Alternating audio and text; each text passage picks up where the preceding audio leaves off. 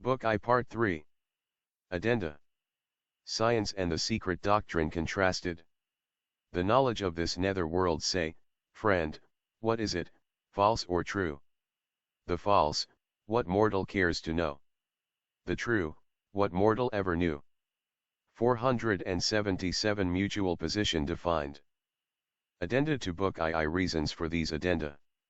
Many of the doctrines contained in the foregoing 7 stanzas and commentaries having been studied and critically examined by some Western theosophists, certain of the occult teachings have been found wanting from the ordinary standpoint of modern scientific knowledge. They seem to encounter insuperable difficulties in the way of their acceptance, and to require reconsideration in view of scientific criticism. Some friends have already been tempted to regret the necessity of so often calling in question the assertions of modern science.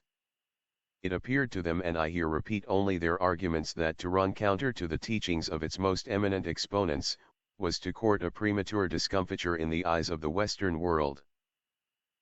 It is, therefore, desirable to define once and for all the position which the writer, who does not agree in this with her friends, intends to maintain. So far as science remains what in the words of Professor Huxley it is, viz., organized common sense, so far as its inferences are drawn from accurate premises, its generalizations resting on a purely inductive basis, every theosophist and occultist welcomes respectfully and with due admiration its contributions to the domain of cosmological law. There can be no possible conflict between the teachings of occult and so-called exact science, where the conclusions of the latter are grounded on a substratum of unassailable fact. It is only when its more ardent exponents, overstepping the limits of observed phenomena in order to penetrate into the arcana of being, attempt to wrench the formation of cosmos and its living forces from spirit, and attribute all to blind matter, that the occultists claim the right to dispute and call in question their theories. Science cannot, owing to the very nature of things, unveil the mystery of the universe around us. Science can, it is true, collect, classify, and generalize upon phenomena, but the occultist, arguing from admitted metaphysical data, declares that the daring explorer, who would probe the inmost secrets of nature, must transcend the narrow limitations of sense, and transfer his consciousness into the region of noumena and the sphere of primal causes. To effect this, he must develop faculties which are absolutely 478 the secret doctrine. Dormant save in a few rare and exceptional cases in the constitution of the offshoots of our present fifth root race in Europe and America. He can in no other conceivable manner collect the facts on which to base his speculations. Is this not apparent on the principles of inductive logic and metaphysics alike? On the other hand, whatever the writer may do, she will never be able to satisfy both truth and science. To offer the reader a systematic and uninterrupted version of the archaic stanzas is impossible. A gap of 43 verses or slukas has to be left between the 7th, already given, and the 51st, which is the subject of Book 2, though the latter are made to run from 1 et sec. For easier reading and reference. The appearance of man on earth alone occupies as many stanzas, which describe minutely his primal evolution from the human Hyan Kohans, the state of the globe at that time, etc., etc. A great number of names referring to chemical substances and other compounds, which have now ceased to combine together, and are therefore unknown to the later offshoots of our fifth race, occupy a considerable space. As they are simply untranslatable, and would remain in every case inexplicable, they are omitted, along with those which cannot be made public. Nevertheless, even the little that is given will irritate any follower and defender of dogmatic materialistic science who happens to read this. Before proceeding to other stanzas, it is proposed, therefore, to defend those already given. They are not in perfect accord or harmony with modern science, this we all know. Had they been, however, as much in agreement with the views of modern knowledge as a lecture by Sir W. Thomson, they would have been rejected all the same. For they teach belief in conscious powers and spiritual entities, in terrestrial, semi-intelligent and highly intellectual forces on other planes *, and in beings that dwell around us in spheres imperceptible, whether through telescope or microscope. Hence the necessity of examining the beliefs of materialistic science, of comparing its views about the elements with the opinions of the ancients, and of analyzing the physical forces as they exist in modern perception before the occultists admit themselves to be in the wrong. We shall touch upon the constitution of the sun and planets, and the occult characteristics of what are called devas and genii, and are now termed by science, force, or modes of motion, and see whether esoteric belief is defensible or not, vide infra, gods, monads, and atoms. Notwithstanding the efforts made to the contrary, an unprejudiced mind will discover their intellection, of course, being of quite a different nature to any we can conceive of on earth.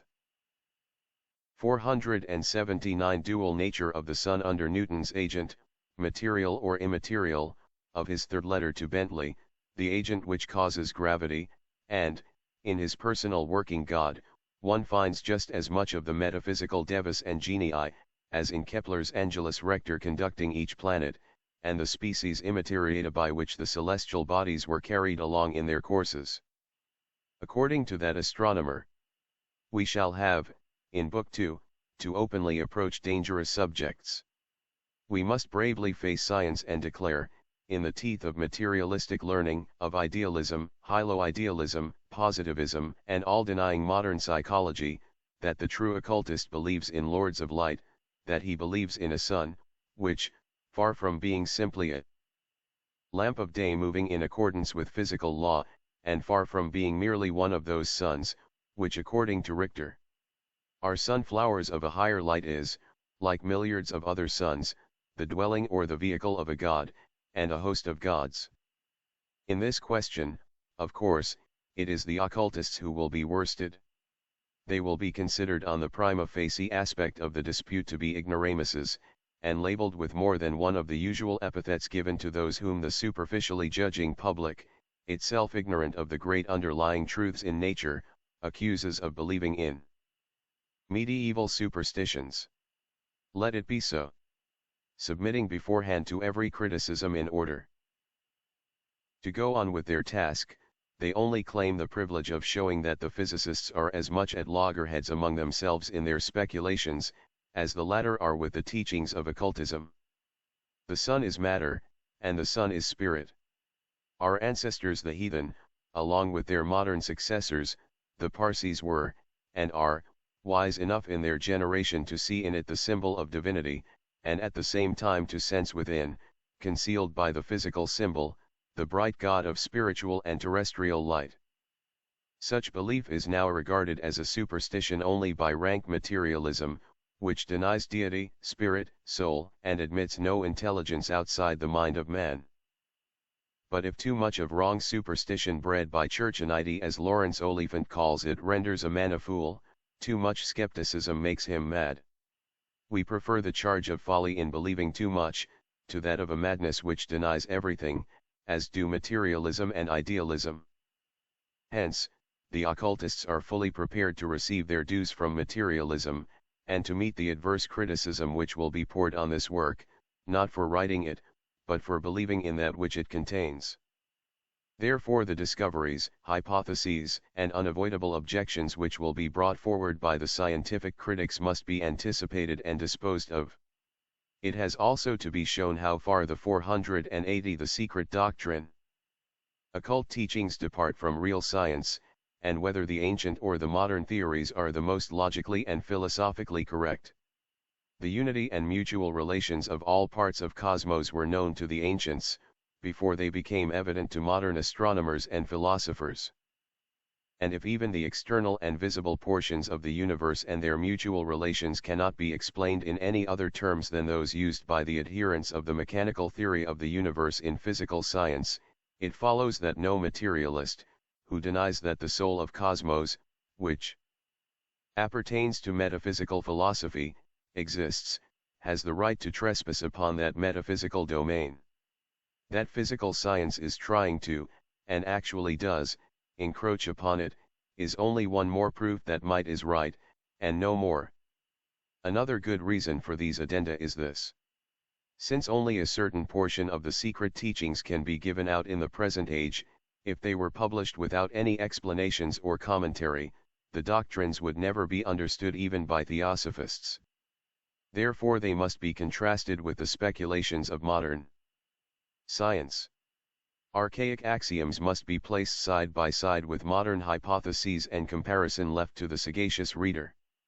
On the question of the 7 governors, as Hermes calls the 7 builders, the spirits which guide the operations of nature, the animated atoms of which are the shadows, in their world, of their primaries in the astral realms, this work will, of course, besides the men of science, have every materialist against it.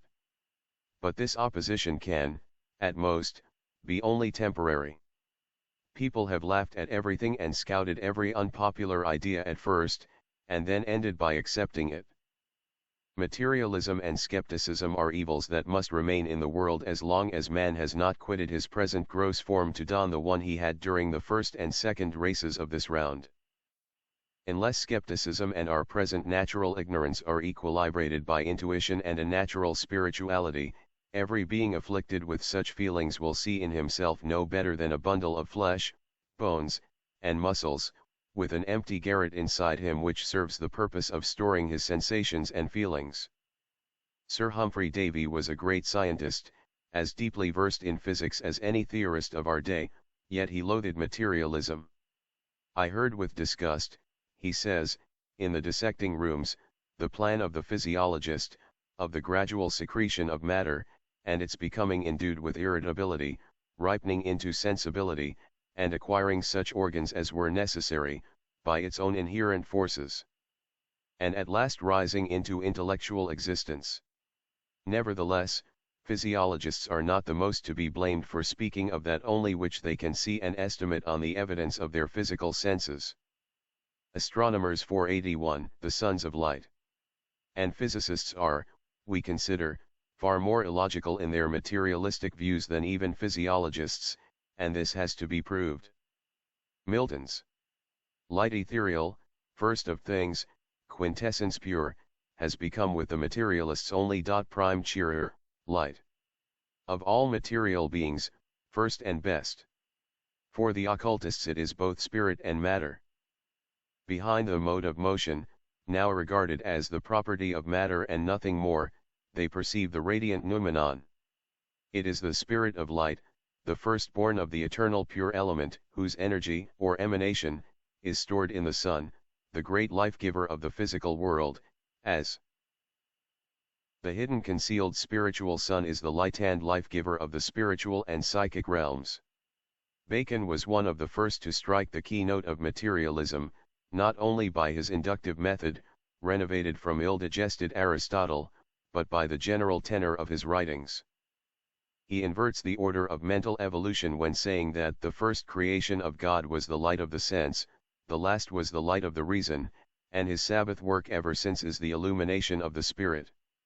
It is just the reverse. The light of Spirit is the eternal Sabbath of the mystic or occultist, and he pays little attention to that of mere sense. That which is meant by the allegorical sentence, fiat lux, is when esoterically rendered let there be the sons of light, or the noumena of all phenomena. Thus the Roman Catholics rightly interpret the passage as referring to angels, and wrongly as meaning powers created by an anthropomorphic God, whom they personify in the ever-thundering and punishing Jehovah.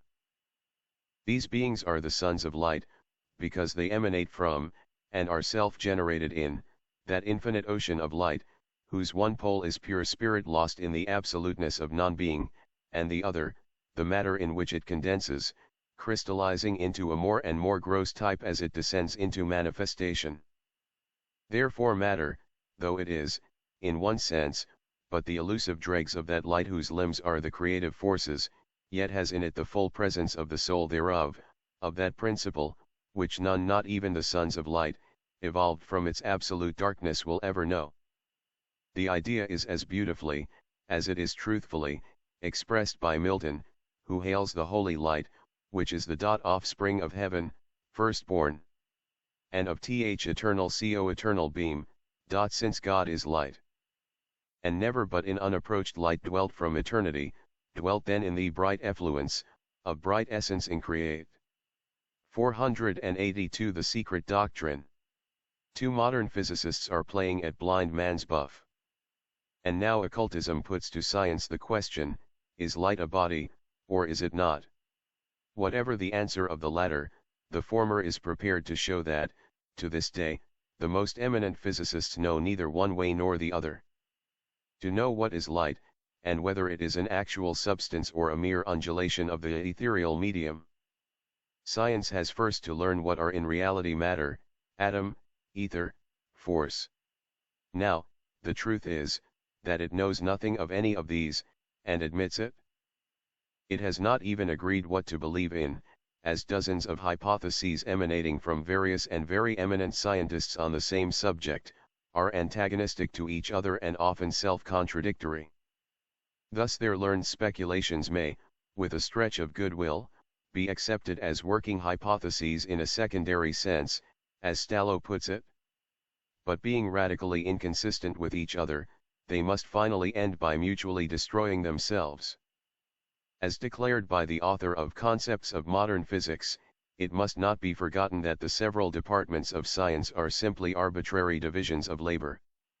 In these several departments the same physical object may be considered under different aspects.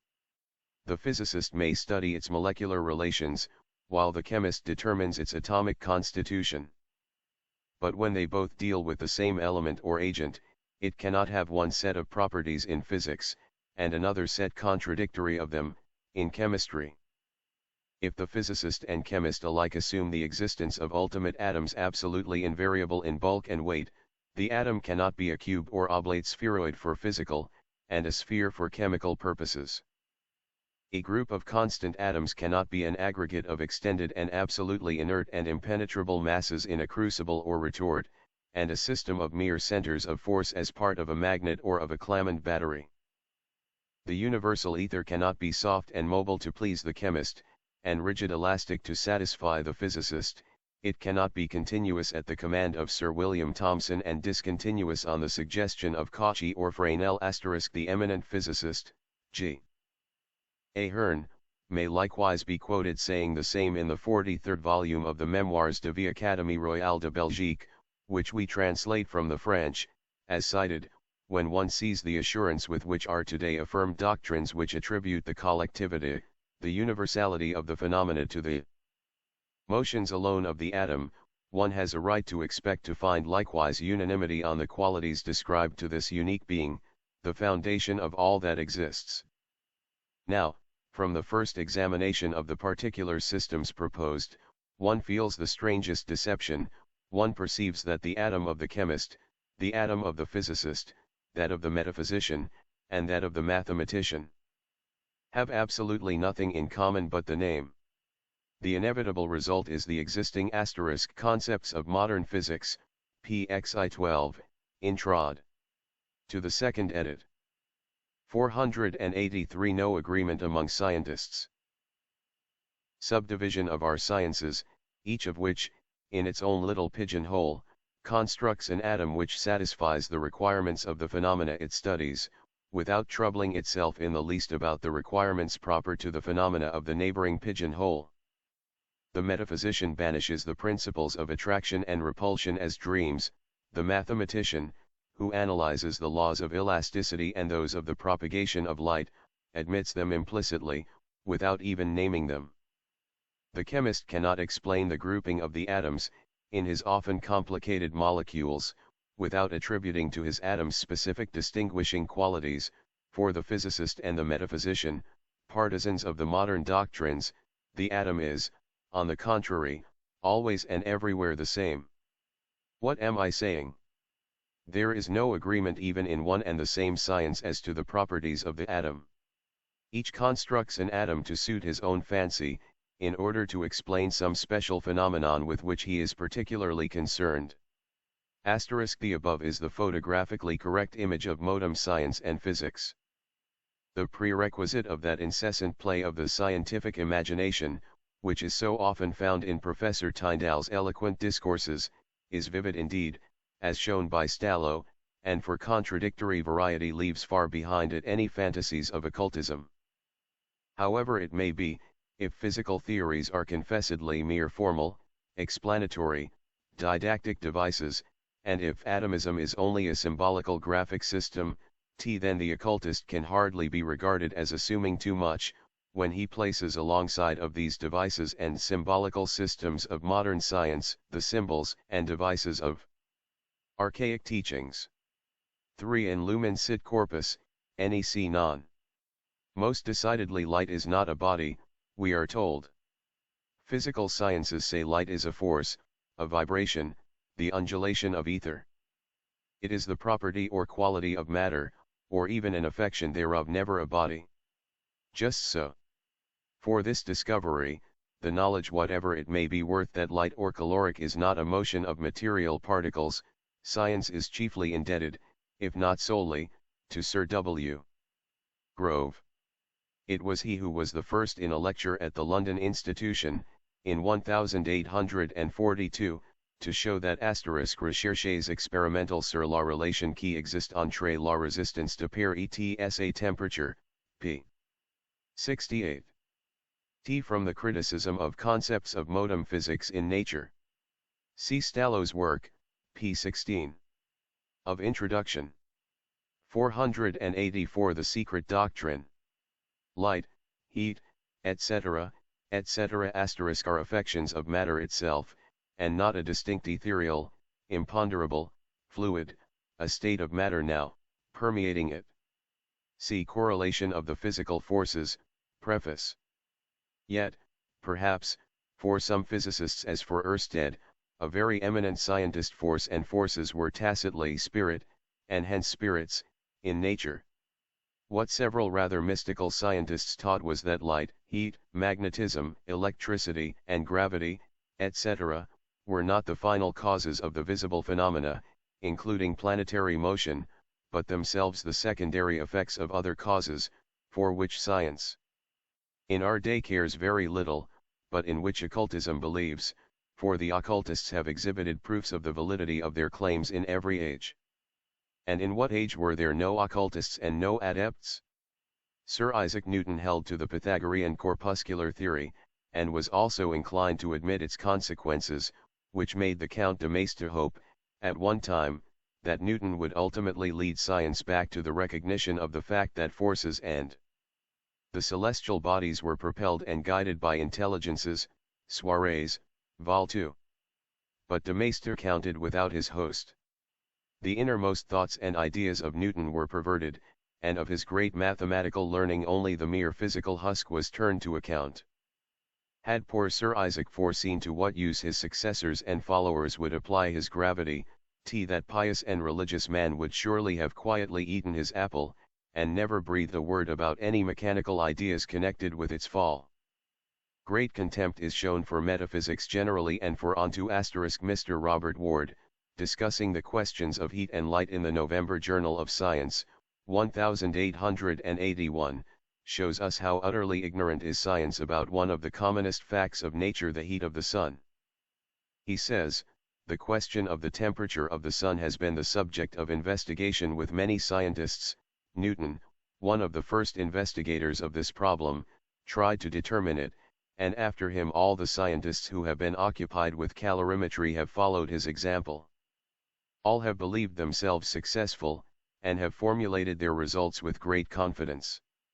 The following, in the chronological order of the publication of the results, are the temperatures, in centigrade degrees, found by each of them: Newton, 1,699,300 degree, Poerlet, 1,461 degree, Thalner, 102,200 degree, Secchi, 5,344,840 degree, Ericsson, 2,726,700 degree, Fizeau, 7,500 degree, Waterston, 9 million degree, Sporin, 27,000 degree, Deville, 9,500 degree, Sarret, 5,801,846 degree, Vicaire, 1,500 degree, Rossetti, 20,000 deg.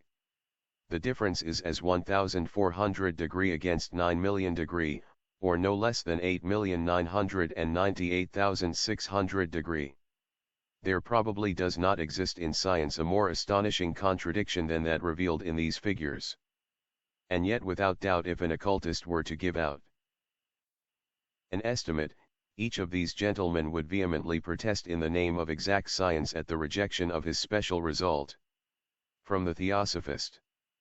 Plus, according to one atheistic idealist drive, Lewins, when Sir Isaac, in 1687, showed mass and atom acted upon by innate activity, he effectually disposed of spirit, anima, or divinity, as supererogatory.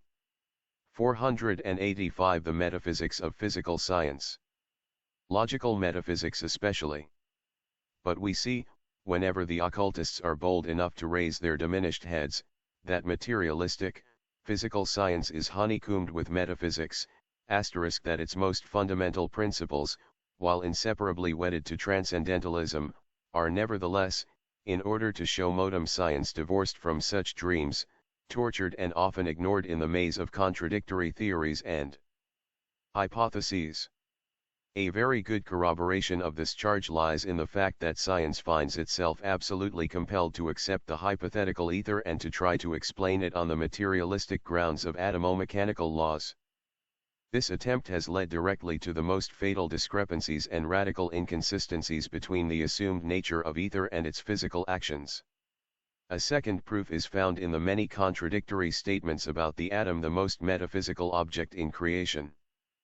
Now, what does the modern science of physics know of ether, the first concept of which belongs undeniably to ancient philosophers, the Greeks having borrowed it from the Aryans, and the origin of modem/ether being found in, and disfigured from, Akasa.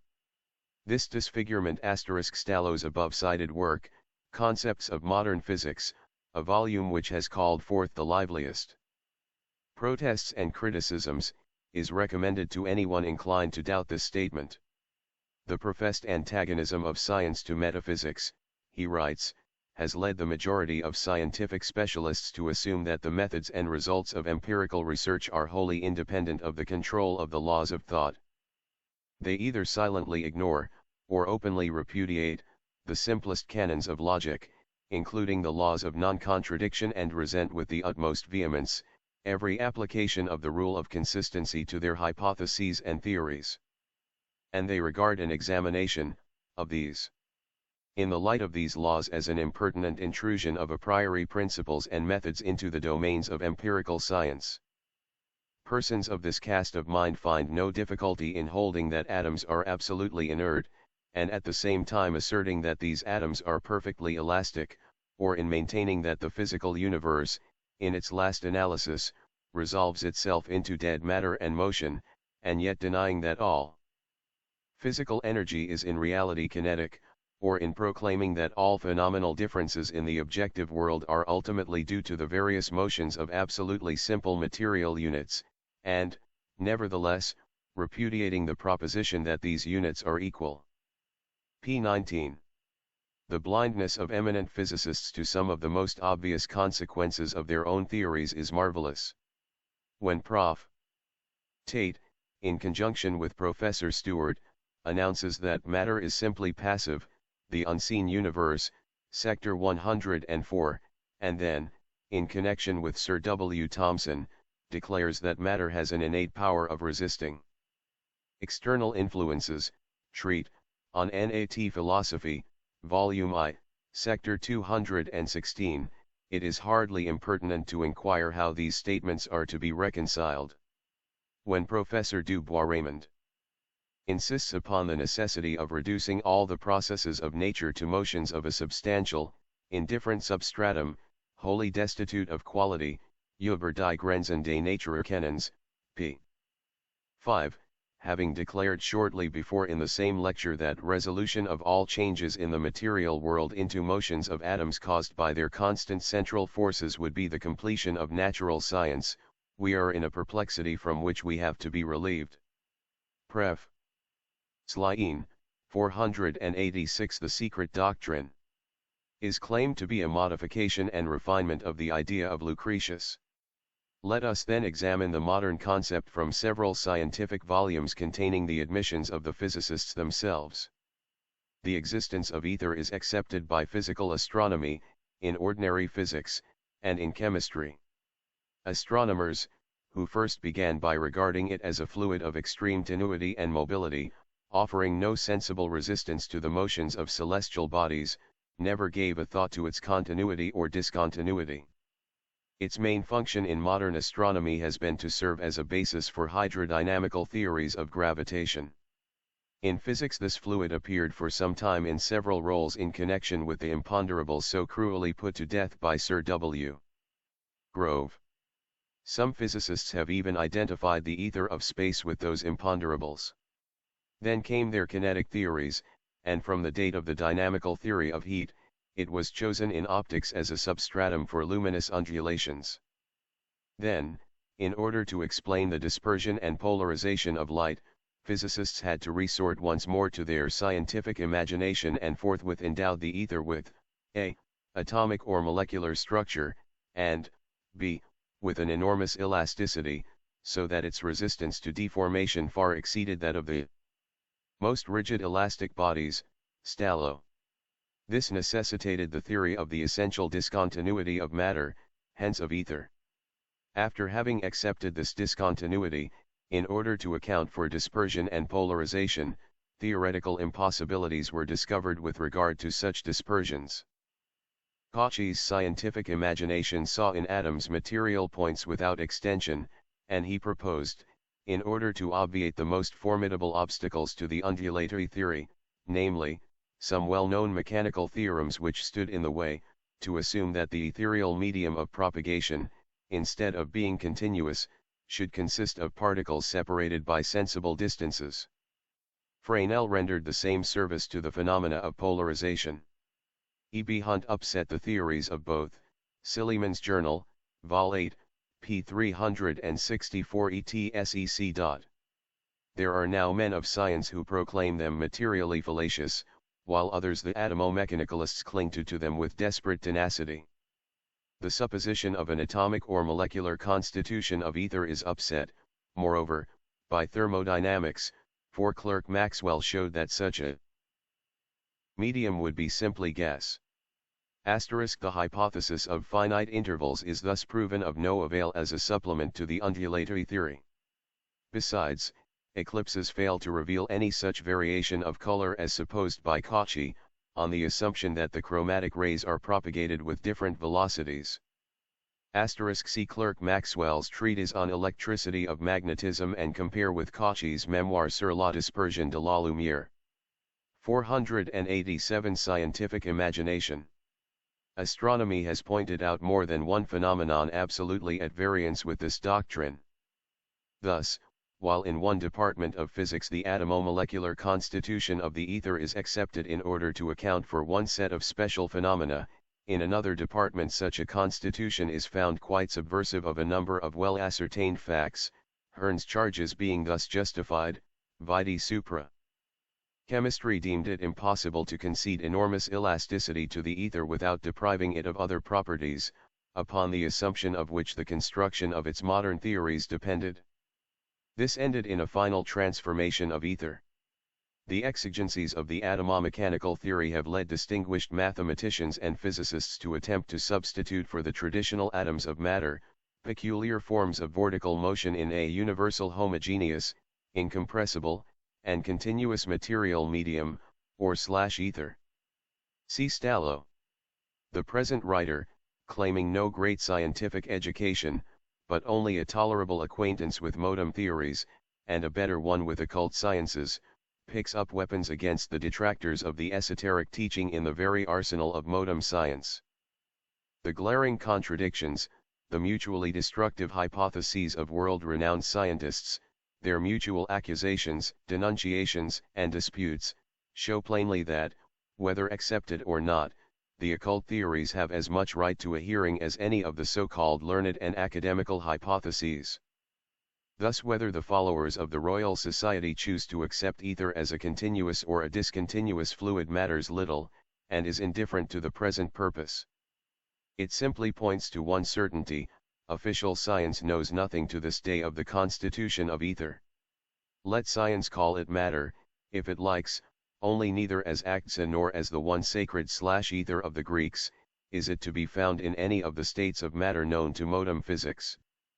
It is matter on quite another plane of perception and being, and it can neither be analyzed by scientific apparatus, appreciated, nor even conceived by scientific imagination, unless the possessors thereof study the occult sciences. That which follows proves this statement.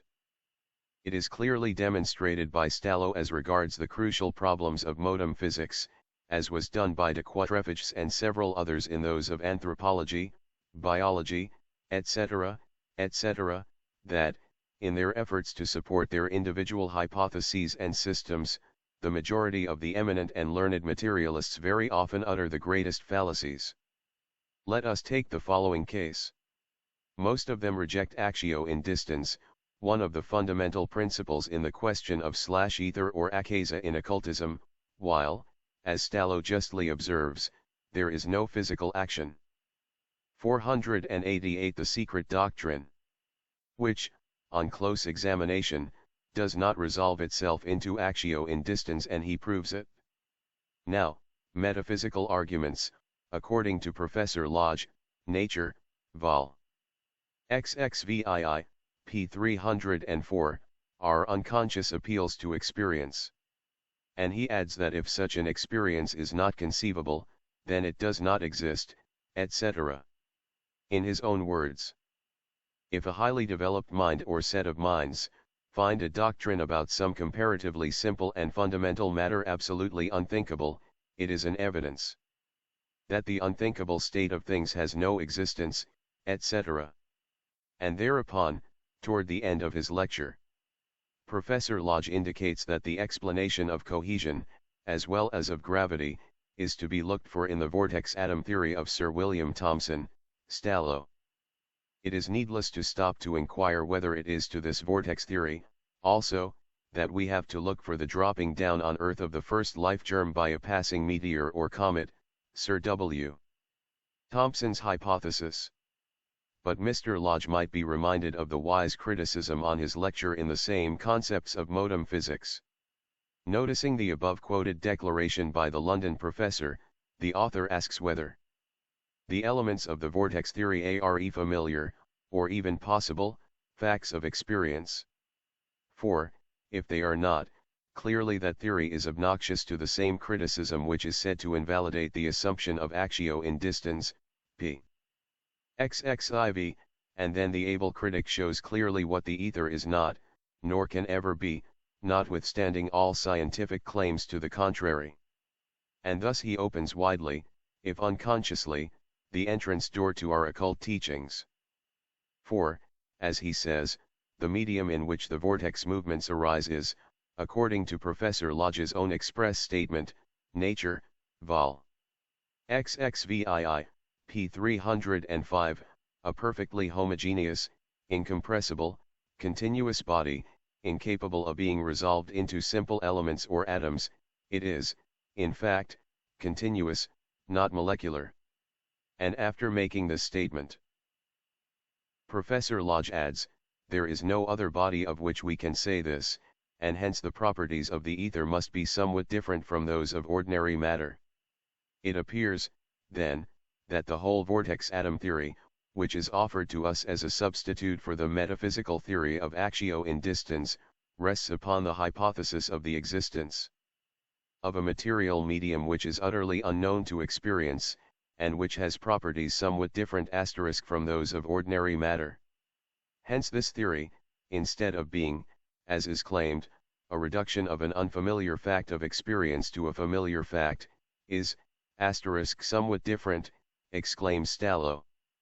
The real import of this somewhat is, that the medium in question is not, in any intelligible sense, material at all, having none of the properties of matter.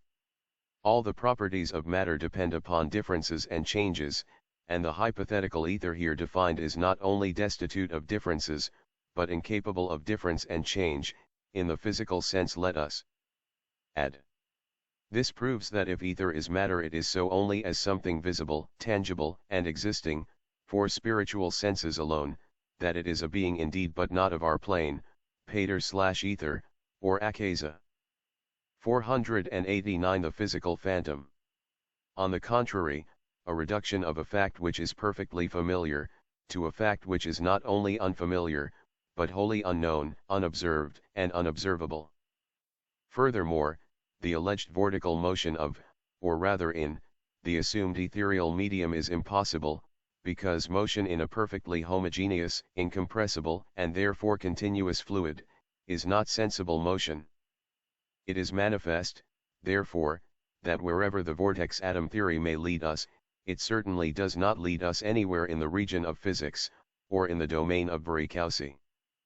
And I may add that, inasmuch as the hypothetical undifferentiated T and undifferentiable medium is clearly an involuntary reification of the old ontological concept pure being, the theory under discussion has all the attributes of an inapprehensible metaphysical phantom.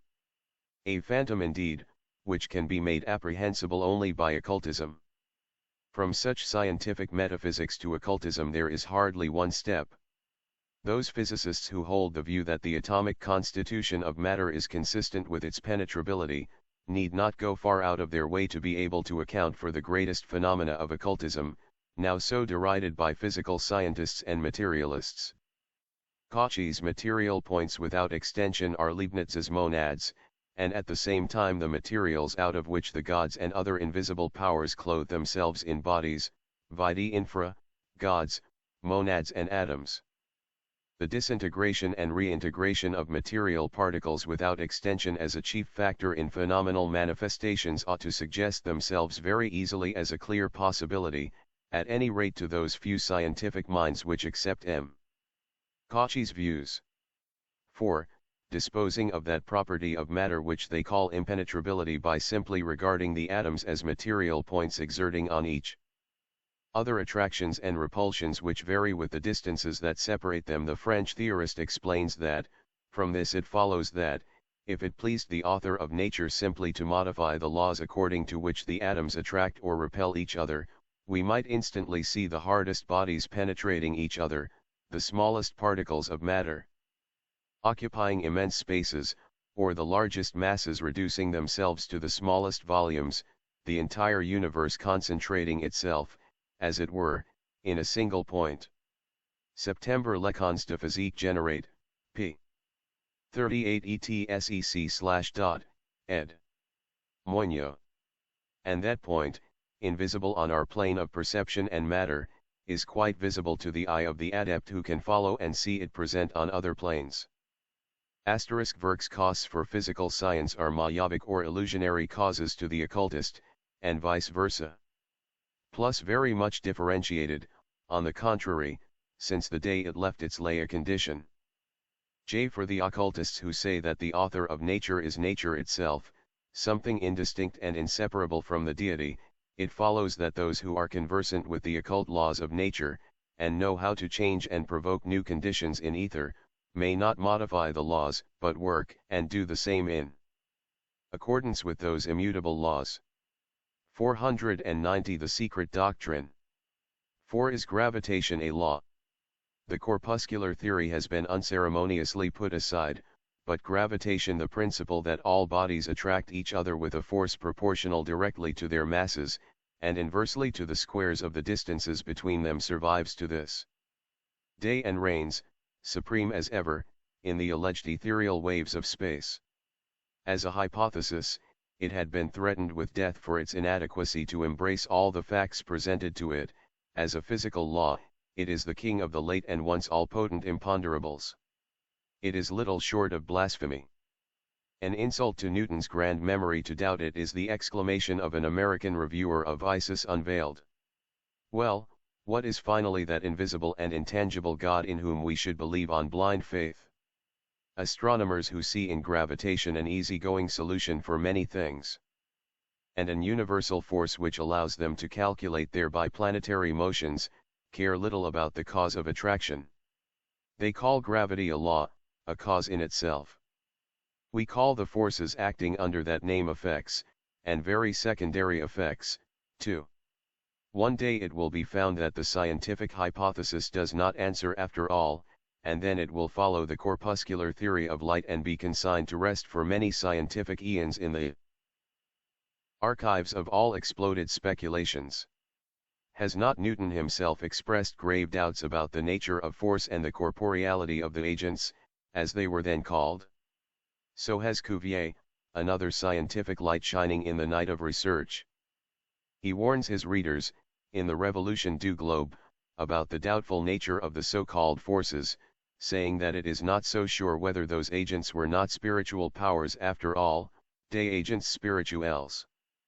At the outset of his Principia, Sir Isaac Newton took the greatest care to impress upon his school that he did not use the word attraction with regard to the mutual action of bodies in a physical sense.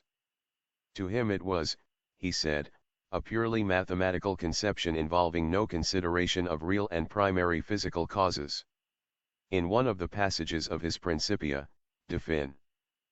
8, BIPROP 69, Scholium, he tells us plainly that, physically considered, attractions are rather impulses.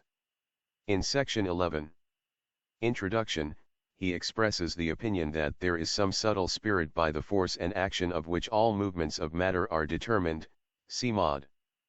Matter, by Rev. W. F. Wilkinson, and in his third letter to Bentley he says, it is inconceivable that inanimate brute matter should, without the mediation of something else which is not material, operate upon and affect other matter, without mutual contact, as it must do if gravi 491 gravity or what? Tation, in the sense of Epicurus, be essential and inherent in it. That gravity should be innate, inherent, and essential to matter, so that one body may act upon another at a distance, through a vacuum, without the mediation of anything else by and through which their action may be conveyed from one to another, is to me so great an absurdity, that I believe no man, who has in philosophical matters a competent faculty of thinking, can ever fall into it. Gravity must be caused by an agent acting constantly according to certain laws, but whether this agent be material or immaterial I have left to the consideration of my readers. At this, even Newton's contemporaries got frightened at the apparent return of opposite causes into the domain of physics. Leibniz called his principle of attraction an incorporeal and inexplicable power. The supposition of an attractive faculty and a perfect void was characterized by Bernoulli as revolting, the principle of actio in distance finding thus no more favor than it does now. Euler, on the other hand, thought the action of gravity was due to either a spirit or some subtle medium. And yet Newton knew of, if he did not accept, the ether of the ancients. He regarded the intermediate space between the sidereal bodies as vacuum. Therefore he believed in subtle spirit and spirits as we do, guiding the so-called attraction. The above quoted words of the great man have produced poor results. The absurdity has now become a dogma in the case of pure materialism, which repeats, no matter without force, no force without matter. Matter and force are inseparable, eternal, and indestructible. True, there can be no independent force, since all force is an inherent and necessary property of matter. False, consequently, there is no immaterial creative power. Oh, poor Sir Isaac! If, leaving aside all the other eminent men of science who shared in the same opinion, as Euler and Leibniz, the occultists claim as their authorities and supporters only Sir Isaac Newton and Cuvier, as above cited, they need fear little from modern science, and may loudly and proudly proclaim their beliefs. But, the hesitation and doubts of the two before cited authorities, and of many others, too, whom we could name, did not in the least prevent scientific speculation from wool gathering on the fields of brute matter just as before. First it was matter and an imponderable fluid distinct from it, then came the imponderable fluid so much criticized by Grove, and ether, which was at first discontinuous and then became continuous, after which came the mechanical forces. These have now settled in life as modes of motion, and the ether has become more mysterious and problematical than ever. More than one man of science objects to such crude materialistic views. But then, since the days of Plato, who repeatedly asks his readers not to confuse incorporeal elements with 492 the secret doctrine, their principles transcendental or spiritual elements, from those of the great alchemists, who, like Paracelsus, made a great difference between phenomenon and its cause, or the noumenon, and Grove, who, though he sees no reason to divest universally diffused matter of the functions common to all matter, yet uses the term forces, where his critics, who do not attach to the word any idea of a specific action, say force from those days to this nothing has proved competent to stem the tide of brutal materialism. Gravitation is the sole cause, the acting God, and matter is its prophet, said the men of science only a few years ago. They have changed their views several times since then. But do the men of science understand the innermost thought of Newton, one of the most spiritual-minded and religious men of his day, any better now than they did then? It is certainly to be doubted. Newton is credited with having given the death blow to the elemental vortices of Descartes, the idea of Anaxagoras, resurrected, by the by, though the last modern vortical atoms of Sir W. Thomson do not, in truth, differ much from the former. Nevertheless, when his disciple Forbes wrote in the preface to the chief work of his master a sentence declaring that attraction was the cause of the system, Newton was the first to solemnly protest. That which in the mind of the great mathematician assumed the shadowy, but firmly rooted image of God, as the noumenon of all was called more philosophically by the ancient, and modern, philosophers and occultists God or the creative fashioning powers. The modes of expression may have been different, and the ideas more or less philosophically enunciated by all sacred and profane antiquity, but the fundamental thought was the same. For Pythagoras the forces were spiritual entities, gods ind. Attraction, L. E. Couturier, a materialist, writes, has now become for the public that which it was for Newton himself, a simple word, an idea, panorama des mondes, since its cause is unknown. Herschel virtually says the same, when remarking, that whenever studying the motion of the heavenly bodies, and the phenomena of attraction, he feels penetrated at every moment with the idea of the existence of causes that act for us under a veil, disguising their direct action. Musée des Sciences, August, 1856. Plus, if we are taken to task for believing in operating gods and spirits while rejecting a personal God, we answer to the theists and monotheists, admit that your Jehovah is one of the Elohim, and we are ready to recognize him. Make of him, as you do, the infinite, the one and the eternal God, and we will never accept him in this character. Of tribal gods there were many, the one universal deity is a principle, an abstract root idea which has not to do with the unclean work of finite form. We do not worship the gods, we only honor them, as being superior to ourselves. In this we obey the Mosaic injunction, while Christians disobey their Bible missionaries foremost of all. Thou shalt not revile the gods, says one of them, Jehovah, in Exodus XXII. 28, but at the same time in verse 20 it is commanded, he that sacrificeth to any god, save unto the Lord, he shall be utterly destroyed. Now in the original texts it is not God but Elohim, and we challenge contradiction, and Jehovah is one of the Elohim, as proved by his own words in Genesis 22, when the Lord God said, Behold, the man has become as one of us, etc. Hence both those who worship and sacrifice to the Elohim, the angels, and to Jehovah, those who revile the gods of their fellow men, are far greater transgressors than the occultists or any theosophist. Meanwhile many of the latter prefer believing in some one Lord or other, and are quite welcome to do as they like. 493 The triple sidereal force. Pendant of planets and matter as we see and know them on earth, who are the rulers of the sidereal heaven. Plato represented the planets as moved by an intrinsic rector, one with his dwelling, like a boatman in his boat. As for Aristotle, he called those rulers immaterial substances, though as one who had never been initiated, he rejected the gods as entities, see Vossius, Volume 2, p. 528.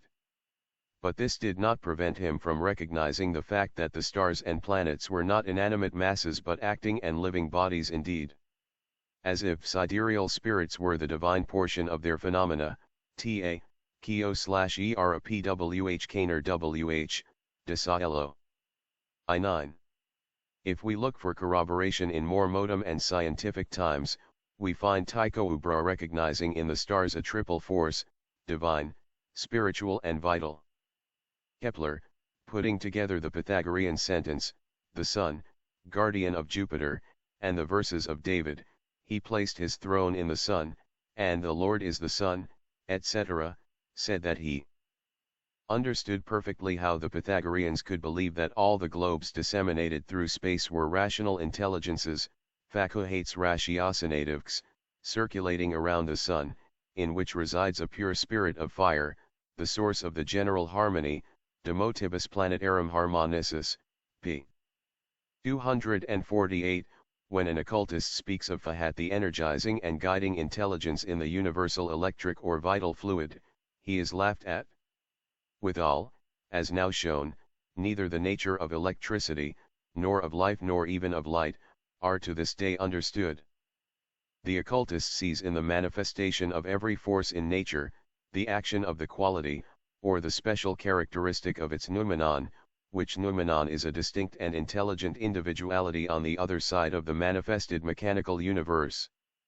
Now the occultist does not deny, on the contrary he will support the claim that light, heat, electricity, and so on are affections, not properties or qualities, of matter. To put it more clearly, matter is the condition, the necessary basis or vehicle, a sine qua non for the manifestation of these forces, or agents, on this plane. But in order to gain the point, the occultists have to examine the credentials of the law of gravity, first of all, of gravitation, the king *, to liken the immateriate species to wood and iron, and laugh at Spiller referring to them as incorporeal matter does not solve the mystery, see Concepts of Modern Physics, p. 165 et infra. 494 The Secret Doctrine. And ruler of matter, under every form. To do so effectually, the hypothesis in its earliest appearance has to be recalled to mind. To begin with, is it Newton who was the first to discover it? The Athensum of January 26, 1867, has some curious information upon this subject. It says that positive evidence can be adduced that Newton derived all his knowledge of gravitation and its laws from Boehme, with whom gravitation or attraction is the first property of nature. For with him his, Boehme's, system, shows us the inside of things, while modern physical science is content with looking at the outside. Then again, the science of electricity, which was not yet in existence when he, Boehme, wrote, is there anticipated, in his writings, and not only does Boehme describe all the now known phenomena of that force, but he even gives us the origin, generation, and birth of electricity, itself, etc. Thus Newton, whose profound mind read easily between the lines, and fathomed the spiritual thought of the great seer in its mystic rendering, owes his great discovery to Jacob Boehme, the nursling of the genii, near Manichaeus, who watched over and guided him, of whom the author of the article in question so truly remarks, that every new scientific discovery goes to prove his profound and intuitive insight into the most secret workings of nature. And having discovered gravity, Newton, in order to render possible the action of attraction in space, had, so to speak, to annihilate every physical obstacle capable of impeding its free action, ether among others, though he had more than a presentiment of its existence. Advocating the corpuscular theory, he made an absolute vacuum between the heavenly bodies. Whatever may have been his suspicions and inner convictions about ether, however many friends he may have unbosomed himself to, as in the case of his correspondence with Bentley, his teachings never showed that he had any such deep If he was persuaded that the power of attraction could not be exerted by matter across a vacuum, how is it that so late as 1860, French astronomers, Le Couturier, for instance, combated the disastrous results of the theory of vacuum established by the great man, Professor Winchell writes, these passages, letter to Bentley, show what were his views respecting the nature of the interplanetary medium of communication. Though declaring that the heavens are void of sensible matter, he elsewhere accepted perhaps world life. Professor Winchell, LLD, pages 49 and 50. T2NEST plus possible Aujourdhui, de soutenir comme Newton, que les corps célestes se mouvent au milieu du vide immense des espaces. Parmi les conséquences de la théorie du vide établi par grand homme, il reste plus devout que le mot attraction, et nous verrons le jourouce dernier mot disparaître du vocabulaire scientifique. Panorama des mondes, pp. 47 and 53. 495 Newton then and Newton now. Some very thin vapors, streams, and effluvia, arising from the atmospheres of the Earth, planets, and comets, and from such an exceedingly rare ethereal medium as we have elsewhere described. Newton, Optics, 3, Query 28, 1704, quoted in World Life. This only shows that even such great men as Newton have not always the courage of their opinions. Dr. T.S. Hunt called attention to some long-neglected passages in Newton's works, from which it appears that a belief in such universal, intercosmical medium gradually took root in his mind. Ibid, but such attention was never called to the said passages before November 28, 1881, when Dr. Hunt read his Celestial Chemistry, from the time of Newton. Till then the idea was universal, even among the men of science, that Newton had, while advocating the corpuscular theory, preached a void, as Le Couturier says. The passages had been long neglected, no doubt because they contradicted and clashed with the preconceived pet theories of the day, till finally the undulatory theory imperiously required the presence of an ethereal medium to explain it. This is the whole secret. Anyhow, it is from that theory of Newton's of a universal void taught, if not believed in by himself, that dates the immense scorn now shown by modern for ancient physics. The old sages had maintained that nature abhorred vacuum, and the greatest mathematicians of the world, read of the Western races, had discovered the antiquated fallacy and exposed it. And now modern science vindicates, however ungracefully, archaic knowledge, having, moreover, to vindicate Newton's character and powers of observation at this late hour, after having neglected for 1 century and a half to pay any attention to such very important passages perchance, because it was wiser not to attract any notice to them. Better late than never. And now Father/Ether is re-welcomed with open arms, and wedded to gravitation, linked to it for will or woe, until the day when it, or both, shall be replaced by something else. 300 years ago it was plenum everywhere, then it became one dismal vacuity, later still the sidereal ocean beds, dried up by science, rolled onward once more their ethereal waves? Recede NTPROCEDS must become the motto of exact science, exact, chiefly, in finding itself inexact every leap year. But we will not quarrel with the great men. They had to go back to the earliest gods of Pythagoras and Old Canada for the very backbone and marrow of their correlations and newest discoveries, and this may well afford good hope to the occultists, for their minor gods. For we believe in Le Couturier's prophecy about gravitation. We know the day is approaching when an absolute reform will be demanded in the present modes of science by the scientists themselves, as was done by Sir W.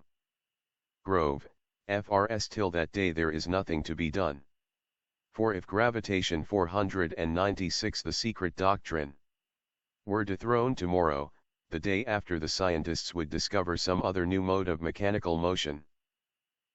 Rough and uphill is the path of true science, and its days are full of vexation of spirit. but in the face of its 1,000 contradictory hypotheses to explain physical phenomena, there never was yet a better one than that of motion, however paradoxically interpreted by materialism. As may be found on the first pages of Book I, occultists have nothing surely against motion, the great breadth of Mr. Herbert Spencer's unknown. But, believing that everything on earth is the shadow of something in space, they believe in smaller breaths, which, living, intelligent and independent of all but law, blow in every direction during manvantaric periods. These science will reject. But whatever replaces attraction, alias gravitation, the result will be the same. Science will be as far from the solution of its difficulties as it is now, unless it comes to some compromise with occultism and even with alchemy, which supposition will be regarded as an impertinence, but remains a fact, nevertheless. As Fay says, tu manques quelque chose auxiliary géologues pour faire la géologie de la lune, c'est d'être astronomes. Et la vérité il manque aussi quelques auxiliary astronomes pour aborder avec fruit cette étude, c'est d'être géologues. But he might have added, with still more pointedness, ce qui manque tout les deux, c'est intuition du mystique. Let us remember Sir William Grove's wise concluding remarks, on the ultimate structure of matter, or the minutiae of molecular actions, which, he thought, man will never know. Much harm has already been done by attempting hypothetically to dissect matter and to discuss the shapes, sizes, and numbers of atoms, and their atmospheres of heat, ether, or electricity. Whether the regarding electricity, light, magnetism, etc., as simply motions of ordinary matter, be or be not admissible, certain it is that all past theories have resolved, and all existing theories do resolve, the action of these forces into motion. Whether it be that, on account of our familiarity with motion, we refer other affections to it, as to a language which is most easily construed, and most capable of asterisk when read in a fair and unprejudiced spirit. Sir Isaac Newton's works are an ever-ready witness to show how he must have hesitated between gravitation and attraction, impulse, and some other unknown cause to explain the regular course of the planetary motion. But see Treatise on Color, Volume 3, Question 31. We are told by Herschel that Newton left with his successors the duty of drawing all the scientific conclusions from his discovery. How modern science abused the privilege of building its newest theories upon the law of gravitation, may be realized when one remembers how profoundly religious was that great man.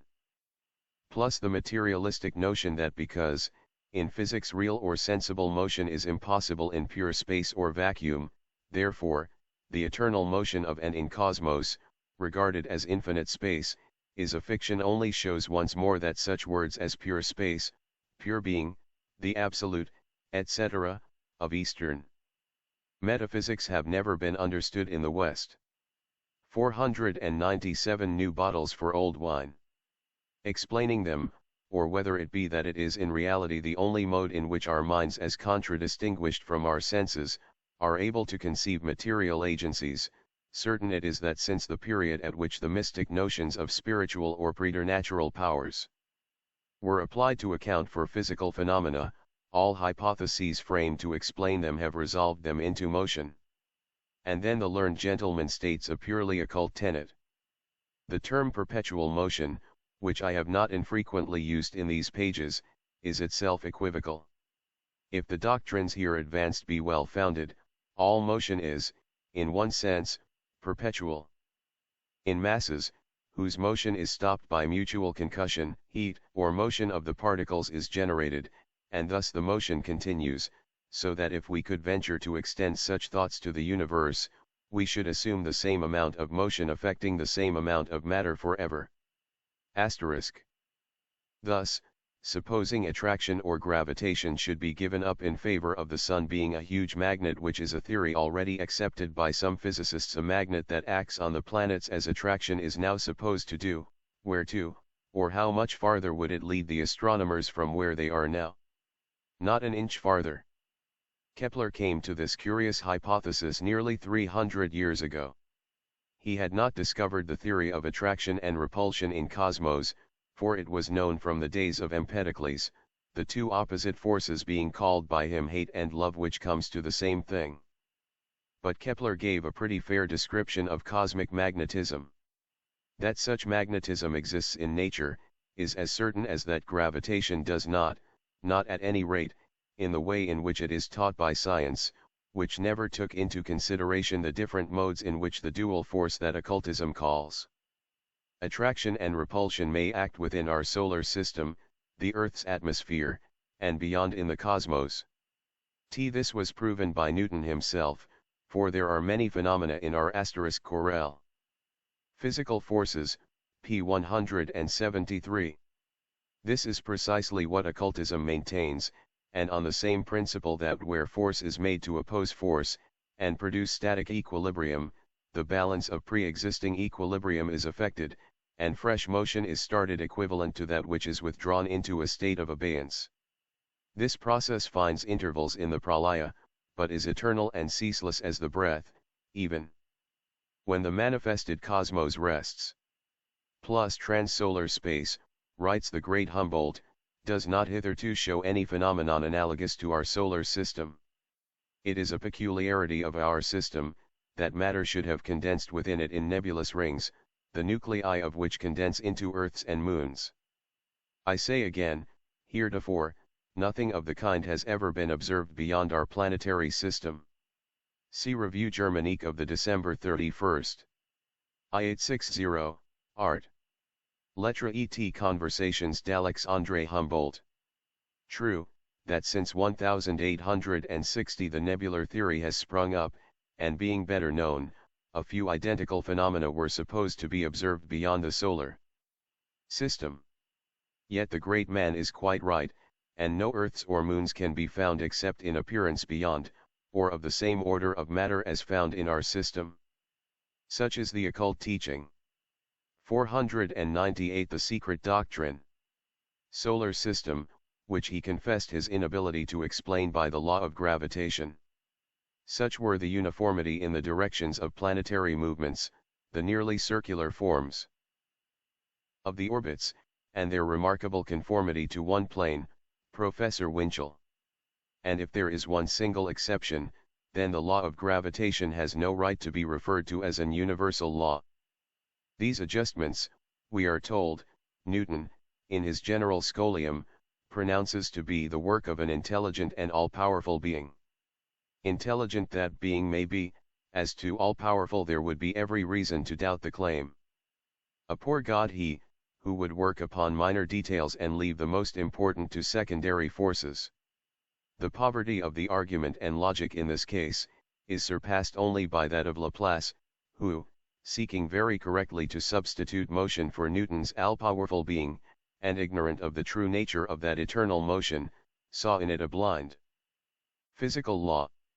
Might not those arrangements be an effect of the laws of motion, he asks, forgetting, as all our modern scientists do, that this law and this motion are a vicious circle, so long as the nature of both remains unexplained. His famous answer to Napoleon, "Tu est devenu un hypothèse inutile," would be correctly stated only by one who adhered to the philosophy of the Vedantins. It becomes a pure fallacy, if we exclude the interference of operating, intelligent, powerful, never all-powerful, beings, who are called gods. But we would ask the critics of the medieval astronomers why should Kepler be denounced as most unscientific, for offering just the same solution as Newton did, only showing himself more sincere, more consistent, and even more logical. Where may be the difference between Newton's all-powerful being and Kepler's rectors, his sidereal and cosmic forces, or angels? Kepler is again criticized for his curious hypothesis which made use of a vortical movement within the solar system, for his theories in general, for his favoring Empedocles' idea of attraction and repulsion, and solar magnetism in particular. Yet several modem men of science, as will be shown Hunt, if Metcalfe is to be excluded, Dr. Richardson, etc. favor the idea very seriously. He is half excused, however, on the plea that to the time of Kepler no interaction between masses of matter had been distinctly recognized which was generically different from magnetism, world life. Is it distinctly recognized now? Does Professor Winchell claim for science any serious knowledge whatever of the natures of either electricity or magnetism, except that both seem to be the effects of some result arising from an undetermined cause? The ideas of Kepler, weeded from their theological tendencies, are purely occult. He saw that, 499 chronic negation. The sun is a great magnet *. This is what some eminent modern scientists and also the occultists believe in. 2. The solar substance is immaterial. See Isis Unveiled, Vol. I pages 270 to 271. 3. He provided, for the constant motion and restoration of the sun's energy and planetary motion, the perpetual care of a spirit, or spirits. The whole of antiquity believed in this idea. The occultists do not use the word spirit, but say creative forces, which they endow with intelligence. But we may call them spirits also. This theory is to boot a great deal more on account of the spirit that is given room in it, than of anything else. Herschel, the elder, believed in it likewise, and so do several modern scientists also. Nevertheless, Professor Winchell declares that a hypothesis more fanciful, and less in accord with the requirements of physical principles, has not been offered in ancient or modern times. World Life, p. 554, the same was said, once upon a time, of the universal ether, and now it is not only accepted perforce but advocated as the only possible theory to explain away certain mysteries. Grove's ideas, when he first enunciated them in London about 1840, were called as unscientific as the above. Nevertheless, his views on the correlation of forces are now universally accepted. It would, very likely, require one more conversant with science than is the writer, to combat with any success some of the now prevailing ideas about gravitation and other similar solutions of cosmic mysteries. But, let us recall a few objections that came from recognized men of science, from astronomers and physicists of eminence, who rejected the theory of rotation, as well as that of gravitation. Thus one reads in the French Encyclopedia that science agrees, in the face of all its representatives, that it is impossible to explain the physical origin of the rotatory motion of the solar system. If the question is asked, what causes rotation, we are answered, it is the centrifugal force. And this force, what is it that produces it? The force of rotation, is the grave. Answer. Godefroy, Cosmogonie de la Révélation. J. It will be well, perhaps, to examine both these theories as being directly or indirectly connected. But see Astronomie du Moyen Âge, by de Lambre. In the sense, of course, of matter existing in states unknown to science. J. We shall be taken to task for contradiction. It will be said that while we deny God, we admit souls and operative spirits, and quote from Roman Catholic bigoted writers in support of our argument. To this we reply, we deny the anthropomorphic God of the monotheists, but never the divine principle in nature. We combat Protestants and Roman Catholics on a number of dogmatic theological beliefs of human and sectarian origin. We agree with them in their belief in spirits and intelligent operative powers, though we do not worship angels as the Roman Latinist do. 500 The secret doctrine. V. The theories of rotation in science. Considering that final cause is pronounced a chimera, and the first great cause is remanded to the sphere of the unknown, as a reverend gentleman justly complains, the number of hypotheses put forward, a nebula in itself, is most remarkable. The profane student is perplexed, and does not know in which of the theories of exact science he has to believe. Here we have hypotheses enough for every taste and power of brain. They are all extracted from a number of scientific volumes. Current hypotheses explaining the origin of rotation. Rotation has originated either, a. by the collision of nebular masses wandering aimlessly in space, or by attraction, in cases where no actual impact takes place. b. by the tangential action of currents of nebulous matter, in the case of an amorphous nebula, descending from higher to lower levels, or simply by the action of the central gravity of the mass T. It is a fundamental principle in physics that no rotation could be generated in such a mass by the action of its own parts. As well attempt to change the course of a steamer by pulling at the deck railing, remarks to this Professor Winchell in World Life. Hypotheses of the origin of the 7 planets and comets. A. We owe the birth of the planets, 1. To an explosion of the Sun, a parturition of its central mass, or 2. To some kind of disruption of the nebular rings. B.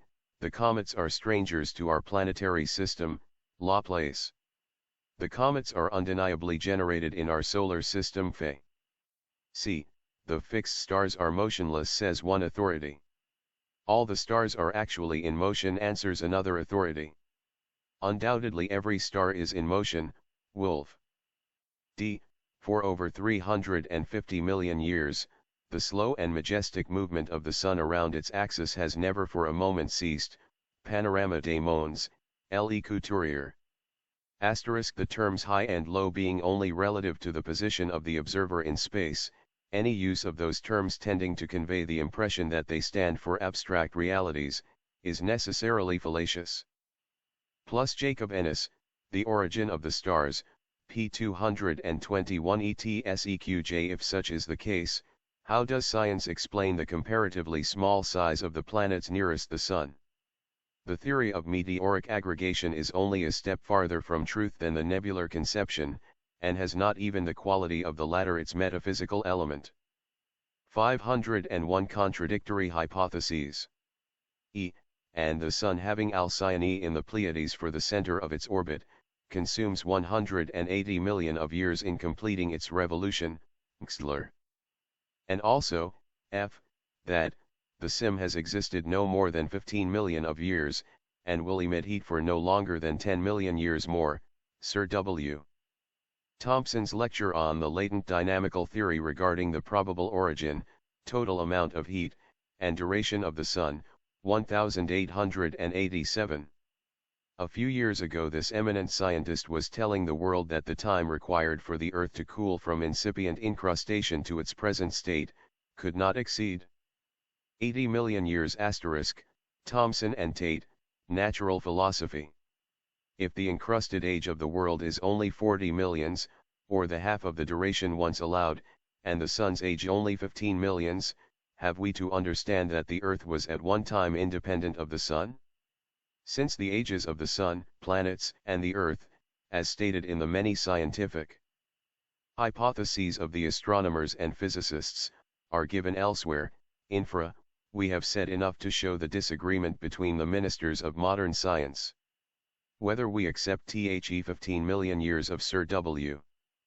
Thomson or the 1,000 millions of Mr. Huxley, for the rotational evolution of our solar system, it will always come to this: by accepting self-generated rotation for the heavenly bodies composed of inert matter and yet moved by their own internal motion, for millions of years, this teaching of science amounts to a. An evident denial of that fundamental physical law, which states that a body in motion tends constantly to inertia, i.e., to continue in the same state of motion or rest, unless it is stimulated into further action by a superior active force. B. To an original impulse, which culminates in an unalterable motion, within a resisting ether that Newton had declared incompatible with that motion. C. Universal gravity, which, we are taught, always tends to a center in rectilinear descent, alone the cause of the revolution of the whole solar system, which is performing an eternal double gyration, each body around its axis and orbit. Another occasional version is, d. A magnet in the Sun, or, the said revolution due to a magnetic force, which acts, just as gravitation does, in a straight line varying inversely as the square of the distance. Coulomb's law. E. The whole acting under invariable and changeless laws, which are, nevertheless, often shown variable, as during some well-known freaks *, and even on these figures Bischoff disagrees with Thomson, and calculates that 350 million years would be required for the Earth to cool from a temperature of 20,000 degrees to 200 degrees centigrade. This is, also, the opinion of Helmholtz. 502 The secret doctrine of planets and other bodies, as also when the comets approach to or recede from the Sunday. F. A motor force always proportionate to the mass it is acting upon, but independent of the specific nature of that mass, to which it is proportionate, which amounts to saying, as L. E. Couturier does, that, without that force independent from and of quite another nature than the said mass, the latter, were it as huge as Saturn, or as tiny as Ceres, would always fall with the same rapidity. Musée des Sciences, August 15, 1857. A mass, furthermore, which derives its weight from the body on which it weighs. Thus neither Laplace's perceptions of a solar atmospheric fluid, which would extend beyond the orbits of the planets, nor L. E. Couturier's electricity, nor Foucault's heat, Panorama des Mondes, p. 55, nor this, nor the other, can ever help any of the numerous hypotheses about the origin and permanency of rotation to escape from this squirrel's wheel, any more than the theory of gravity itself. This mystery is the Procrustean bed of physical science. If matter is, as now taught, passive, the simplest movement cannot be said to be an essential property of matter if the latter is simply an inert mass. How, then, can such a complicated movement, compound and multiple, harmonious and equilibrated, lasting in the eternities for millions and millions of years, be attributed simply to its own inherent force, unless the latter is an intelligence? A physical will is something new, a conception that the ancients would have never entertained, indeed. Asterisk. We talk of the weight of the heavenly bodies, says an astronomer, but since it is recognized that weight decreases in proportion to the distance from the center, it becomes evident that, at a certain distance, that weight must be forcibly reduced to zero. Were there any attraction, there would be equilibrium. And since the modem school recognizes neither a beneath nor an above in universal space, it is not clear what should cause the earth to fall, were there even no gravitation, nor attraction. Cosmographie. Methinks the Count de Maistre was right in solving the question in his own theological way. He cuts the Gordian knot by saying, the asterisk, for over a century all distinction between body and force is made away with. Force is but the property of a body in motion, say the physicists, and life the property of our animal organs is but the result of their molecular arrangement, answer the physiologists. In the bosom of that aggregate which is named planet, teaches Litera, are developed all the forces immanent to matter, i.e., that matter possesses in itself and through itself the forces that are proper to it, and which are primary, not secondary. Such forces are the property of weight, the property of electricity, of terrestrial magnetism, the property of life. Every planet can develop life, as Earth, for instance, which had not always mankind on it, and now bears, prod men. Revue des Deux Mondes, July 15, 1860. 503 Scientific aberrations. Planets rotate because they are made to rotate. And the modem physical system of the universe is a physical impossibility, Suarez. For did not Herschel say the same thing when he remarked that there is a will needed to impart a circular motion, and another will to restrain it? Discours, 165. This shows and explains how a retarded planet is cunning enough to calculate so well its time as to hit off its arrival at the fixed minute. For, if science sometimes succeeds with its great ingenuity in explaining some of such stoppages, retrograde motions, angles outside the orbits, and c, by appearances resulting from the inequality of their progress and ours in the course of our mutual and respective orbits, we still know that there are others, and very real and considerable deviations, according to Herschel, which cannot be explained except by the mutual and irregular action of those planets and by the perturbing influence of the Sunday. We understand, however, that there are, besides those little and accidental perturbations, continuous perturbations called secular because of the extreme slowness with which the irregularity increases and affects the relations of the elliptic movement, and that these perturbations can be corrected. From Newton, who found that this world needed repairing very often, down to Raynaud, all say the same. In his Ciel et Terre, p. 28, the latter speaks of the orbits described by the planets as being very far from immutable, on the contrary, subject to a perpetual mutation in their position and form, all prove gravitation and the peripatetic laws to be as negligent as they are quick to repair their mistakes.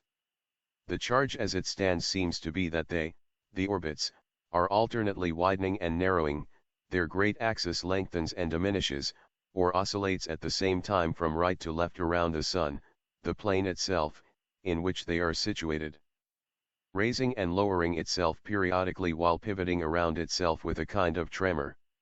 To this, de Merville, who believes in intelligent workmen ruling invisibly the solar system as we do, observes very wittily star. Voila certes, a voyage which has little in it of mechanical rigor, at the utmost, one could compare it to a steamer, pulled to and fro and tossed on the waves, retarded or accelerated, all and each of which impediments might put off its arrival indefinitely, were there not the intelligences of a pilot and engineers to catch up the time lost, and to repair the damages. The law of gravity, however, seems to be becoming an obsolete law in starry heaven. At any rate, those long-haired sidereal radicals, called comets, appear to be very poor respecters of the majesty of that law. See Memoir, Manifestations Historiques, p. 272-504 The Secret Doctrine. And to beard it quite impudently. Nevertheless, and though presenting in nearly every respect phenomena not yet fitly understood, comets and meteors are credited by the believers in modern science with obeying the same laws and consisting of the same matter, as the suns, stars and nebulae, and even the earth and its inhabitants. Langs. Modern science and modern thought, this is what one might call taking things on trust, even to blind faith. But exact science is not to be questioned, and he who rejects the hypotheses imagined by her students' gravitation, for instance, would be regarded as an ignorant fool for it, yet we are told by the just-cited author a queer legend from the scientific annals. The comet of 1811 had a tail 120 millions of miles in length and 25 millions of miles in diameter at the widest part, while the diameter of the nucleus was about 127,000 miles, more than 10 times that of the Earth. He tells us, in order that bodies of this magnitude, passing near the Earth, should not affect its motion or change the length of the year by even a single second, their actual substance must be inconceivably rare. It must be so indeed, yet the extreme tenuity of a comet's mass is also proved by the phenomenon of the tail, which, as the comet approaches the Sun, is thrown out sometimes to a length of 90 millions of miles in a few hours. And what is remarkable, this tail is thrown out against the force of gravity by some repulsive force, probably electrical, so that it always points away from the Sun. And yet, thin as the matter of comets must be, it obeys the common law of gravity, and whether the comet revolves in an orbit within that of the outer planets, or shoots off into the abysses of space, and returns only after hundreds of years, its path is, at each instant, regulated by the same force as that which causes an apple to fall to the ground. Ibid. p. 17, Science is like Caesar's wife, and must not be suspected. This is evident. But it can be respectfully criticized, nevertheless. At all events, it may be reminded that the apple is a dangerous fruit. For the second time in the history of mankind, it may become the cause of the fall, this time, of exact science. A comet whose tail defies the law of gravity right in the Sun's face can hardly be credited with obeying that law. In a series of scientific works on astronomy and the nebular theory, written between 1865 and 1866, the present writer, a poor tyro in science, has counted in a few hours, no less than 39 contradictory hypotheses offered as explanations for the self-generated, primitive rotatory motion of the heavenly bodies. The writer is no astronomer, no mathematician, no scientist, but was obliged to examine these errors in defense of occultism, in general, and what is still more 505 the paradoxes of science. Important, in order to support the occult teachings concerning astronomy and cosmology. Occultists were threatened with terrible penalties for questioning scientific truths. But now they feel braver. Science is less secure in its impregnable position than they were led to expect, and many of its strongholds are built on very shifting sands. Thus, even this poor and unscientific examination of it was useful, and it was certainly very instructive. We have learned a good many things, in fact, having studied with particular care especially those astronomical data that would be the most likely to clash with our heterodox and superstitious beliefs. So, for instance, we have found there, concerning gravitation, the axial and orbital motions, that synchronous movement having been once overcome, in the early stage it was enough to originate a rotatory motion till the end of Manvantara. We have also come to know in all the aforesaid combinations of possibilities with regard to incipient rotation most complicated in every case, some of the causes to which it may have been due, as well as some others to which it ought and should have been due, but, in some way or other, was not. Among other things, we were informed that incipient rotation may be provoked with equal ease in a mass in igneous fusion, and in one that is characterized by glacial opacity, heaven and earth. That gravitation is a law which nothing can overcome, but which, nevertheless, is overcome in and out of season by the most ordinary celestial or terrestrial bodies, the tails of impudent comets, for instance. That we owe the universe to the holy creative trinity, called inert matter, senseless force, and blind chance. Of the real essence and nature of any of these three, science knows nothing, but this is a trifling detail. Ergo, we are told that, when a mass of cosmic or nebular matter whose nature is unknown, entirely so, and which may be in a state of fusion, Laplace, or dark and cold, Thomson, for this intervention of heat is itself a pure hypothesis, Fe, decides to exhibit its mechanical energy under the form of rotation, it acts in this wise. It, the mass, either bursts into spontaneous conflagration, or it remains inert, tenebrous, and frigid, both states being equally capable of sending it, without any adequate cause, spinning through space for millions of years. Its movements may be retrograde and they may be direct, about 100 various reasons being offered for both motions, in about as many hypotheses. Anyhow, joining the maze of stars, whose origin belongs to the same miraculous and spontaneous order, for the nebular theory does not profess to discover the origin of things, but only a stadium in material history, Winchell, world life. Those millions of suns, planets, and satellites, composed of inert matter, will whirl on in most impressive and majestic symmetry around the firmament, moved 506 the secret doctrine, and guided only, their inertia notwithstanding, by their own internal motion. Shall we wonder after this if learned mystics, pious Roman Catholics, and even such learned astronomers as were Chaubard and Godefroy * have preferred the Kabbalah and the ancient systems to the modern dreary and contradictory exposition of the universe? The Zohar makes a distinction, at any rate, between the Hajaskar, the light forces, the Hachoser, reflected lights, and the simple phenomenal exteriority of their spiritual types. See Kabbalah Denudata, 2, 67. The question of gravity may now be dismissed, and other hypotheses examined.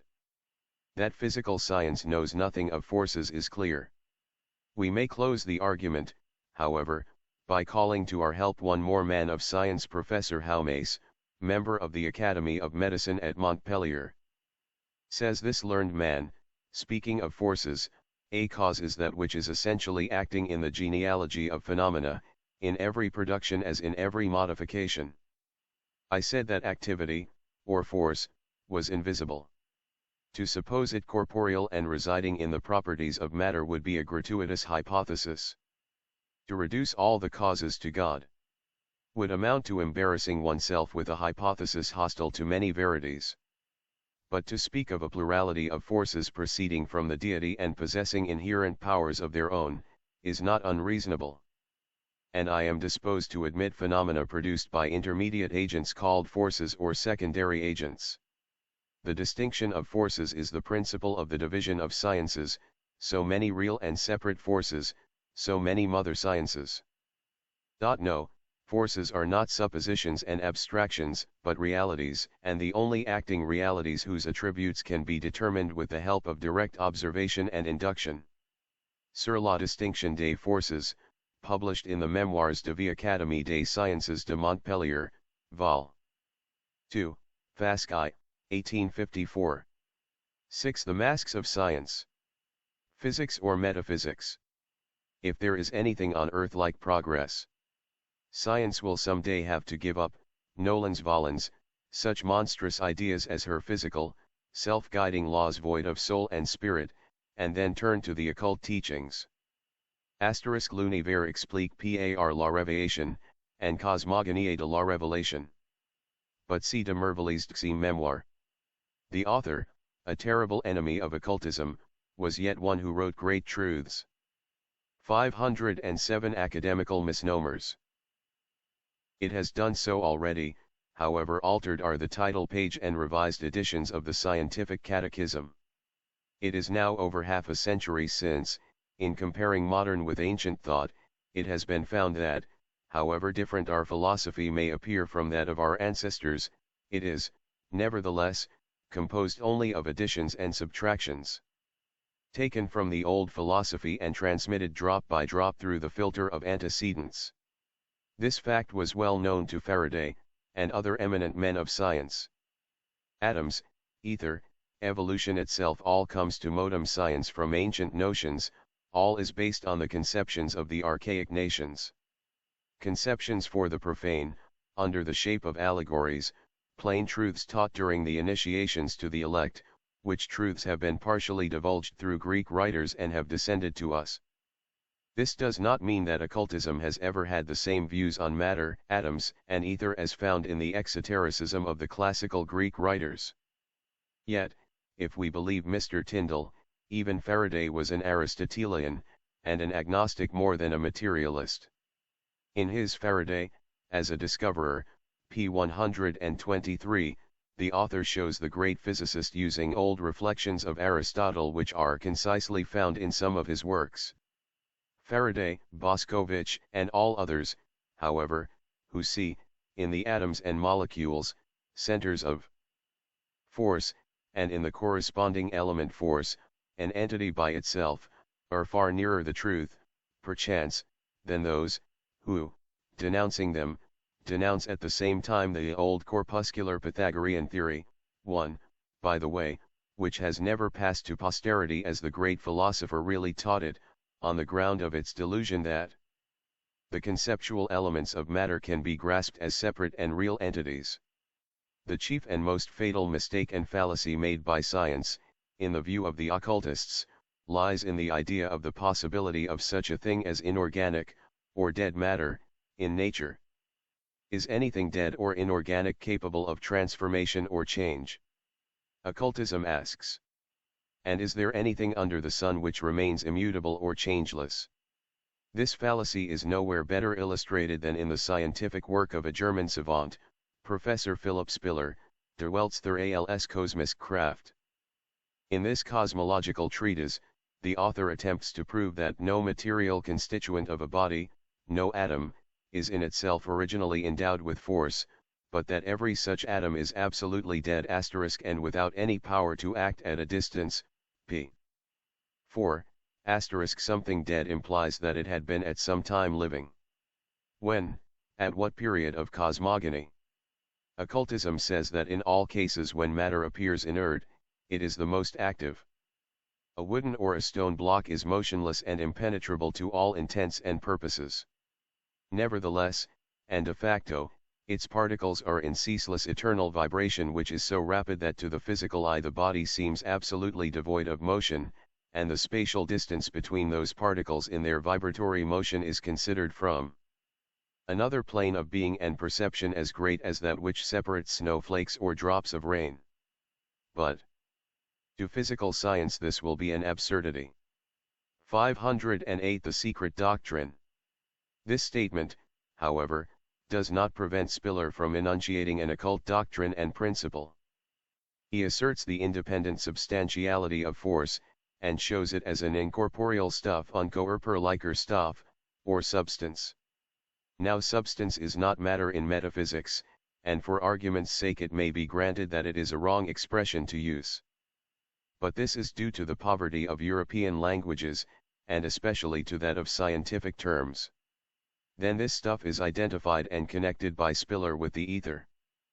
Expressed in occult language, it might be said with more correctness that this force substance is the ever-active phenomenal positive ether prakriti, while the omnipresent all-pervading ether is the noumenon of the former, the substratum of all, or aktsa. Nevertheless, Stallo falls foul of Spiller, as he does of the materialists.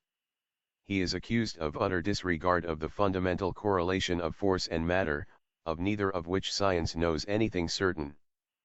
For this hypostasized half-concept is, in the view of all other physicists, not only imponderable, but destitute of cohesive, chemical, thermal, electric, and magnetic forces, of all of which forces according to occultism ether is the source and cause. Therefore Spiller, with all his mistakes, exhibits more intuition than any other modem scientist, with the exception of Dr. Richardson, perhaps, the theorist on the nerve force, or nervous ether, also on sun force and earth force. *4/ether, in esotericism, is the very quintessence of all possible energy, and it is certainly to this universal agent, composed of many agents, that all the manifestations of energy in the material, psychic and spiritual worlds are due. What are electricity and light, in fact? How can science know that one is a fluid and the other a mode of motion? Why is it not made clear why a difference should be made between them, since both are considered force correlations? Electricity is a fluid, we are told, immaterial and non-molecular, though Helmholtz thinks otherwise, and the proof of it is that we can bottle it up, accumulate and store it away. Then, it must be simply matter, and no peculiar fluid. Nor is it only a mode of motion, for motion could hardly be stored in a Leyden jar. As for light, it is a still more extraordinary mode of motion, since, marvelous as it may appear, light, also, can actually be stored up for use, as demonstrated by Professor Grove nearly half a century ago. Take an engraving which has been kept for some days in the dark, expose it to full sunshine, that is, insulate it for 15 minutes, lay it on. *See Popular Science Review, Volume V, pages 329-34. 509 The fixing of light. Sensitive paper in a dark place, and at the end of 24 hours it will have left an impression of itself on the sensitive paper, the whites coming out as blacks. There seems to be no limit for the reproduction of engravings, etc., etc. What is it that remains fixed, nailed, so to say, on the paper? It is a force certainly, that fixed the thing, but what is that thing, the residue of which remains on the paper? Our learned men will get out of this through some scientific technicality, but what is it that is intercepted, so as to imprison a certain quantity of it on glass, paper, or wood? Is it motion or is it force? Or shall we be told that what remains behind is the effect only of the force or motion? Then what is this force? Force or energy is a quality, but every quality must belong to a something, or a somebody. In physics, force is defined as that which changes or tends to change any physical relation between bodies, whether mechanical, thermal, chemical, electrical, magnetic, etc. But it is not that force or that motion which remains behind on the paper, when the force or motion has ceased to act, and yet something, which our physical senses cannot perceive, has been left there to become a cause in its turn and produce effects. What is it? It is not matter, as defined by science, i.e., matter in any of its known states. An alchemist would say it was a spiritual secretion and would be laughed at. But yet, when the physicists said that electricity, stirred up, was a fluid, or that light fixed on paper is still sunlight. This is science * in the opinion of an experienced occultist, one who has verified the whole series of nidanas of causes and effects that finally project their last effect onto this our plane of manifestations, one who has traced matter back to its noumenon. The explanation of the physicist is like calling anger, or its effects, the exclamation provoked by it, a secretion or a fluid, and man, the cause of it, its material conductor. But, as Grove prophetically remarked, that day is fast approaching when it will be confessed that the forces we know of are but the phenomenal manifestations of realities we know nothing about but which were known to the ancients and by them worshipped. He made one still more suggestive remark, however, which ought to have become the motto of science, but has not. Sir W. Grove said that science should have neither desires nor prejudices. Truth should be her sole aim. Meanwhile, in our days, scientists are more self-opinionated and bigoted than even the clergy. For they minister to, if they do not actually worship. The newest authorities have rejected these explanations as exploded theories, and have now deified motion as their sole idol. But, surely, they and their idol will one day share the fate of their predecessors. 510 The secret doctrine. Force matter, which is their unknown God. And how unknown it is may be inferred from the many confessions of the most eminent physicists and biologists, with Faraday at their head. Not only, he said, could he never presume to pronounce whether force was a property or function of matter, but he actually did not know what was meant by the word matter. There was a time, he added, when he believed he knew something of matter. But the more he lived, and the more carefully he studied it, the more he became convinced of his utter ignorance of the nature of matter *. See Buckwell's Electric Science. The occultists are often misunderstood because, for lack of better terms, they apply to the essence of force under certain aspects the descriptive epithet of substance. Now the names for the varieties of substance on different planes of perception and being are legion. Eastern occultism has a special appellation for each kind, but science, like England, in the recollection of a witty Frenchman, blessed with 36 religions and only one fish sauce, has but one name for all, namely, substance. Moreover, neither the orthodox physicists nor their critics seem to be very certain of their premises, and are as apt to confuse the effects as they do the causes. It is incorrect, for instance, to say, as Stallo does, that matter can no more be realized or conceived as mere spatial presence than as a concretion of forces, or that force is nothing without mass, and mass is nothing without force, for one is the noumenon and the other the phenomenon. Again, Schelling, when saying that it is a mere delusion of the fantasy that something, we know not what, remains after we have denuded an object of all the predicates belonging to it, could never have applied the remark to the realm of transcendental metaphysics. It is true that pure force is nothing in the world of physics, it is all in the domain of spirit. Says Stallo, if we reduce the mass upon which a given force, however small, acts to its limit zero, or, mathematically expressed, until it becomes infinitely small, the consequence is that the velocity of the resulting motion is infinitely great, and that the thing is at any given moment neither here nor there, but everywhere that there is no. This ominous confession was made, we believe, at a scientific congress at Swansea. Faraday held a similar opinion, however, as stated by Tyndall. What do we know of the atom apart from its force? You imagine a nucleus which may be called A and surrounded by forces which may be called NV, to my mind. The OR nucleus vanishes and the substance consists of the powers M. And, indeed, what notion can we form of the nucleus independent of its powers? What thought remains on which to hang the imagination of an A independent of the acknowledged forces? Plus Schelling, Edane, etc., p. 18511. What is force? Real presence. It is impossible, therefore, to construct matter by a synthesis of forces, p. 161.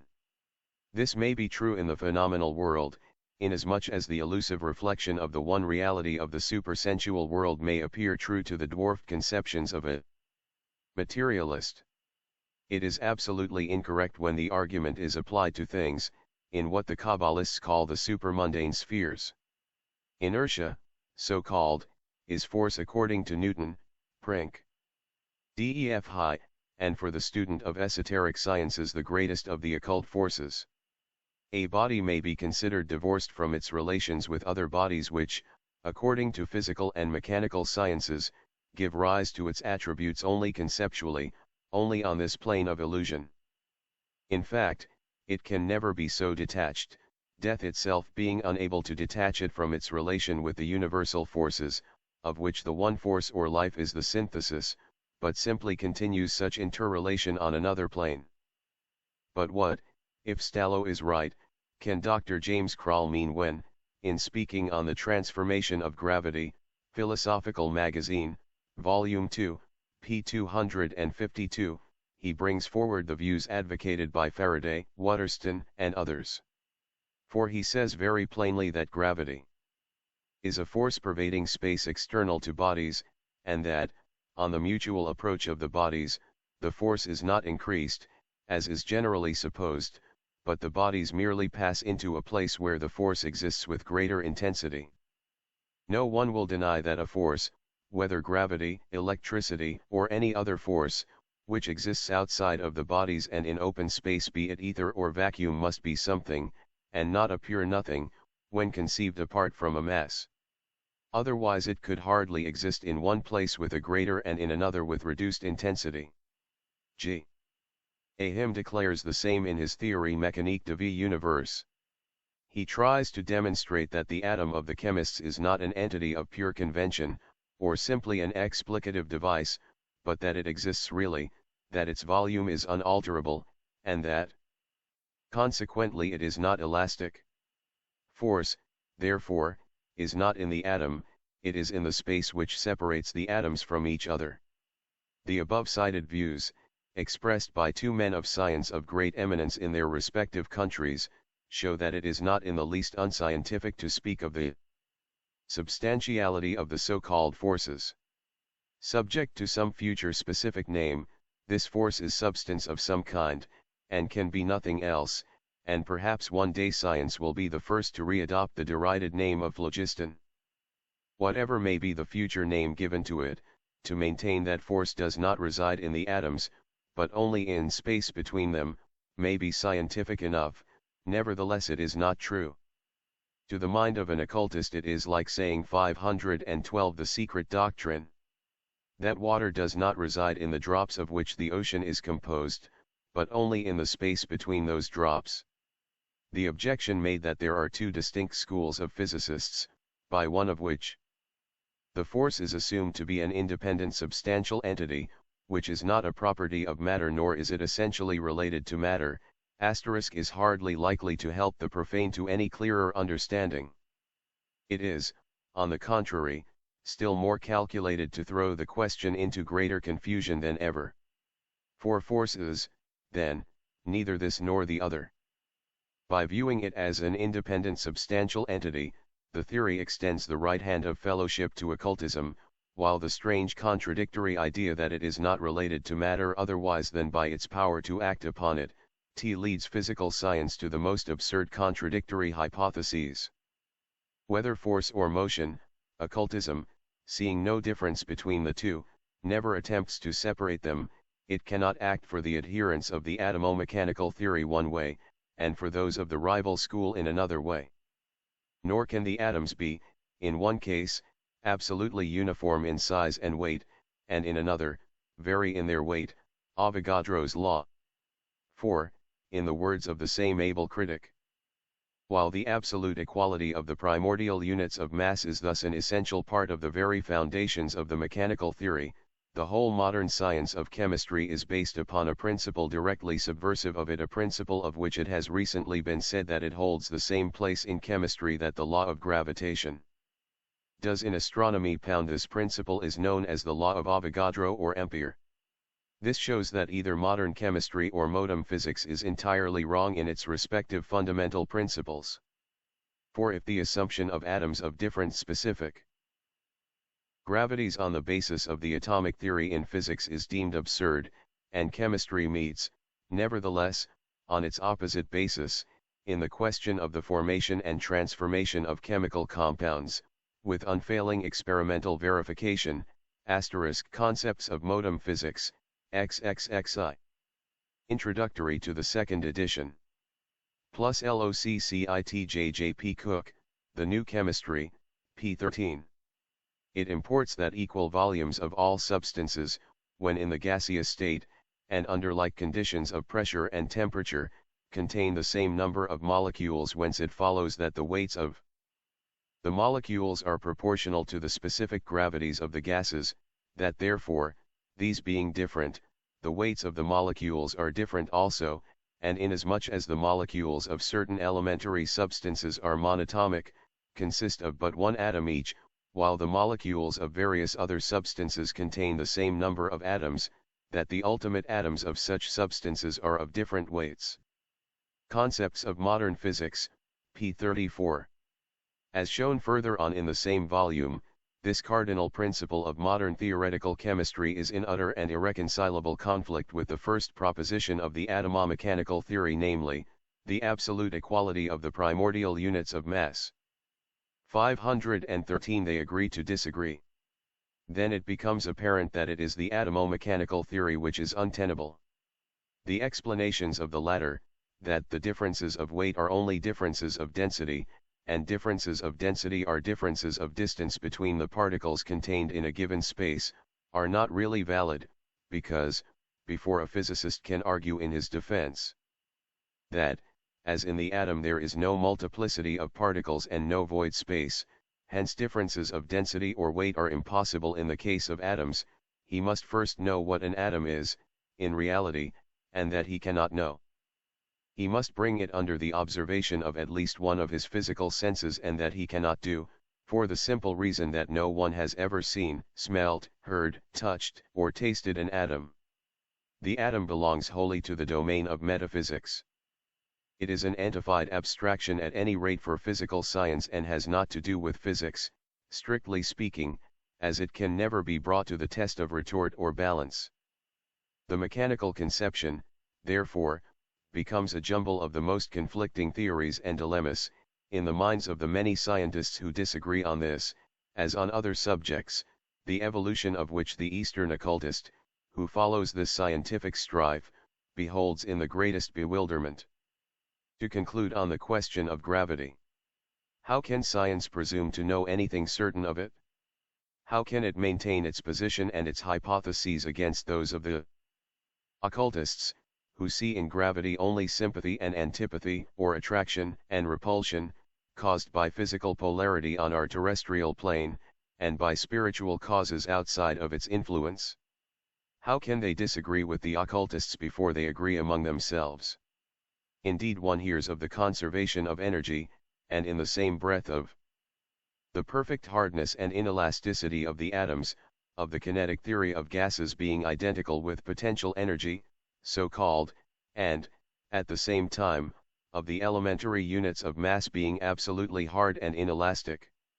An occultist opens a scientific work and reads as follows: physical atomism derives all the qualitative properties of matter from the forms of atomic motion.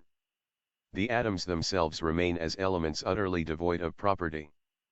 Wundt, Die Theorie der Materie, p. 381. And further, chemistry in its ultimate form must be atomic mechanics. Nasesman, Thermochemie, p.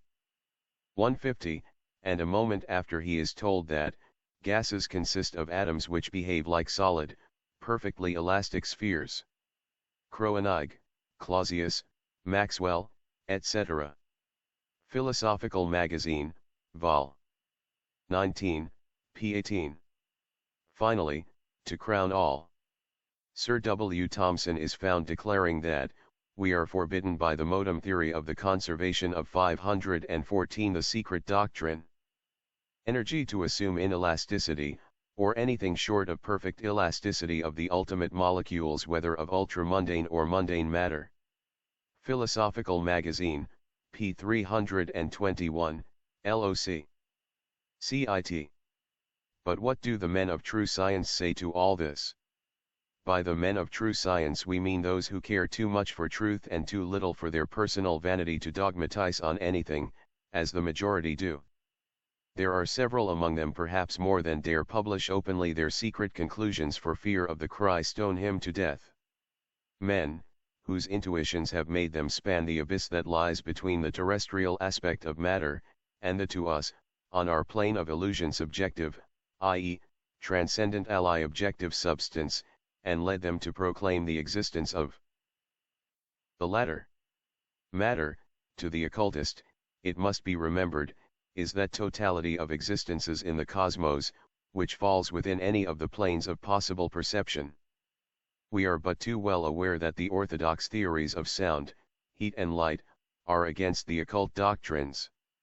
But, it is not enough for the men of science, or their defenders, to say that they do not deny dynamic power to light and heat, and urge as a proof the fact that Mr. Crookes' radiometer has unsettled no views.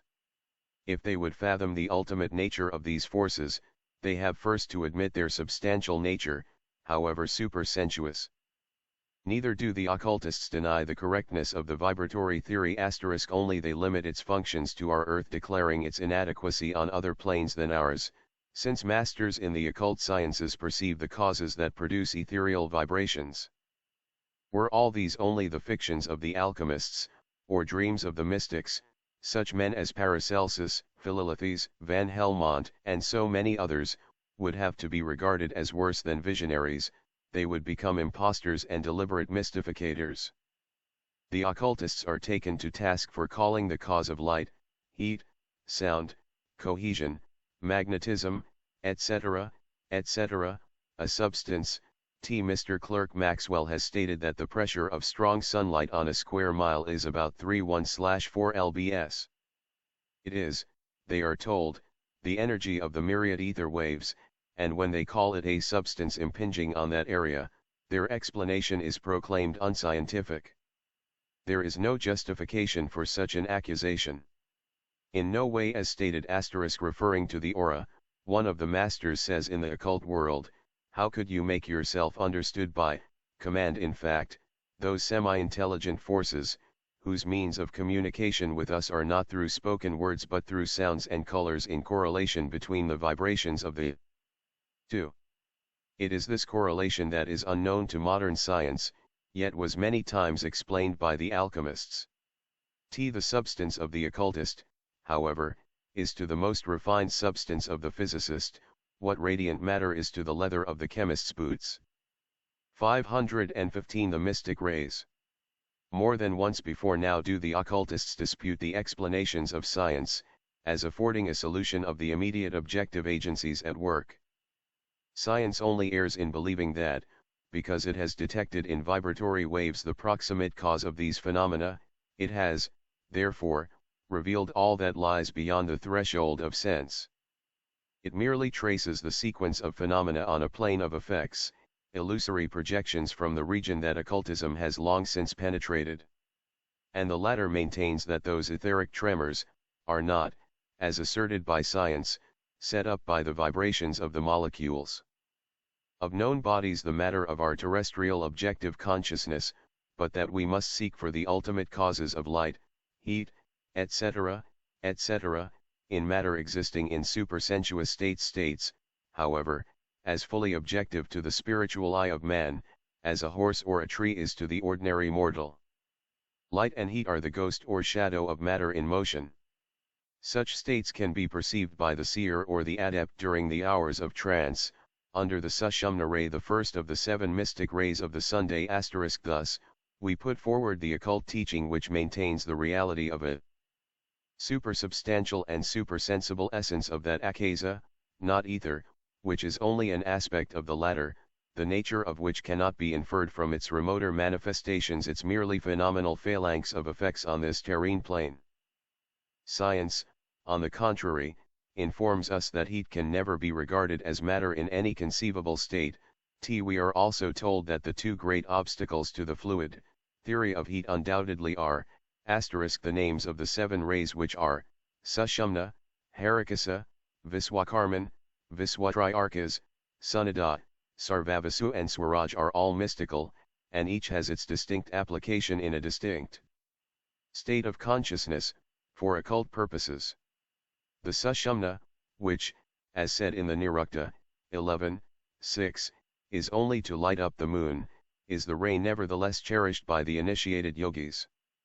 The totality of the 7 rays spread through the solar system constitute, so to say, the physical uyati, basis, of the ether of science, in which yopati, light, heat, electricity, etc., etc., the forces of orthodox science correlate to produce their terrestrial effects.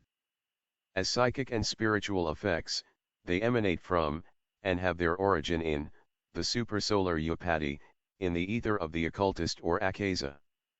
To cite a most impartial critic, one whose authority no one can call in question, as a reminder to Western dogmatists, that the question cannot be in any way considered as settled, there is no fundamental difference between light and heat. Each is merely a metamorphosis of the other. Heat is light in complete repose. Light is heat in rapid motion. Directly light is combined with a body, it becomes heat, but when it is thrown off from that body it again becomes light. Leslie's fluid theory of light and heat. Whether this is true or false we cannot tell, and many years, perhaps many generations, will have to elapse before we shall be able to tell. Buckle's History of Civilization, Vol. 3, p. 384. 516. The Secret Doctrine. 1. The production of heat by friction excitation of molecular motions. 2. The conversion of heat into mechanical motion. The answer given is, there are fluids of various kinds. Electricity is called a fluid, and so was heat quite recently, but it was on the supposition that heat was some imponderable substance. This was during the supreme and autocratic reign of matter. When the latter was dethroned, and motion was proclaimed the sole sovereign ruler of the universe, heat became a mode of motion. We need not despair, it may become something else tomorrow. Like the universe itself. Science is ever becoming, and can never say, I am that I am. On the other hand, occult science has its changeless traditions from prehistoric times. It may err in particulars, it can never become guilty of a mistake in questions of universal laws, simply because that science, justly referred to by philosophy as the divine, was born on higher planes, and was brought on earth by beings who were wiser than man will be, even in the 7th race of his 7th round. And that science maintains that forces are not what modern learning would have them, e.g., magnetism is not a mode of motion, and, in this particular case, at least, exact modem science is sure to come to grief someday.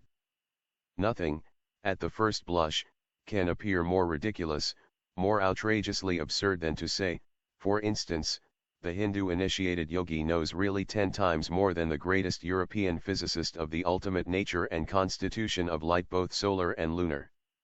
Yet why is the Sushumna ray believed to be that ray which furnishes the moon with its borrowed light? Why is it the ray cherished by the initiated yogi? Why is the moon held as the deity of the mind, by those yogis? We say, because light, or rather all its occult properties, every combination and correlation of it with other forces, mental, psychic, and spiritual, were perfectly known to the old adepts.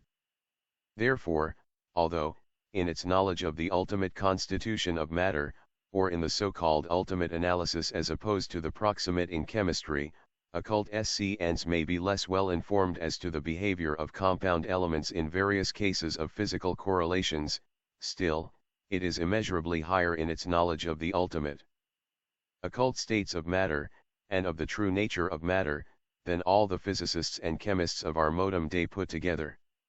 Now, if we state the truth openly and in full sincerity, namely, that the ancient initiates had a far wider knowledge of physics as a science of nature than our academies of science, all taken together, possess, the statement will be characterized as an impertinence and an absurdity, for physical sciences are considered to have been carried in our age to the apex of perfection. Hence, the twitting query: can 517 the causes and the effects?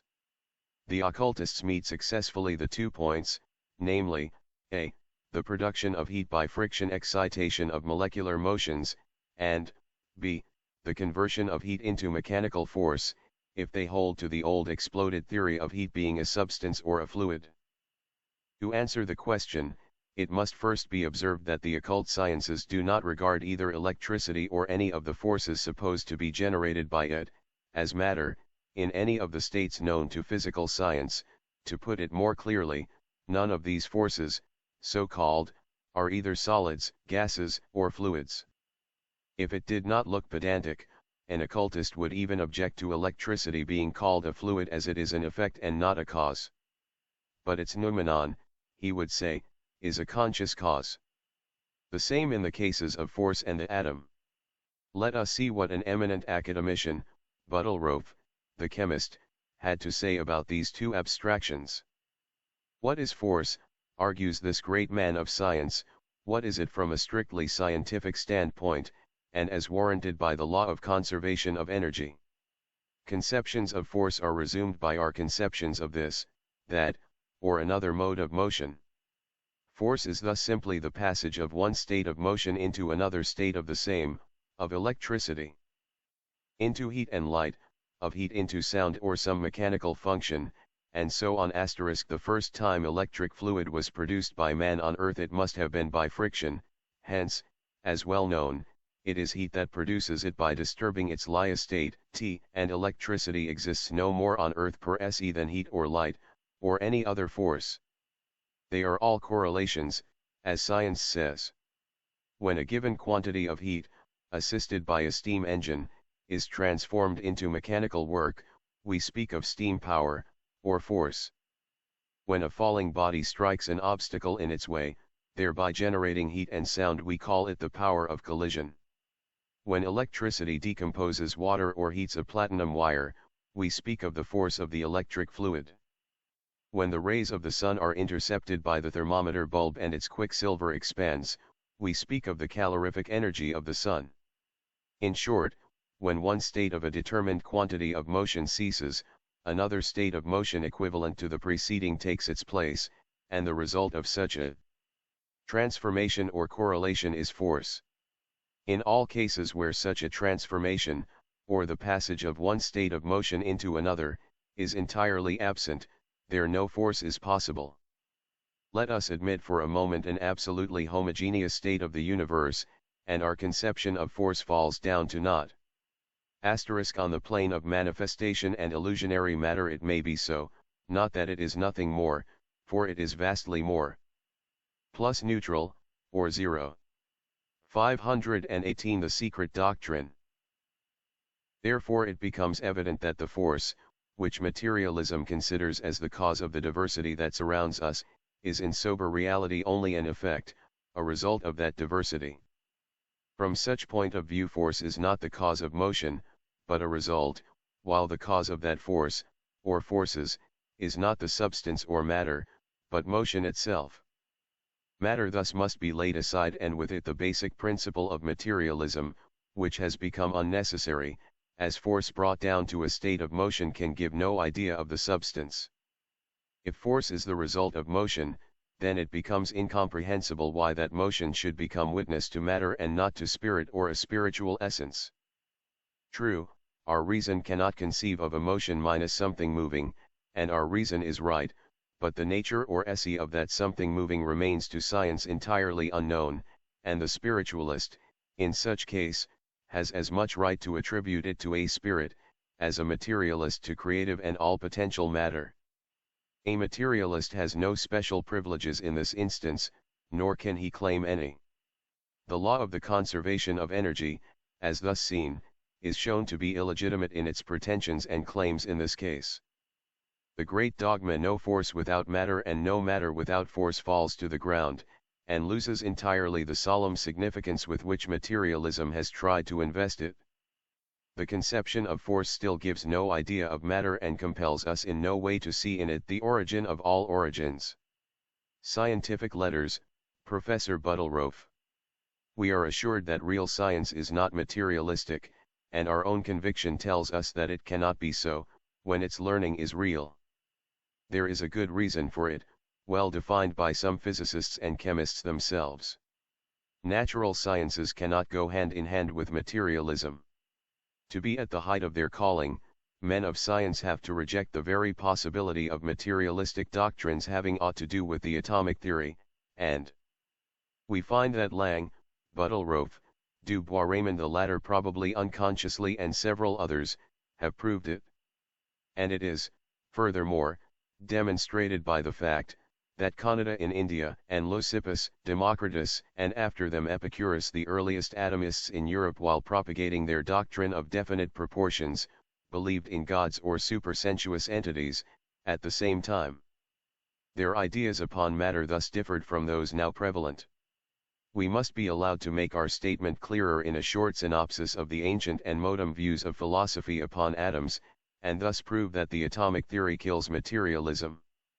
From the standpoint of materialism, which reduces the beginnings of all to matter, the universe consists, in its fullness, of atoms and vacuity.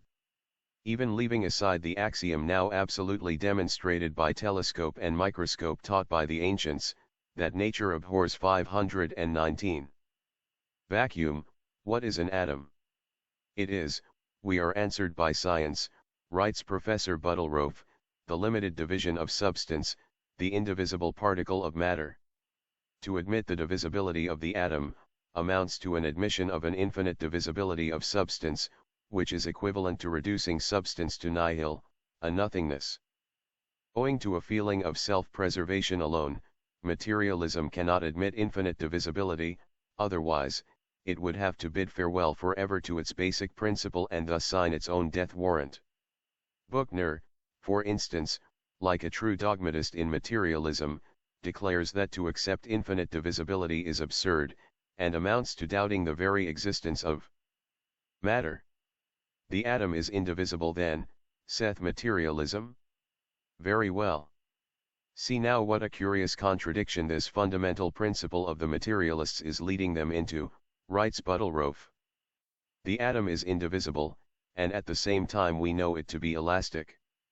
An attempt to deprive it of elasticity is unthinkable, it would amount to an absurdity. Absolutely non-elastic atoms could never exhibit a single one of those numerous phenomena that are attributed to their correlations.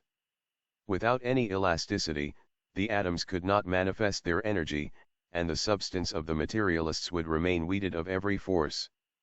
Therefore, if the universe is composed of atoms, then those atoms must be elastic. It is here that we meet with an insuperable obstacle. For, what are the conditions requisite for the manifestation of elasticity?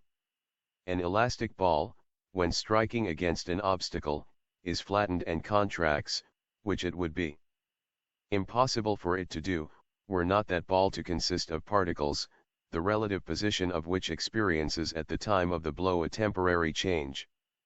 This may be said of elasticity in general. No elasticity is possible without change with respect to the position of the compound particles of an elastic body. This means that the elastic body is changeful and consists of particles, or, in other words, that elasticity can pertain only to those bodies that are divisible. And the atom is elastic. This is sufficient to show how absurd are the simultaneous admissions of the non-divisibility and elasticity of the atom. The atom is elastic, ergo, the atom is divisible, and must consist of particles, or of subatoms. And these subatoms, they are either non-elastic, and in such case they represent no dynamic importance, or, they are elastic also, and in that case, they, too, are subject to divisibility. And thus ad infinitum. But infinite divisibility of atoms resolves matter into simple centers of force, i.e., precludes the possibility of conceiving matter as an objective substance. This vicious circle is fatal to materialism. It finds itself caught in its own nets, and no issue is possible for it out of the dilemma. If it says that the atom is indivisible, then it will have mechanics asking it the awkward question, flow does the universe move in this case, and how do its forces correlate? A world built on absolutely non-elastic atoms, is like an engine without steam, it is doomed to eternal inertia. Asterisk. Scientific Letters, Buttelrof. Asterisk at 520 The Secret Doctrine. Accept the explanations and teachings of occultism, and, the blind inertia of physical science being replaced by the intelligent active powers behind the veil of matter, motion and inertia become subservient to those powers. It is on the doctrine of the elusive nature of matter, and the infinite divisibility of the atom, that the whole science of occultism is built.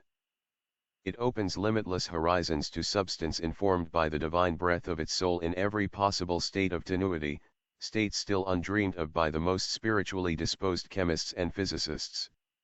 The above views were enunciated by an academician, the greatest chemist in Russia, and a recognized authority even in Europe, the late Professor Buttelrof. True, he was defending the phenomena of the spiritualists, the materializations, so-called, in which he believed as Professors Zollner and Hare did, as Mr. A. Russell Wallace, Mr. W. Crookes, and many another Fellow of the Royal Society, do still, whether openly or secretly.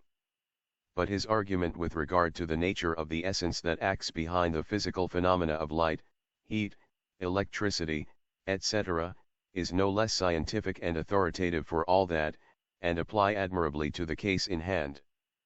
Science has no right to deny to the occultists their claim to a more profound knowledge of the so-called forces, which, they say, are only the effects of causes generated by powers, substantial, yet supersensuous, and beyond any kind of matter with which they, the scientists, have hitherto become acquainted. The most science can do is to assume the attitude of agnosticism and to maintain it. Then it can say, your case is no more proven than is ours, but we confess to knowing nothing in reality either about force or matter, or that which lies at the bottom of the so-called correlations of forces. Therefore, time alone can prove who is right and who is wrong. Let us wait patiently, and meanwhile show courtesy instead of scoffing at each other. But to do this requires a boundless love of truth and the surrender of that prestige, however false, of infallibility, which the men of science have acquired among the ignorant and flippant, though cultured, masses of the profane. To blend the two sciences, the archaic and the modern, requires first of all the abandonment of the actual materialistic lines. It necessitates a kind of religious mysticism and even the study of old magic, which our academicians will never take up. The necessity is easily explained. Just as in old alchemical works the real meaning of the substances and elements meant are concealed under the most ridiculous metaphors, so are the physical, psychic, and spiritual natures of the elements, say of fire, concealed in the Vedas, and especially in the Puranas, under allegories comprehensible only to the initiates. Had they no meaning, then indeed all those long legends and allegories about the sacredness of the three types of fire, and the 49 original fires, 521 chemical gods, personified by the sons of Daksha's daughters and the rishis, their husbands, who with the first son of Brahma and his three descendants constitute the 49 fires, would be idiotic verbiage and no more. But it is not so. Every fire has a distinct function and meaning in the worlds of the physical and the spiritual. It has, moreover, in its essential nature a corresponding relation to one of the human psychic faculties, besides its well-determined chemical and physical potencies when coming in contact with the terrestrially differentiated matter. Science has no speculations to offer upon fire per se, occultism and ancient religious science have. This is shown even in the meager and purposely veiled phraseology of the Puranas, where, as in the Vidya Purana, many of the qualities of the personified fires are explained. Thus, Pavaka is electric, or Vaidyuta, fire, Pavamana, the fire produced by friction, or Nirmathya, and Sukha is solar, or Sara, fire. All these three being the sons of Abhimanan, the Agni, fire, eldest son of Brahma and of Swaha. Pavaka, moreover, is made parent to Kavyavahana, the fire of the Pitris, Sukha to Havyavahana, the fire of the gods, and Pavamana, to Saharaksha, the fire of the Asuras. Now all this shows that the writers of the Puranas were perfectly conversant with the forces of science and their correlations, moreover, with the various qualities of the latter in their bearing upon those psychic and physical phenomena which receive no credit and are unknown to physical science now. Very naturally, when an Orientalist, especially one with materialistic tendencies, reads that these are only appellations of fire employed in the invocations and rituals, he calls this tantrika superstition and mystification, and he becomes more careful to avoid errors in spelling, than to give attention to the secret meaning attached to the personifications, or to seek their explanation in the physical correlations of forces, so far as known. So little credit, indeed, is given to the ancient Aryans for knowledge, that even such glaring passages as in Book I. Chap. 2, Vishnu Purana, are left without any notice. Nevertheless, what can this sentence mean? Then ether, air, light, water, and earth, severally united with the properties of sound and other qualities, existed as distinguishable according to their properties. But possessing many and various energies and being unconnected, they could not, without combination, create living beings, not having blended with each other. Having combined, they assumed through mutual association, the character of one mass of entire unity, and directed by spirit, etc. This means, of course, that the writers were perfectly acquainted with correlation, and were well posted about the origin of cosmos from the Yundi's Crete principle Avyaktanugrahena, as applied * called the drinker of waters, solar heat causing water to evaporate. 522 The secret doctrine. To Parabrahmam and Malaprakriti conjointly, and not to Avyakta, either first cause, or matter, as Wilson gives it. The old initiates knew of no miraculous creation, but taught the evolution of atoms, on our physical plane, and their first differentiation from Laya into the protyle, as Mr. Crookes has suggestively named matter, or primordial substance beyond the zero line, there where we place Malaprakriti, the root principle of the world shift and of all in the world. This can be easily demonstrated. Take, for instance, the newly published Catechism of the Visishtadvaita Vedantins, an orthodox and exoteric system, yet fully enunciated and taught in the XLth century, its founder, Ramanujakarya, being born in AD 1017, at a time when European science still believed in the squareness and flatness of the earth, of Kosmosindikoplusts of the VLTH century. It teaches that before evolution began, Prakriti, nature, was in a condition of laya or absolute homogeneity, as matter exists in two conditions, the sukshma or latent and undifferentiated, and the sthula or differentiated condition.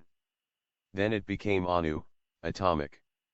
It teaches of Sudasativa as substance not subject to the qualities of matter, from which it is quite different, and adds that out of that substance the bodies of the inhabitants of Vaikuntalika, the heaven of Vishnu, the gods, are formed. That every particle or atom of Prakriti contains jiva, divine life, and is the sarara, body, of that jiva which it contains, while every jiva is in its turn the sarara of the Supreme Spirit, as Parabrahm pervades every jiva, as well as every particle of matter. Dualistic and anthropomorphic as may be the philosophy of the Visishtadvaita, when compared with that of the Advaita, the non-dualists, it is yet supremely higher in logic and philosophy than the cosmogony accepted by either Christianity, or its great opponent, modern science. The followers of one of the greatest minds that ever appeared on earth, the Advaita Vedantins, are called atheists, because they regard all save Parabrahm, the secondless, or absolute reality, as an illusion. Yet the wisest initiates came from their ranks, as also the greatest yogis. The Upanishads show that they most assuredly knew not only what is the causal substance in the effects of friction, and that their forefathers were acquainted with the conversion of heat into mechanical force, but that they were acquainted with the noumena of every spiritual as well as of every cosmic phenomenon. Truly the young Brahmin who graduates in the universities and colleges of India with the highest honors, who starts in life as an M.A. and an Bachelor of Laws, with a tail initialed from Alpha to Omega after his name, and a contempt for his national gods proportioned to the honors received in his education in physical sciences, truly he has but to read in the light of the latter, and with an eye to the correlation of 523 suggestive allegories. Physical forces, certain passages in his Puranas, if he would learn how much more his ancestors knew than he will ever know unless he becomes an occultist. Let him turn to the allegory of Pururavas and the celestial Gandharva * who furnished the former with a vessel full of heavenly fire. The primeval mode of obtaining fire by friction has its scientific explanation in the Vedas, and is pregnant with meaning for him who reads between the lines. The Tret Agni, sacred triad of fires, obtained by the attrition of sticks made of the wood of the Aswatha tree, the Bo tree, of wisdom and knowledge, stakes as many finger breadths long as there are syllables in the Gayatri must have a secret meaning, or else the writers of the Vedas and Puranas were no sacred writers but mystificators. That it has such a meaning, the Hindu occultists are a proof, and they alone are able to enlighten science, as to why and how, the fire, that was primevally one, was made threefold, Trita, in our present Manvantara, by the son of Ila, Vach, the primeval woman after the deluge, the wife and daughter of Vaivasvata Manu. The allegory is suggestive, in whatever Purana it may be read and studied. The Gandharva of the Veda is the deity who knows and reveals the secrets of heaven and divine truths to mortals. Kasaikali the Gandharvas are the aggregate powers of the solar fire, and constitute its forces, psychically the intelligence residing in the Sushumna, solar ray, the highest of the seven rays, mystically the occult force in the Soma, the moon, or lunar plant, and the drink made of it, physically the phenomenal, and spiritually the noumenal causes of sound and the voice of nature. Hence, they are called the 6,333 heavenly singers and musicians of Indra's Loka who personify, even in number, the various and manifold sounds in nature, both above and below. In the latter allegories they are said to have mystic power over women, and to be fond of them. The esoteric meaning is plain. They are one of the forms, if not the prototypes, of Enoch's angels, the sons of God, who saw that the daughters of men were fair, Gen. 6, who married them, and taught the daughters of the earth the secrets of heaven. 7. An attack on the scientific theory of force by a man of science. The wise words of several, English, men of science have now to be quoted in our favor. Ostracized for principle's sake by the few, they are tacitly approved of by the many. That one of them preaches almost occult doctrines, in some things identical with, and often amounting to a public recognition of Arfahat and his 7 sons 524 the secret doctrine. The occult Gandharva of the Vedas will be recognized by every occultist, and even by some profane readers. If the latter open volume V of the Popular Science Review, pp. 329 to 334, they will find in it an article on Sun Force and Earth Force, by Dr. B. W. Richardson, FRS, which reads as follows: At this moment, when the theory of mere motion as the origin of all varieties of force is again becoming the prevailing thought, it were almost heresy to reopen a debate, which for a period appears, by general consent, to be virtually closed, but I accept the risk, and shall state, therefore, what were the precise views of the immortal heretic, whose name I have whispered to the readers, Samuel Metcalfe, respecting sun force. Starting with the argument on which nearly all physicists are agreed, that there exist in nature 2 agencies: matter which is ponderable, visible, and tangible, and a something which is imponderable, invisible, and appreciable only by its influence on matter. Metcalfe maintains that the imponderable and active agency which he calls caloric is not a mere form of motion, not a vibration amongst the particles of ponderable matter, but itself a material substance flowing from the sun through space, filling the voids between the particles of solid bodies, and conveying by sensation the property called heat. The nature of caloric, or sun force, is contended for by him on the following grounds: I. That it may be added to, and abstracted from other bodies and measured with mathematical precision. 2. That it augments the volume of bodies, which are again reduced in size by its abstraction. 3. That it modifies the forms, properties, and conditions of all other bodies. 4. That it passes by radiation through the most perfect vacuum T that can be formed, in which it produces the same effects on the thermometer as in the atmosphere. V. That it exerts mechanical and chemical forces which nothing can restrain, as in volcanoes, the explosion of gunpowder, and other fulminating compounds. 6. That it operates in a sensible manner on the nervous system, producing intense pain, and when in excess, disorganization of the tissues. As against the vibratory theory, Metcalfe further argues that if caloric were a mere property or quality, it could not augment the volume of other bodies. For this purpose it must itself have volume, it must occupy space, and it must, therefore, be a material agent.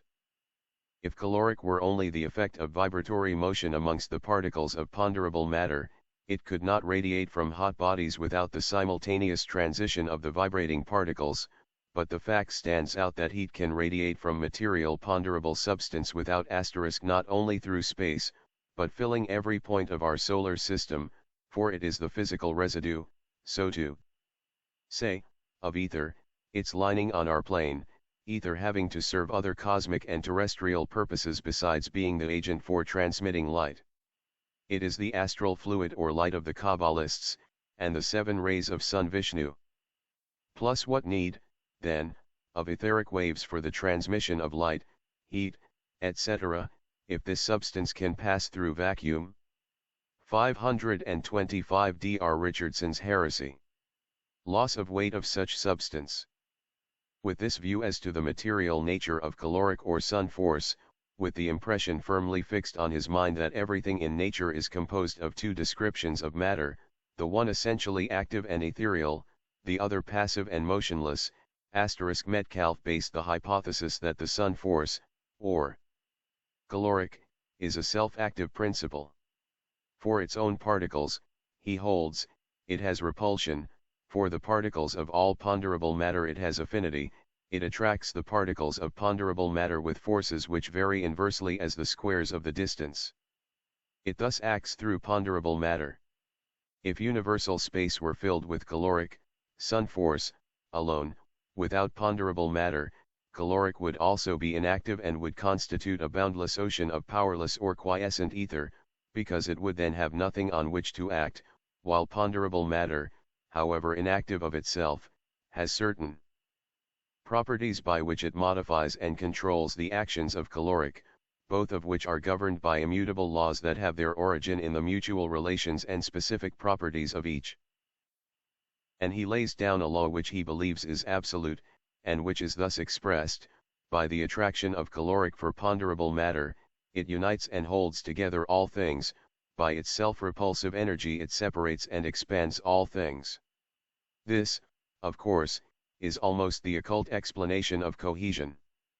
Dr. Richardson continues, as I have already said, the tendency of modern teaching is to rest upon the hypothesis that heat is motion, or, as it would, perhaps, be better stated, a specific force or form of motion, but this hypothesis, popular as it is not one that ought to be accepted to the exclusion of the simpler views of the material nature of sun force, and of its influence in modifying the conditions of matter. We do not yet know sufficient to be dogmatic. J. The hypothesis of Metcalfe respecting sun force and earth force is not only very simple, but most fascinating.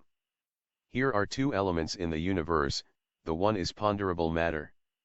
The second element is the all-pervading ether, solar fire. It is without weight, substance, form, or color, it is matter infinitely divisible, and its particles repel each other, its rarity asterisk and how can it be otherwise? Gross ponderable matter is the body, the shell of matter or substance, the female passive principle, and this Fahatic force is the second principle, prana the male and the active. On Our globe, this substance, is the second principle of the septenary element Earth. In the atmosphere, it is that of air, which is the cosmic gross body. In the sun it becomes the solar body and that of the seven rays. In sidereal space it corresponds with another principle, and so on. The whole is a homogeneous unity alone, the parts are all differentiations. Plus or the reverberation, and for sound, repercussion on or plane of that which is a perpetual motion of that substance on higher planes. Our world and senses are victims of Maya, ceaselessly. An honest admission, that 526 The secret doctrine is such that we have no word, except ether/by which to express it. It pervades and fills space, but alone it too is quiescent dead. We bring together the two elements, the inert matter, the self-repulsive ether, and thereupon dead, ponderable matter is vivified. Ponderable matter may be inert but never dead. This is occult lazo H.P. Through the particles of the ponderable substance the ether's second principle H.P. penetrates, and, so penetrating, it combines with the ponderable particles and holds them in mass, holds them together in bond of union, they are dissolved in the ether. This distribution of solid ponderable matter through ether extends, according to the theory before us, to everything that exists at this moment. The ether is all-pervading. The human body itself is charged with the ether, say astral light H.P.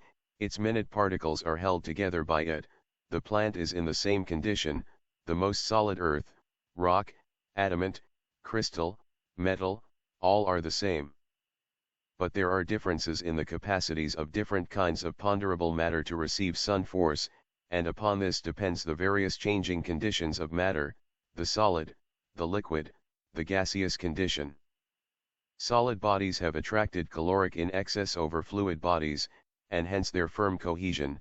When a portion of molten zinc is poured upon a plate of solid zinc, the molten zinc becomes as solid because there is a rush of caloric from the liquid to the solid, and in the equalization the particles, previously loose or liquid, are more closely brought together.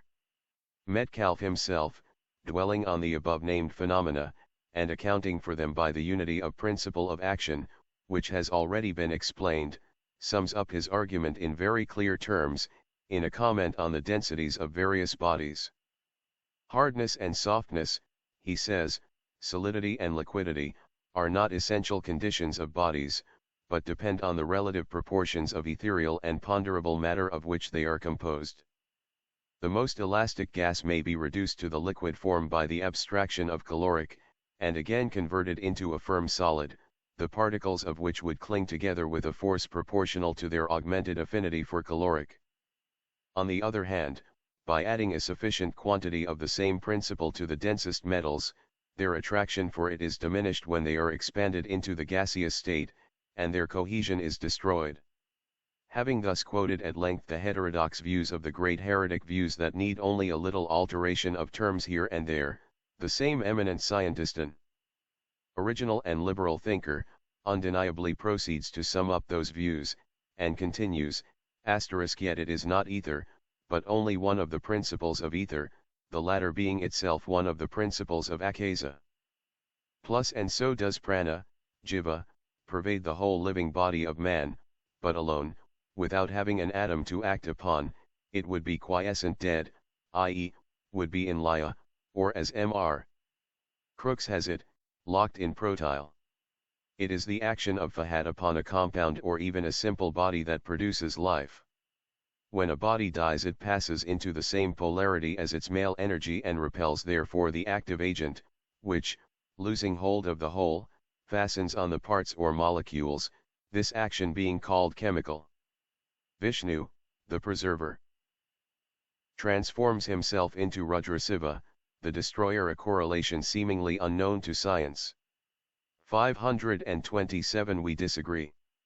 I shall not dwell at great length on this unity of sun force and earth, which this theory implies. But I may add that out of it, or out of the hypothesis of mere motion as force, and of virtue without substance, we may gather, as the nearest possible approach to the truth on this, the most complex and profound of all subjects, the following inferences. A. Space, interstellary, interplanetary, intermaterial, interorganic, is not a vacuum, but is filled with a subtle fluid or gas, which for want of a better term we may still call, as the ancients did, aether or solar fire, ether. This fluid, unchangeable in composition, indestructible, invisible, pervades everything and all ponderable. H.P. matter, J. the pebble in the running brook, the tree overhanging, the man looking on, is charged with the ether in various degree, the pebble less than the tree less than man. All in the planet is in like manner so charged. A world is built up in ethereal fluid, and moving through a sea of it. B. The ether, whatever its nature is from the sun and from the suns are the generators of it, the storehouses of it, the diffusers of it. C. Without the ether there could be no motion, without it particles of ponderable matter could not glide over each other, without it there could be no impulse to excite those particles into action. D. Ether determines the constitution of bodies. Were there no ether there could be no change of constitution in substance. Water, for instance, could only exist as a substance, compact and insoluble beyond any conception we could form of it. It could never even be ice, never flint, never vapor, except for ether. Ether connects sun with planet, planet with planet, man with planet, man with man. Without ether there could be no communication in the universe, no light, no heat, no phenomenon of motion. Thus we find that ether and elastic atoms are, in the alleged mechanical conception of the universe, the spirit and soul of cosmos, and that the theory put it any way and under whatever disguise always leaves a more widely opened issue for men of verily, unless the occult terms of the Kabbalists are adopted. Plus unchangeable only during manvantaric periods, after which it merges once more into malaprakriti, invisible forever, in its own essence, but seen in its reflected coruscations, called the astral light by the modern Kabbalists. Yet, conscious and grand beings clothed in that same essence move in it. One has to add, ponderable, to distinguish it from that ether which is matter still, though a substratum. The occult sciences reverse the statement, and say that it is the sun, and all the suns that are from it, which emanate at the manvantaric dawn from the central Sunday. 7. Here, we decidedly beg to differ with the learned gentleman. Let us remember that this ether, whether akasa is meant by the term, or its lower principle. Ether is septenary. Akasa is Aditi in the allegory, and the mother of Martanda, the sun, the Devamatri mother of the gods. In the solar system, the sun is her Buddhi and Vahan, the vehicle, hence the sixth principle. In cosmos all the suns are the Kamarupa of Akasa and so is ours. It is only when regarded as an individual entity in his own kingdom that Surya, the sun, is the seventh principle of the great body of matter. 528 The secret doctrine. Science to speculate beyond the line drawn by modern materialism, or call it agnosticism rather, to be more correct than the majority avails itself of. Atoms, ether, or both, modem speculation cannot get out of the circle of ancient thought, and the latter was soaked through with archaic occultism. Undulatory or corpuscular theory, it is all one. It is speculation from the aspects of phenomena, not from the knowledge of the essential nature of the cause and causes. When modern science has explained to its audience the late achievements of Bunsen and Kirchhoff, and shown the 7 colors, the primary of a ray which is decomposed in a fixed order on a screen, and described the respective lengths of luminous waves, what has it proved? It has justified its reputation for exactness in mathematical achievement by measuring even the length of a luminous wave varying from about 760 millionths of a millimeter at the red end of the spectrum to about 393 millionths of a millimeter at the violet end. But when the exactness of the calculation with regard to the effect on the light wave is thus vindicated, science is forced to admit that the force, which is the supposed cause, is believed to produce inconceivably minute undulations in some medium generally regarded as identical with the ethereal medium T, and that medium itself is still only a hypothetical agent. Auguste Comte's pessimism with respect to the impossibility of knowing someday the chemical composition of the Sun, has not been belied 30 years later by Kirchhoff, as claimed. The spectroscope has helped us to see that the elements, with which the modern chemist is familiar, must in all probability be present in the Sun's outward robes, not in the Sun itself, and, taking these robes, the solar cosmic veil, for the Sun itself, the physicists have declared its luminosity to be due to combustion and flame, and have mistaken the vital principle of that luminary for a purely material thing, and called it chromosphere. We have hypotheses and theories only so far, not law by any means.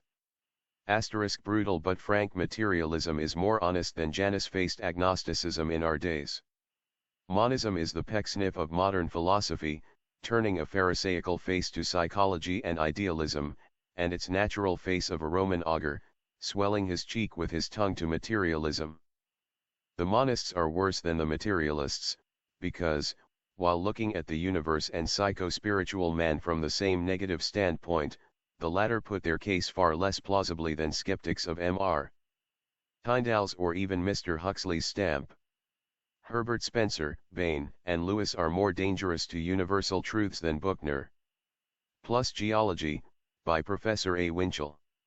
J.C. 5 years of Theosophy articles, Do the Adepts Deny the Nebular Theory, and Is the Sun Merely a Cooling Mass?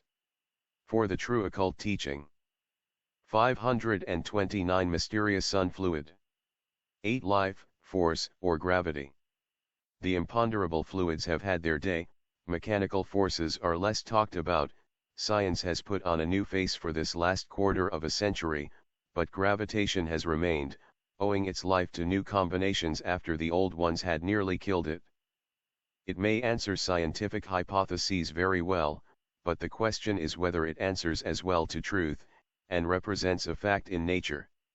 Attraction by itself is not sufficient to explain merely planetary motion. How can it presume to explain the rotatory motion in the infinitudes of space? Attraction alone will never fill all the gaps, unless a special impulse is admitted for every sidereal body, and the rotation of every planet with its satellites is shown to be due to some one cause combined with attraction. And even then, says an astronomer, Philosophique Naturelle, Art. 142, science would have to name that cause. Occultism has named it for ages, and so have all the ancient philosophers, but then all such beliefs are now proclaimed exploded superstitions.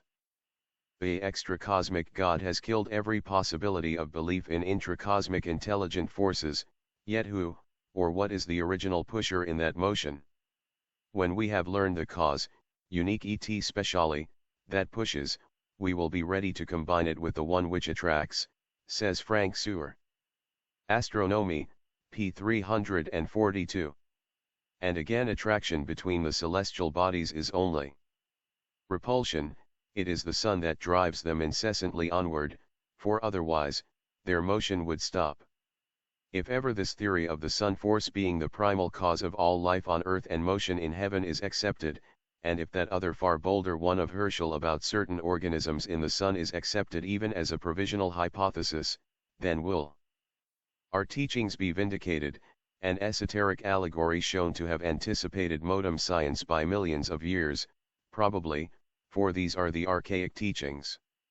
Martanda, the Sun, watches and threatens without abandoning the central position to which his mother, Aditi, relegated him. His 7 brothers, the planets, he pursues them, turning slowly around himself, and follows them from afar, moving in the same direction that they do, on the path that encircles their houses or the orbit. See comment to stanza 4, Book I. It is the Sun fluids or emanations that impart all motion and awaken all into life, in the solar system. It is attraction and repulsion, but not as understood by modern physics and according to the law of gravity, but in harmony with the laws of manvantaric motion. DE 530. The Secret Doctrine. Signed from the early Sandhya, the dawn of the rebuilding and higher reformation of the system. These laws are immutable, but the motion of all the bodies, which motion is diverse and alters with every minor culpa, is regulated by the movers, the intelligences within the cosmic soul. Are we so very wrong in believing all this? Well, here is a modem and a great man of science who, speaking of vital electricity, uses language far more akin to occultism than to modem materialistic thought. We refer the skeptical reader to an article on the source of heat in the sun, by Robert Hunt, FRS, in Popular Science Review, Volume 4, p. 148, who, speaking of the luminous envelope of the sun and its peculiar curdy appearance, says, Arago proposed that this envelope should be called the photosphere, a name now generally adopted. By the elder Herschel, the surface of this photosphere was compared to mother of pearl. It resembles the ocean on a tranquil summer day, when its surface is slightly crisped by a gentle breeze. Mr. Nasmyth has discovered a more remarkable condition than any that had previously been suspected. Objects which are peculiarly lens-shaped, like willow leaves, different in size. Not arranged in any order, crossing each other in all directions. With an irregular motion among themselves. They are seen approaching to and receding from each other, and sometimes assuming new angular positions, so that the appearance has been compared to a dense shoal of fish, which, indeed, they resemble in drape. The size of these objects gives a grand idea of the gigantic scale upon which physical operations are carried out in the Sunday. They cannot be less than 1,000 miles in length, and from 200 to 300 miles in breadth. The most probable conjecture which has been offered respecting those leaf or lens-like objects, is that the photosphere is an immense ocean of gaseous matter. What kind of matter? In a state of intense, apparent, incandescence, and that they are perspective projections of the sheets of flame. Solar flames seen through telescopes are reflections, says occultism. But see what occultists have to say to this in Book I. Whatever they may be, those sheets of flame, it is evident they are the immediate sources of solar heat and light. Here we have a surrounding envelope of photogenic matter, which pendulates with mighty energies, and by communicating its motion to the ethereal medium in stellar space, produces heat and light in far distant worlds. We have said that those forms have been compared to certain organisms, and Herschel says, though it would be too daring to speak of such organizations as partaking of life, why not, yet we do not know that vital action is competent to develop heat, light, and electricity. Can it be that there is truth in this fine thought? May the pulsing of vital matter and the central mass, too, as will be found, or rather the center of the reflection. Plus that matter is just like the reflection in a mirror of the flame from a photogenic lampwick. J.C. 5 Years of Theosophy, p. 258. Answer to this speculation of Herschel's. 531. Sun force and earth force. In the central sun of our system be the source of all that life which crowds the earth, and without doubt overspreads the other planets, to which the sun is the mighty minister. Occultism answers these queries in the affirmative, and science will find this to be the case, one day. Again, on p. 156, Mr. Hunt writes, but regarding life vital force as a power far more exalted than either light, heat, or electricity, and indeed capable of exerting a controlling power over them all, this is absolutely occult. We are certainly disposed to view with satisfaction that speculation which supposes the photosphere to be the primary seat of vital power, and to regard with a poetic pleasure that hypothesis which refers the solar energies to life. Thus, we have an important scientific corroboration for one of our fundamental dogmas, namely, that a. the sun is the storehouse of vital force, which is the noumenon of electricity, and b. that it is from its mysterious, never to be fathomed depths, that issue those life currents which thrill through space, as through the organisms of every living thing on earth. For see what another eminent physician says, who calls this, our life fluid, nervous ether. Change a few sentences in the article, extracts from which now follow, and you have another quasi-occult treatise on life force. This once, it is again Dr. B. W. Richardson, FRS, who gives his views in the Popular Science Review, Volume X, p. 380-3, on nervous ether, as he has on sun force and earth force. The idea attempted to be conveyed by the theory is, that between the molecules of the matter, solid or fluid, of which the nervous organisms, and, indeed, of which all the organic parts of a body are composed, there exists a refined subtle medium, vaporous or gaseous, which holds the molecules in a condition for motion upon each other, and for arrangement and rearrangement of form, a medium by and through which all motion is conveyed, by and through which the one organ or part of the body is held in communion with the other parts, by which and through which the outer living world communicates with the living man, a medium, which, being present, enables the phenomena of life to be demonstrated, and which, being universally absent, leaves the body actually dead. And the whole solar system falls into pralaya, the author might have added. But let us read further. I use the word ether in its general sense as meaning a very light, vaporous or gaseous matter. I use it, in short, as the astronomer uses it when he speaks of the ether of space, by which he means a subtle but material medium. When I speak of it, nervous ether, I do not convey that the ether is existent in nervous structure only. I believe truly that it is a special part of the nervous organization, but, as nerves pass into all structures that have capacities for movement and sensibilities, so the nervous ether passes into all such parts, and as the nervous ether is, according to my view, a direct product from blood, so we may look upon it as a part of the atmosphere of the blood. 532. The Secret Doctrine. The evidence in favor of the existence of an elastic medium pervading the nervous matter and capable of being influenced by simple pressure is all convincing.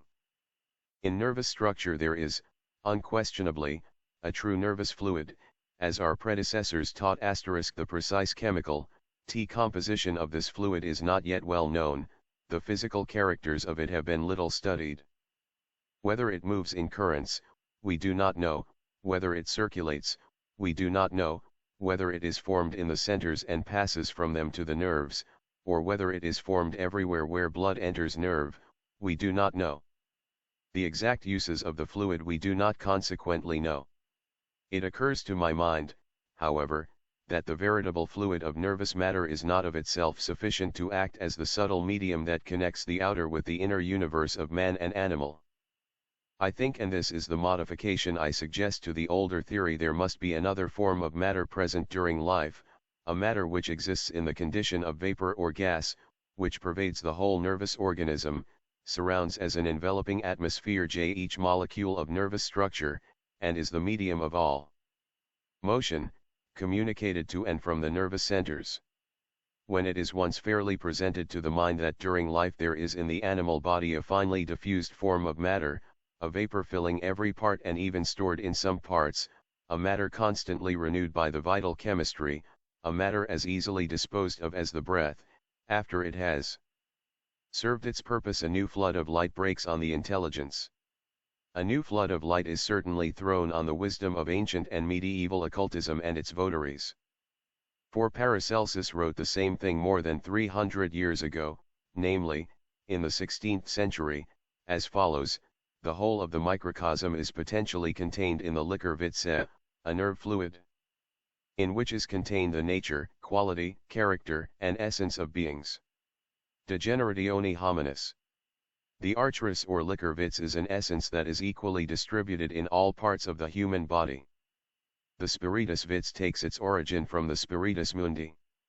Being an emanation of the latter, it contains the elements of all cosmic influences, and is therefore the cause by which the action of the stars, cosmic forces, upon the invisible body of man, his vital lingua sharira, may be explained. De viribus membrorum. See Life of Paracelsus by Franz Hartmann, M.D., F.T.S. Had Dr. Richardson studied all the secret works of Paracelsus, he would not have been obliged to confess so often, we do not know. It is not known to us. Etc., etc. Nor would he have ever pronounced the following sentence, recanting the best portions of his independent rediscovery, in which he says p. 384 Paracelsus for one, who called it Liquorwitz, and Archsus. Plus rather alchemical composition. This vital force radiates around man like a luminous sphere, says Paracelsus in Paragranum. 533 Pantheism or monotheism. It may be urged that in this line of thought is included no more than the theory of the existence of the ether. Supposed to pervade space. It may be said that this universal ether pervades all the organism of the animal body as from without, and as part of every organization. This view would be pantheism physically discovered if it were true, / it fails to be true because it would destroy the individuality of every individual sense. We fail to see it, and we know it is not so. Pantheism may be physically rediscovered. It was known, seen, and felt by the whole of antiquity. Pantheism manifests itself in the vast expanse of the starry heavens, in the breathing of the seas and oceans and the quiver of life of the smallest blade of grass. Philosophy rejects a finite and imperfect God in the universe, as the anthropomorphic deity of the monotheist is represented by his followers. It repudiates in its name of Philotegeiosophia the grotesque idea that infinite, absolute deity should, or rather could, have any, whether direct or indirect, relation to finite elusive evolutions of matter, and therefore cannot imagine a universe outside that deity, or the latter absent from the smallest speck of animate or inanimate substance. Why either the ether of space, or nervous ether should destroy the individuality of every sense seems incomprehensible for one acquainted with the real nature of that nervous ether under its Sanskrit, or rather esoteric and Kabbalistic name.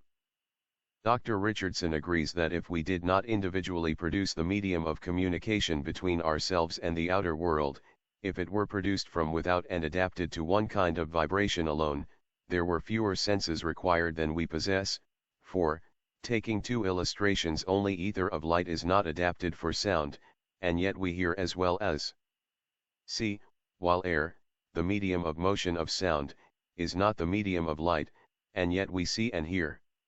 This is not so.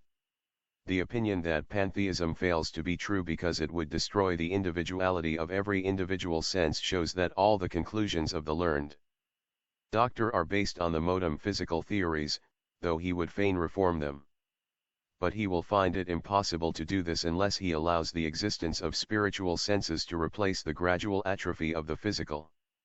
We see and hear, in accordance, of course in Dr. Richardson's mind, with the explanations of the phenomena of sight and hearing, by that same materialistic asterisk. This does not mean that every bush, tree, or stone is God or a god, but only that every speck of the manifested material of cosmos belongs to and is the substance of God, however low it may have fallen in its cyclic gyration through the eternities of the ever-becoming, and also that every such speck, individually, and cosmos collectively, is an aspect and a reminder of that universal one soul which philosophy refuses to call God, thus limiting the eternal and ever-present root and essence.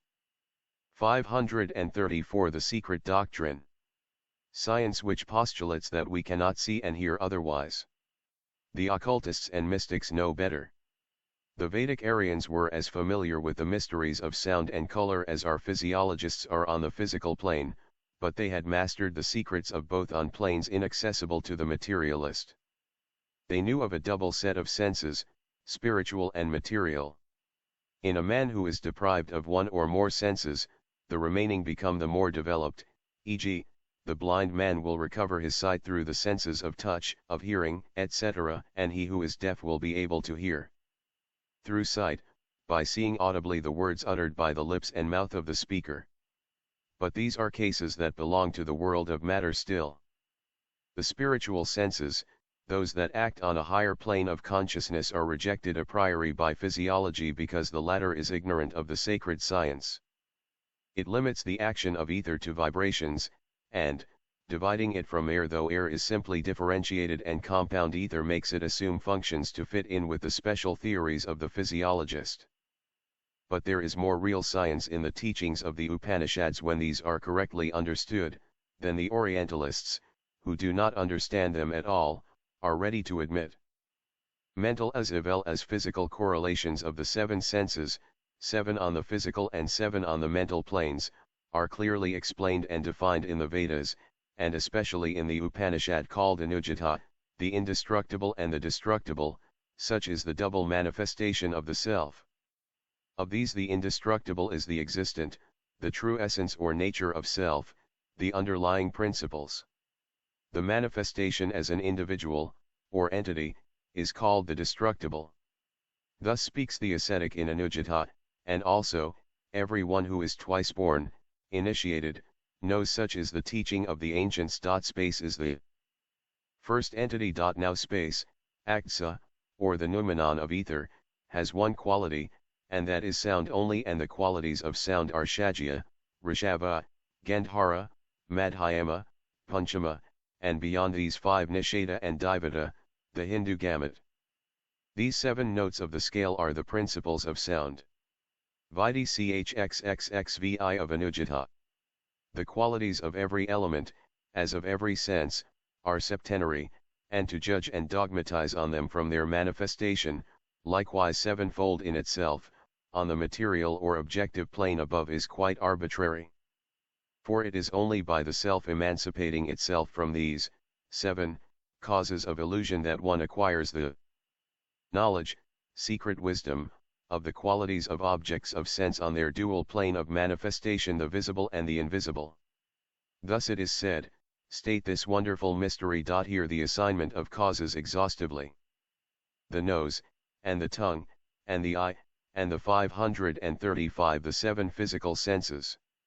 Skin, and the ear as the 5th organ of sense, mind and understanding / these 7 senses, should be understood to be the causes of the knowledge of their qualities. Smell, and taste, and color, sound, and touch as the 5th, the object of the mental operation, and the object of the understanding, the highest spiritual sense or perception, these 7 are causes of action. He who smells, he who eats, he who sees, he who speaks, and he who hears as the 5th, he who thinks, and he who understands, these 7 should be regarded as the causes of the agents. These, the agents, being possessed of qualities, sattva, rajas, tarnas, enjoy their own qualities, agreeable and disagreeable, anujata. Then one reads in the Bhagavad Gita, chap.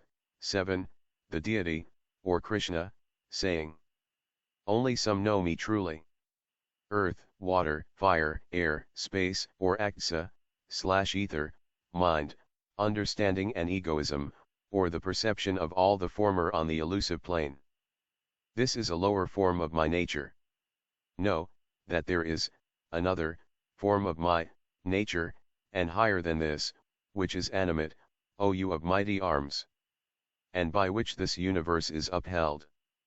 All this is woven upon me, like numbers of pearls upon a thread. Mundakapanishad, p. 298. I am the taste. In the asterisk, the division of the physical senses into 5, comes to us from great antiquity. But while adopting the number, no modern philosopher has asked himself how these senses could exist, i.e., be perceived and used in a self-conscious way, unless there was the 6th sense, mental perception, to register and record them, and, this for the metaphysicians and occultists, the 7th to preserve the spiritual fruition and remembrance thereof, as in a book of life which belongs to karma. The ancients divided the senses into 5, simply because their teachers, the initiates, stopped at the hearing, as being that sense which developed in the physical plane, got dwarfed, rather, limited to this plane, only at the beginning of the 5th race. The 4th race already had begun to lose the spiritual condition, so preeminently developed in the 3rd race. The modern commentators, failing to comprehend the subtle meaning of the ancient scholiasts, take this sentence, causes of the agents, to mean that the powers of smelling, etc., when attributed to the self, make him appear as an agent, as an active principle, which is entirely fanciful. These 7 are understood to be the causes of the agents, because the objects are causes, as their enjoyment causes an impression.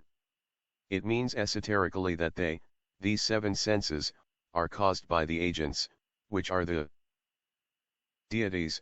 For what does, or can, the sentence which follows this one mean? Thus, it is said, these seven senses are the causes of emancipation, i.e., when these causes are made ineffectual. And among the learned, the wise initiates, who understand the qualities which are in the position, in the nature, rather, of the deities, each in its place, means simply that the learned understand the nature of the noumenoi of the various phenomena, and that qualities, in this instance, mean the qualities of the high planetary or elementary gods or intelligences, which rule the elements and their products, and not at all the senses, as the modern commentator thinks. For the learned do not suppose their senses to have aught to do with them, any more than with their self. Vide pp. 278 and 279 of the 8th volume of the Sacred Books of the East. Anujata. 536 The Secret Doctrine. Water, O son of Kunti. I am the light of the sun and moon. I am sound, i.e., the occult essence which underlies all these and the other qualities of the various things mentioned, translo, in space. The fragrant smell in the earth, refulgence in the fire, etc., etc. Truly, then, one should study occult philosophy before one begins to verify and seek the mysteries of nature on its surface alone, as he alone who knows the truth about the qualities of nature, who understands the creation of all entities, is emancipated from error. Says the preceptor, accurately understanding the great tree of which the unperceived, occult nature, the root of all, is the sprout from the seed, Parabrahmam, which consists of the understanding, Maha, or the universal intelligent soul, as its trunk, the branches of which are the great egoism / in the holes of which are the sprouts, namely, the senses, of which the great, occult, or invisible, elements are the flower bunches, the gross elements, the gross objective matter, the smaller boughs, which are always possessed of leaves, always possessed of flowers, which is eternal, and the seed of which is the Brahman, the deity, and cutting it with that excellent sword knowledge, secret wisdom, one attains immortality and casts off birth and death. This is the tree of life, the Asvatha tree, only after the cutting of which the slave of life and death, man, can be emancipated. But the men of science know not, nor will they hear of the sword of knowledge used by the adepts and ascetics. Hence the one-sided remarks of the most liberal among them, based on and flowing from undue importance given to the arbitrary divisions and classification of physical science. Occultism heeds them very little, and nature still less. The whole range of physical phenomena proceed from the primary of ether akasa, as dual and a hired akasa proceeds from undifferentiated chaos, so called, the latter being the primary aspect of malaprakriti, the root matter and the first abstract idea one can form of Parabrahmam. Modern science may divide its hypothetically conceived ether in as many ways as it likes, the real / ether of space will remain as it is throughout. It has its 7 principles, as all the rest of nature has, and where there was no ether there would be no sound, as it is the vibrating soundboard in nature in all of its 7 differentiations. This is the first mystery the initiates of old have learned. Our present normal physical senses were, from our present point of view, abnormal in those days of slow and progressive downward evolution and fall into matter. And there was a day when all that which in our modern times is regarded as phenomena, so puzzling to the ahamkara, I suppose, that egoship, or ahamship, which leads to every error. The elements are the 5 tanmatras of earth, water, fire, air, and ether, the producers of the grosser elements. 537 What is nervous ether?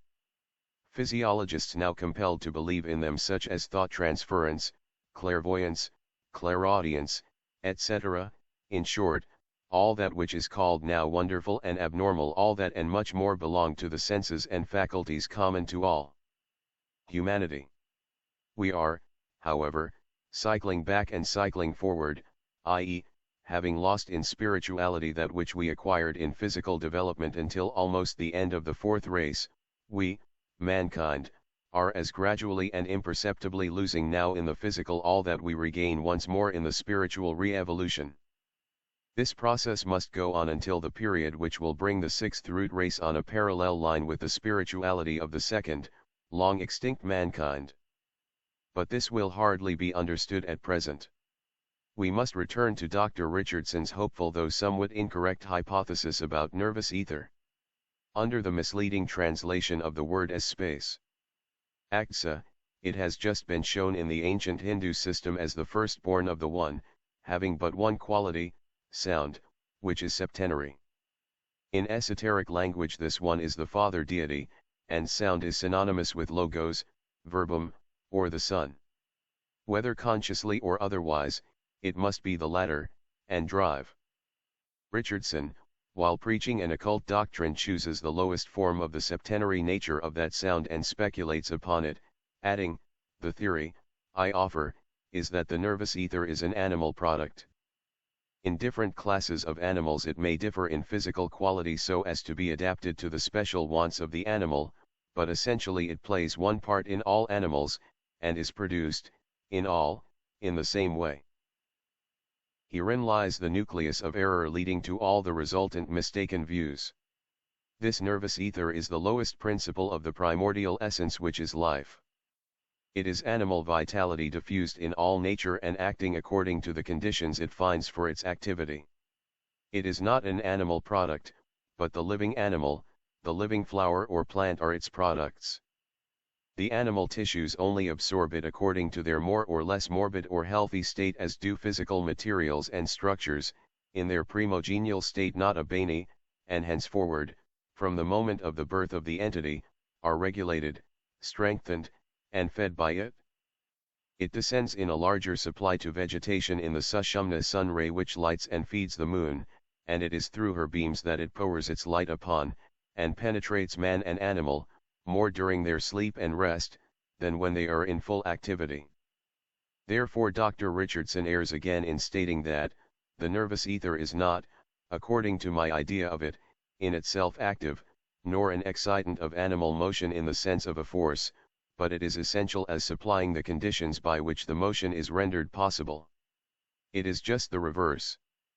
It is the conductor of all vibrations of heat, of light, of sound, of electrical action, of mechanical 538. The secret doctrine. Friction *. It holds the nervous system throughout in perfect tension, during states of life, true. By exercise it is disposed of, rather generated, and when demand for it is greater than the supply, its deficiency is indicated by nervous collapse or exhaustion. It accumulates in the nervous centers during sleep, bringing them, if I may so speak, to their due tone, and therewith raising the muscles to awakening and renewed life. Just so, this is quite correct, and as comprehensible. Therefore, the body fully renewed by it, presents capacity for motion, fullness of form, life. The body bereft of it presents inertia, the configuration of shrunken death, the evidence of having lost something physical that was in it when it lived. Modern science denies the existence of a vital principle. This extract is a clear proof of its grand mistake. But this physical something, that we call life fluid, the liquor vitae of Paracelsus, has not deserted the body, as Dr. Richardson thinks. It has only changed its state from activity to passivity, and become latent owing to the too morbid state of the tissues, on which it has no more hold. Once the rigor mortis absolute, the liquor vitae will reawaken into action, and begin its work on the atoms chemically. Brahmavishnu, the creator and the preserver of life, will have transformed himself into Siva the destroyer. Lastly he writes on p. 387. The nervous ether may be poisoned, it may, have diffused through it, by simple gaseous diffusion, other gases or vapors derived from without. It may derive from within products of substances swallowed and ingested, or gases of decomposition produced during disease in the body itself. And the learned gentleman might have added on the same occult principle, that the nervous ether of one person can be poisoned by the nervous ether of another person or his auric emanations. But see what Paracelsus said of nervous ether: the A returns is of a magnetic nature, and attracts or repels other sympathetic or antipathetic forces belonging to the same plane. The less power of resistance for astral influences a person possesses, the more will he be subject to such influences. The vital force is not enclosed in man, but radiates, within, and around him like a luminous sphere, aura, and it may be made to act at a distance. It may poison the essence of life, blood, and cause diseases, or it may purify it after the conductor in the sense of upati, a material or physical basis, but, as the second principle of the universal soul and vital force in nature, it is intelligently guided by the fifth principle thereof. Plus and too great an exuberance of it in the nervous system leads as often to disease and death. If it were the animal system which generated it, such would not be the case, surely. Hence, the latter emergency shows its independence of the system, and connection with the sun force, as Metcalfe and Professor Hunt explain it. 539 The life principle. It has been made impure, and restore the health, Paragranum, Life of Paracelsus, by Drive. F. Hartman. That the two, archeus and nervous ether, are identical, is shown by the English scientist, who says that the tension of it generally may be too high or too low, that it may be so owing to local changes in the nervous matter it invests. Under sharp excitation it may vibrate as if in a storm and plunge every muscle under cerebral or spinal control into uncontrolled motion, unconscious convulsions. This is called nervous excitation, but no one, except occultists, knows the reason of such nervous perturbation or explains the primary causes of it. The principle of life may kill when too exuberant, as also when there is too little of it. But this principle on the manifested, or our, plane is but the effect and the result of the intelligent action of the host collectively. Principle the manifesting life and light. It is itself subordinate. 2. And emanates from the ever-invisible, eternal, and absolute one life in a descending and a reascending scale of hierarchic degrees, a true septenary ladder, with sound, or the logos, at the upper end and the vidyadharas *, the inferior pitris, at the lower. In a recent work on the symbolism in Buddhism and Christianity, in Buddhism and Roman Catholicism, rather, many later rituals and dogmas in Northern Buddhism in its popular exoteric form, being identical with those of the Latin Church, some curious facts are to be found. The author of this volume, with more pretensions than erudition, has indiscriminately crammed into his work ancient and modern Buddhist teachings, and sorely confused Lamaism with Buddhism. On page 404 of this volume, called Buddhism in Christendom, or Jesus the Essene, our pseudo-Orientalist devotes himself to criticizing the 7 principles of the esoteric Buddhists, and attempts to ridicule them. On page 405, the closing page, he speaks enthusiastically of the Vidyadharas, the 7 great legions of dead men made wise. Now, these Vidyadharas, whom some Orientalists call demigods, are in fact, exoterically, a kind of siddhas, affluent in devotion, and, esoterically, they are identical with the 7 classes of pitris, 1. Class of which endow man in the third race with self-consciousness by incarnating in the human shells. The Hymn to the Sun, at the end of his queer volume of Mosaic, which endows Buddhism with a personal God, is an unfortunate thrust at the very proofs so elaborately collected by the unlucky author.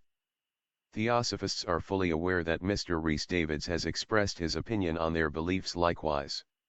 He said that the theories propounded by the author of esoteric Buddhism were not Buddhism, and were not esoteric. The remark is the result of, a.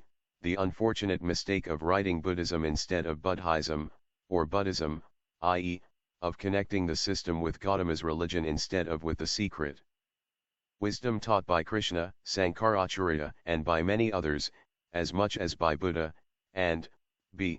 of the impossibility of Mr. Rhys Davids knowing anything of true esoteric teachings. but he is, at all events, the greatest Pali and Buddhist scholar of the day, and whatever he may say is entitled to respectful hearing. But when one who knows no more of exoteric Buddhism on scientific and materialistic lines, than he knows of esoteric philosophy, defames those whom he honors with his spite, and assumes with the Theosophists the airs of a profound scholar, one can only smile and heartily laugh at him. 540 The Secret Doctrine. Of course, the occultists are fully aware of the fact that the vitalist fallacy, so derided by Vogt and Huxley, is, nevertheless, still countenanced in very high scientific quarters, and, therefore, they are happy to feel that they do not stand alone. Thus, Professor de Quatrefages writes, "It is very true we do not know what life is, but no more do we know what the force is that set the stars in motion. Living beings are heavy, and therefore subject to gravitation. They are the seat of numerous and various physico-chemical phenomena, which are indispensable to their existence, and which must be referred to the action of etherodynamy, electricity, heat, etc. But these phenomena are here manifested under the influence of another force. Life is not antagonistic to the inanimate forces, but it governs and rules their action by its laws." 9. The Solar Theory. A short analysis of the compound and single elements of science as against the occult teachings. How far scientific is this theory, as generally accepted? In his reply to Dr. Gull's attack on the theory of vitality, connected inseparably with the elements of the ancients in the occult philosophy, Professor Bale, the great physiologist, has a few words as suggestive as they are beautiful. There is a mystery in life, a mystery which has never been fathomed, and which appears greater, the more deeply the phenomena of life are studied and contemplated. In living centers far more central than the centers seen by the highest magnifying powers, in centers of living matter, where the eye cannot penetrate, but towards which the understanding may tend, proceed changes of the nature of which the most advanced physicists and chemists fail to afford us the conception, nor is there the slightest reason to think that the nature of these changes will ever be ascertained by physical investigation, inasmuch as they are certainly of an order or nature totally distinct from that to which any other phenomenon known to us can be relegated. This mystery, or the origin of the life essence, occultism locates in the same center as the nucleus of prima materia, for they are one, of our solar system. The human species, p. 11. 541 The heart of the solar system. The sun is the heart of the solar world, system, and its brain is hidden behind the visible Sunday.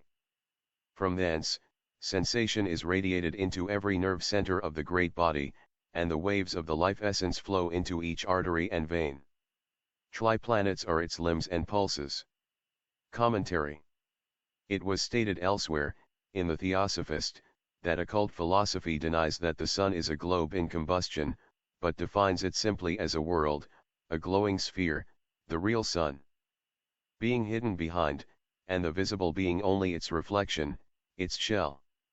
The Nasmyth willow leaves, mistaken by Sir J. Herschel for solar inhabitants, are the reservoirs of solar vital energy, the vital electricity that feeds the whole system. The sun in abscondito being thus the storehouse of our little cosmos, self-generating its vital fluid, and ever receiving as much as it gives out, and the visible sun only a window cut into the real solar palace and presence, which reflects, however, faithfully the interior work.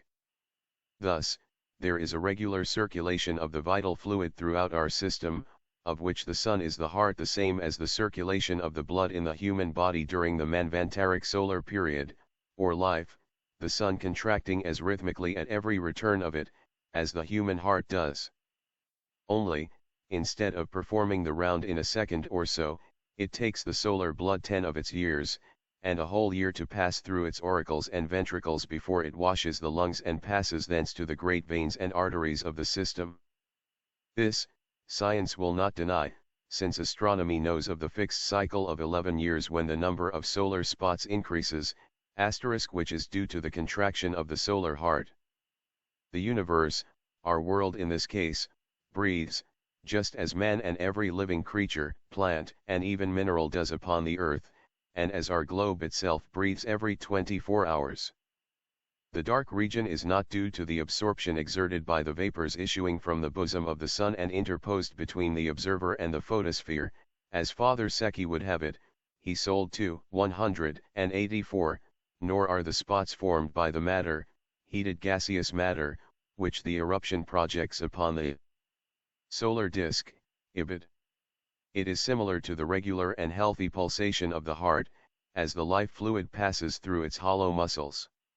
Could the human heart be made luminous, and the living and throbbing organ be made visible, so as to have it reflected upon a screen, such as not only does it not deny the occurrence, though attributing it to a wrong cause, as always, each theory contradicting every other, see the theories of Secchi of Fay, and of Young, the spots depending on the superficial accumulation of vapors cooler than the photosphere, etc., etc., but we have men of science who astrologize upon the spots.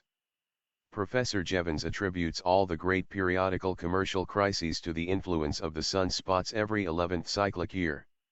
See his investigations into currency and finance. This is worthy of praise and encouragement surely. 542 The secret doctrine.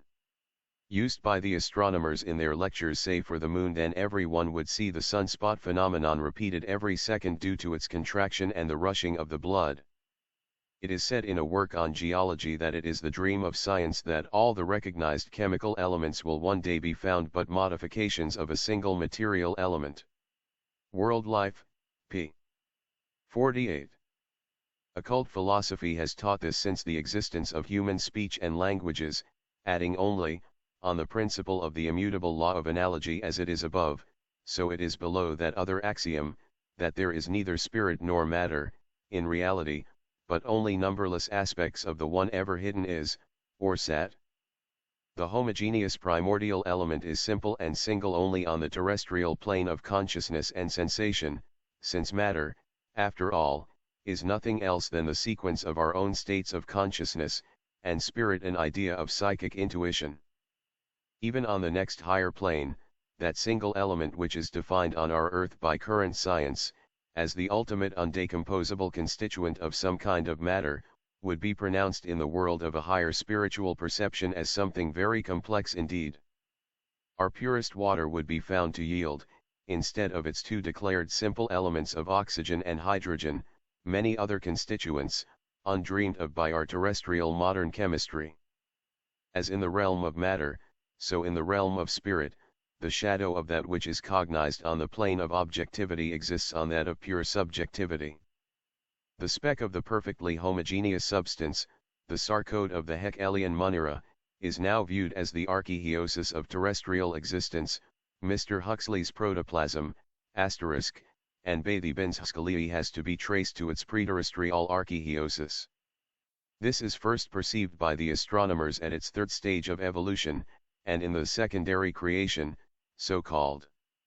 But the students of esoteric philosophy understand too well the secret meaning of the stanza.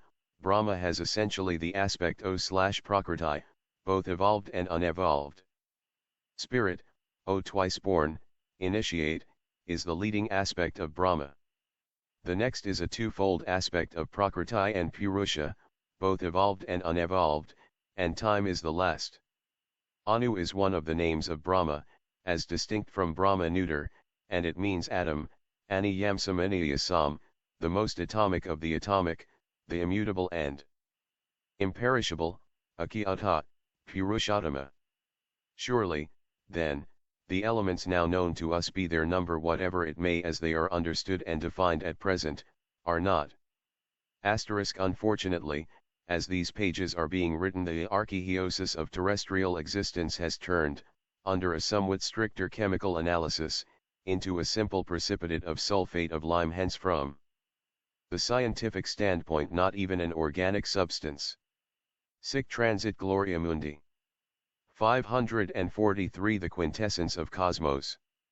Nor can they be, the primordial elements.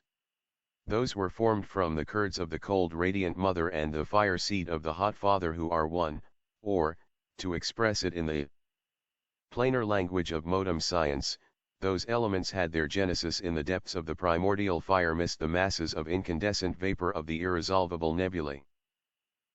For as Professor Newcomb shows, in his Popular Astronomy, on page 444, resolvable nebulae are not a class of proper nebulae. More than half of those which were at first mistaken for nebulae he thinks are what he calls starry clusters. The elements now known, have arrived at their state of permanency in this fourth round and fifth race. They have a short period of rest before they are propelled once more on their upward spiritual evolution, when the living fire of Orcus will dissociate the most irresolvable and scatter them into the primordial one again. Meanwhile the occultist goes further, as has been shown in the commentaries on the 7 stanzas. Hence he can hardly hope for any help or recognition from science, which will reject both his Aniyamsamaniasam, the absolutely spiritual atom, and his Manasaputris mind-bomb men. By resolving the single material element into one absolute irresolvable element, spirit, or root matter, thus placing it at once outside the reach and province of physical philosophy, he has, of course, but little in common with the orthodox men of science. He maintains that spirit and matter are two facets of the unknowable unity, their apparently contrasted aspects depending, a. on the various degrees of differentiation of the latter, and, b. on the grades of consciousness attained by man himself. This is, however, metaphysics, and has little to do with physics, however great in its own terrestrial limitation that physical philosophy may now be. Nevertheless, once that science admits, if not the actual existence, at any rate, the possibility of the existence, of a universe with its numberless forms, conditions, and aspects built out of a single substance, it has in his World Life, page 48 in the appended footnotes. Professor Winchell says it is generally admitted that at excessively high temperatures matter exists in a state of dissociation, that is, no chemical combination can exist, and would appeal, to prove the unity of matter, to the spectrum, which in every case of homogeneity will show a bright line, whereas in the case of several molecular arrangements existing in the nebulae, say, or a star, the spectrum should consist of 2 or 3 bright lines. This would be no proof either way to the physicist occultist, who maintains that beyond a certain limit of visible matter, no spectrum, no telescope, and no microscope are of any use. The unity of matter, of that which is real cosmic matter to the alchemist, or Adam's earth as the Kabbalists call it, can hardly be proved or disproved, by either the French savant Dumas, who suggests the composite nature of the elements on certain relations of atomic weights, or even by Mr. Crookes's radiant matter, though his experiments may seem to be best understood on the hypothesis of the homogeneity of the elements of matter, and the continuity of the states of matter. For all this does not go beyond material matter, so to say, even in what is shown by the spectrum, that modern eye of Siva of physical experiments. It is of this matter only, that H. Saint Clair Deville could say that when bodies, deemed to be simple, combine with one another, they vanish, they are individually annihilated, simply because he could not follow those bodies in their further transformation in the world of spiritual cosmic matter. Verily, modern science will never be able to dig deep enough into the cosmological formations to find the roots of the world stuff or matter, unless she works on the same lines of thought as the medieval alchemist did. 544 The Secret Doctrine. To go further, unless it also admits the possibility of one element, or the one life of the occultists, it will have to hang up that single substance, especially if limited to only the solar nebulae, like the coffin of Muhammad, in mid-air, though minus the attractive magnet that sustains that coffin. Fortunately for the speculative physicists, if unable to state with any degree of precision what the nebular theory does imply, we have, thanks to Professor Winchell, and several disagreeing astronomers, been able to learn what it does not imply. Vide supra. Unfortunately, this is far from clearing even the most simple of the problems that have vexed, and still do vex, the men of learning in their research after truth. We have to proceed with our inquiries, starting with the earliest hypotheses of modern science, if we would discover where and why it sins. Perchance it may be found that Stallo is right, after all. That the blunders, contradictions, and fallacies made by the most eminent men of learning are simply due to their abnormal attitude. They are, and want to remain materialistic quondam, and yet the general principles of the atomo-mechanical theory, the basis of modern physics, are substantially identical with the cardinal doctrines of ontological metaphysics. Thus, the fundamental errors of ontology become apparent in proportion to the advance of physical science. INTP 6, Concepts of Modern Physics. Science is honeycombed with metaphysical conceptions, but the scientists will not admit the charge and fight desperately to put atomo-mechanical masks on purely incorporeal and spiritual laws in nature, on our plane refusing to admit their substantiality even on other planes, the bare existence of which they reject a priori. It is easy to show, however, how scientists, wedded to their materialistic views, have endeavored, ever since the day of Newton, to put false masks on fact and truth. But their task is becoming with every year more difficult, and with every year also. Chemistry, above all the other sciences, approaches nearer and nearer the realm of the occult in nature. It is assimilating the very truths taught by the occult sciences * world life, Ibid 545, the original base. For ages, but hitherto bitterly derided. Matter is eternal, says the esoteric doctrine. But the matter the occultists conceive of in its lax/a, or zero state, is not the matter of modern science, not even in its most rarefied gaseous state. Mr. Crookes' radiant matter would appear matter of the grossest kind in the realm of the beginnings, as it becomes pure spirit before it has returned back even to its first point of differentiation. Therefore, when the adept or alchemist adds that, though matter is eternal, for it is pradhana, yet atoms are born at every new manvantara, or reconstruction of the universe, it is no such contradiction as a materialist, who believes in nothing beyond the atom, might think. There is a difference between manifested and unmanifest matter, between pradhana, the beginningless and endless cause, and prakriti, or the manifested effect.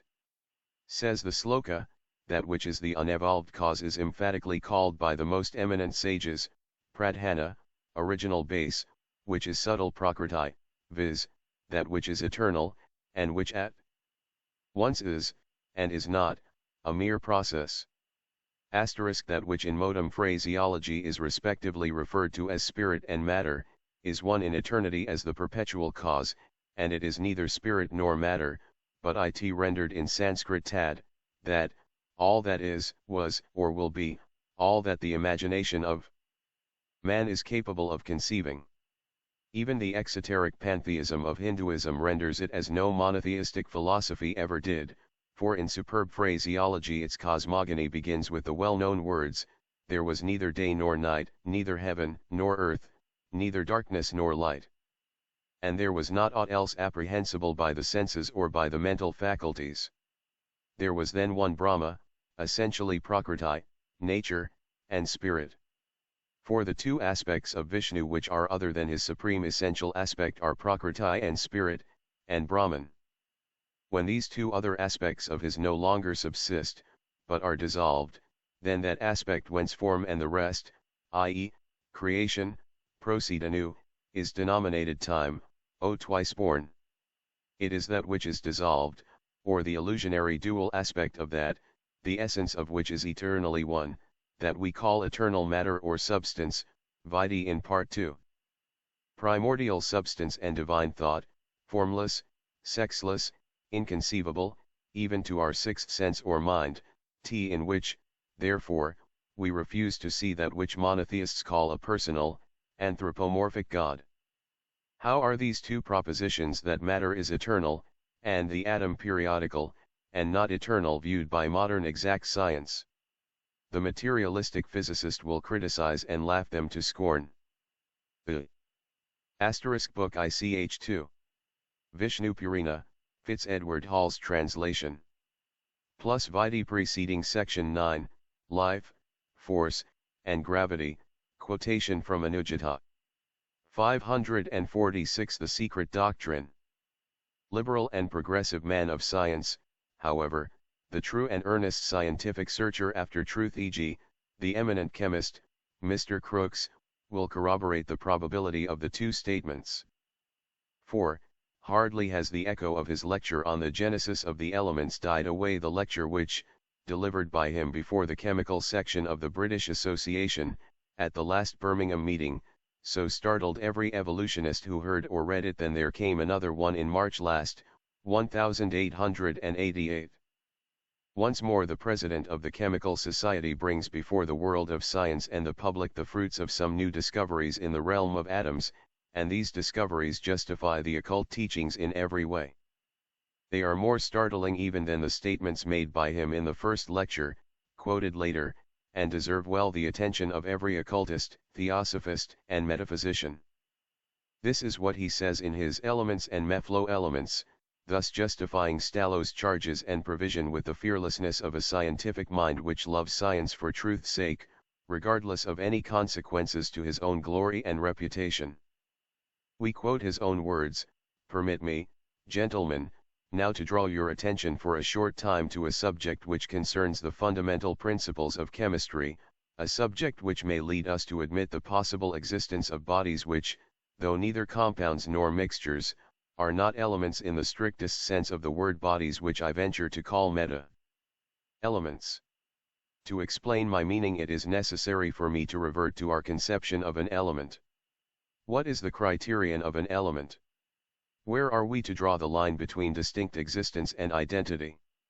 No one doubts that oxygen, sodium, chlorine, sulfur are separate elements, and when we come to such groups as chlorine, bromine, iodine, and C, we still feel no doubt, although were degrees of elementicity admissible and to that we may ultimately have to come, it might be allowed that chlorine approximates much more closely to bromine than to oxygen, sodium, or sulfur.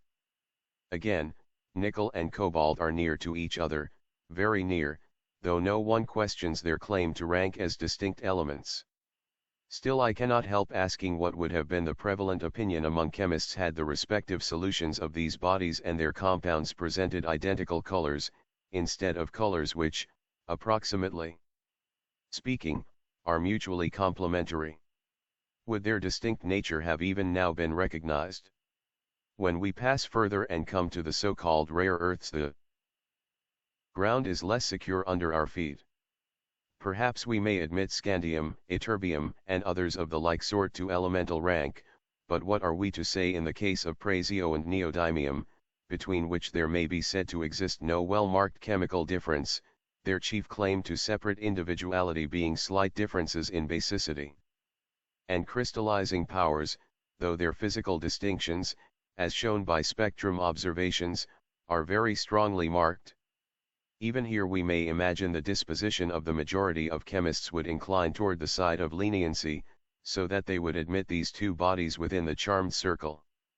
Whether in so doing they would be able to appeal to any broad principle is an open question. If we admit these candidates, 547 Occult Chemistry. How injustice are we to exclude the series of elemental bodies or meta-elements made known to us by Kruss and Nilsson? Here the spectral differences are well marked, while my own researches on didymium show also a slight difference in basicity between some at least of these doubtful bodies.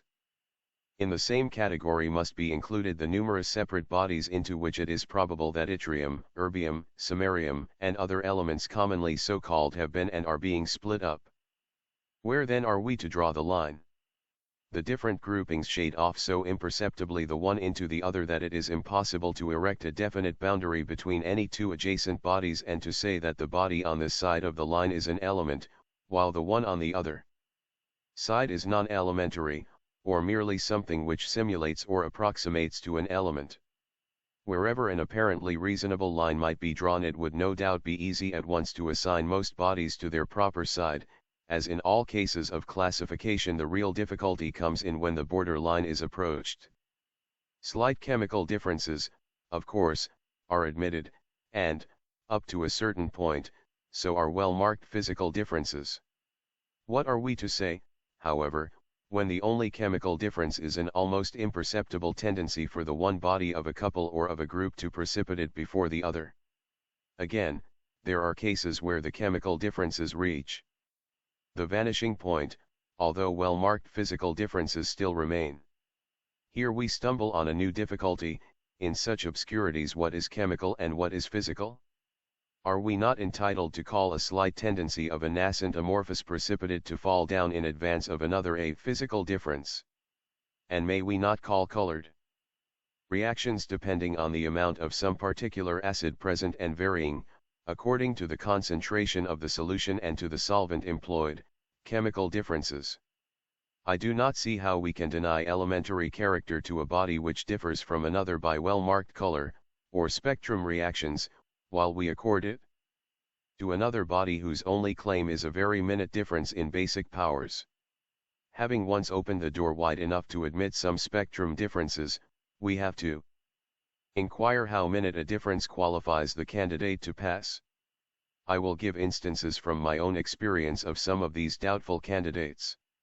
And here the great chemist gives several cases of the very extraordinary behavior of molecules and earths, apparently the same, and which yet, when examined very closely, were found to exhibit differences which, however imperceptible, still show that none of them are simple bodies, and that the 60 or 70 elements accepted in chemistry can no longer cover the ground.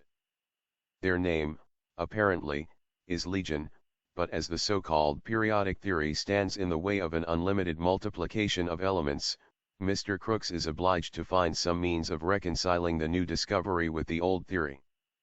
That theory, he says, has received such abundant verification that we cannot lightly accept any interpretation of phenomena which fails to be in accordance with it.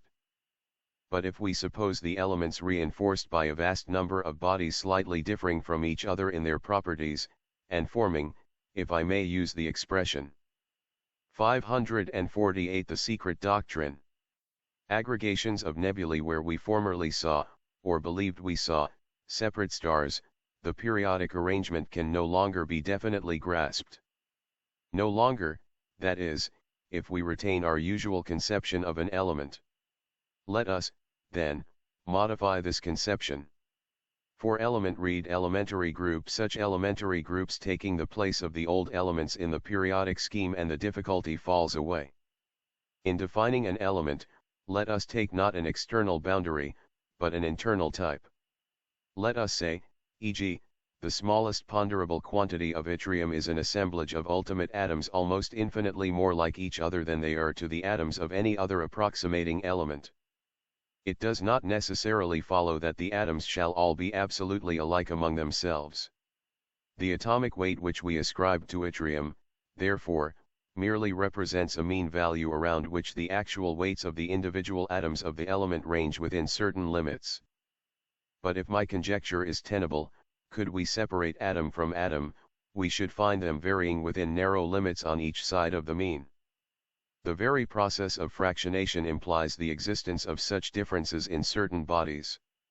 Thus fact and truth have once more forced the hand of exact science, and compelled it to enlarge its views and change its terms which, masking the multitude, reduce them to one body like the septenary Elohim and their hosts transformed by the materialistic religionists into one Jehovah. Replace the chemical terms molecule, atom, particle, etc., by the words hosts, monads, devas, etc., and one might think the genesis of gods, the primeval evolution of manvantaric intelligent forces, was being described. But the learned lecturer adds something still more suggestive to his descriptive remarks, whether consciously or unconsciously, who know it? For he says the following: until lately such bodies passed muster as elements. They had definite properties, chemical and physical, they had recognized atomic weights.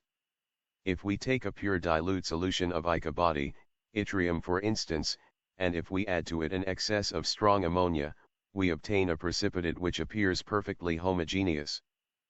But if instead we add very dilute ammonia in quantity sufficient only to precipitate 1/2 of the base present, we obtain no immediate precipitate.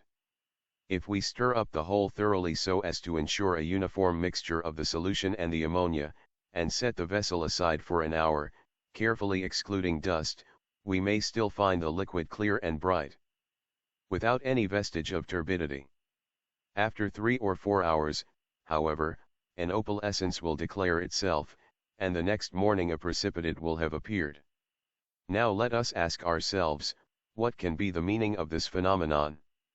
The quantity of precipitant added was insufficient to throw down more than half the yttria present, therefore a process akin to selection has been going on for several hours. The precipitation has evidently not been effected at random, those molecules of the base being decomposed which happen to come in contact with a corresponding molecule of ammonia, for we have taken care that the liquids should be uniformly mixed, so that one molecule of the original salt would not be more exposed to decomposition 549 monads and atoms than any other. If, further, we consider the time which elapses before the appearance of a precipitate, we cannot avoid coming to the conclusion that the action which has been going on for the first few hours is of a selective character.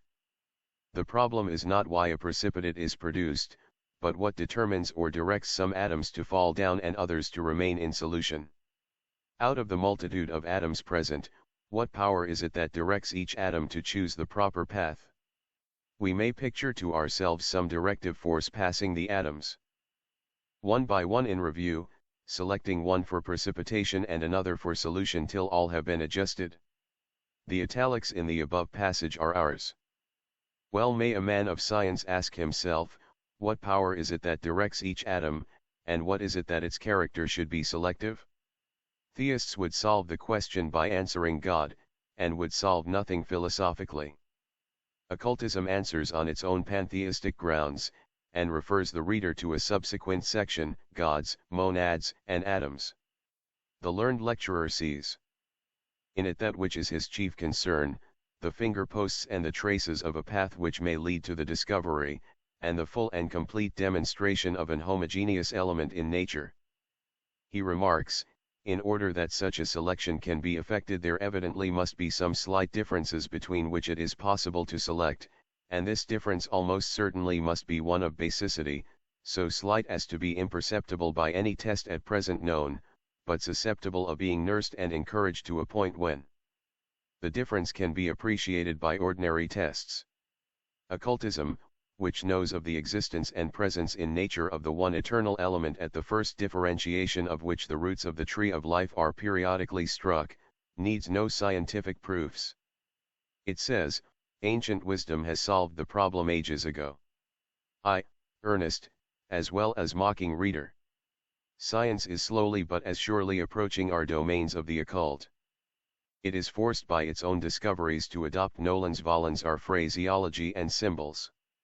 Chemical science is now compelled, by the very force of things, to accept even our illustration of the evolution of the gods and atoms, so suggestively and undeniably figured in the caduceus of Mercury, the god of wisdom, and in the allegorical language of the archaic sages. Says a commentary in the esoteric doctrine. The trunk of the Asvatha, the tree of life and being, the rod of the caduceus, grows from and descends at every beginning every new manvantara, from the two dark wings of the swan, Hansa, of life. The two serpents, the ever-living and its illusion spirit and matter, whose two heads grow from the one head between the wings, descend along the trunk, interlaced in close embrace. The two tails join on earth the manifested universe, into one, and this is the great illusion. Olanus/550 The secret doctrine. Everyone knows what the caduceus is, already modified by the Greeks. The original symbol with the triple head of the serpent became altered into a rod with a knob, and the two lower heads were separated, thus disfiguring somewhat the original meaning. Yet it is as good an illustration as can be for our purpose, this lyre rod entwined by two serpents. Verily the wonderful powers of the magic caduceus were sung by all the ancient poets, with a very good reason for those who understood the secret meaning. Now what says the learned president of the Chemical Society of Great Britain, in that same lecture, which has any reference to, or bearing upon, our above-mentioned doctrine. Very little, only this and nothing more. In the Birmingham address already referred to, I asked my audience to picture the action of two forces on the original protyle, one being time, accompanied by a lowering of temperature, the other, swinging to and fro like a mighty pendulum, having periodic cycles of ebb and swell, rest and activity, being intimately connected with the imponderable matter, essence, or source of energy we call electricity. Now, a simile like this affects its object if it fixes in the mind the particular fact it is intended to emphasize, but it must not be expected necessarily to run parallel with all the facts. Besides the lowering of temperature with the periodic ebb and flow of electricity, positive or negative, requisite to confer on the newly born elements their particular atomicity, it is evident that a third factor must be taken into account. Nature does not act on a flat plane. She demands space for her cosmogenic operations, and if we introduce space as the third factor, all appears clear. Instead of a pendulum, which, though to a certain extent a good illustration, is impossible as a fact, let us seek some more satisfactory way of representing what I conceive may have taken place. Let us suppose the zigzag diagram not drawn upon a plane, but projected in space of 3 dimensions. What figure can we best select to meet all the conditions involved?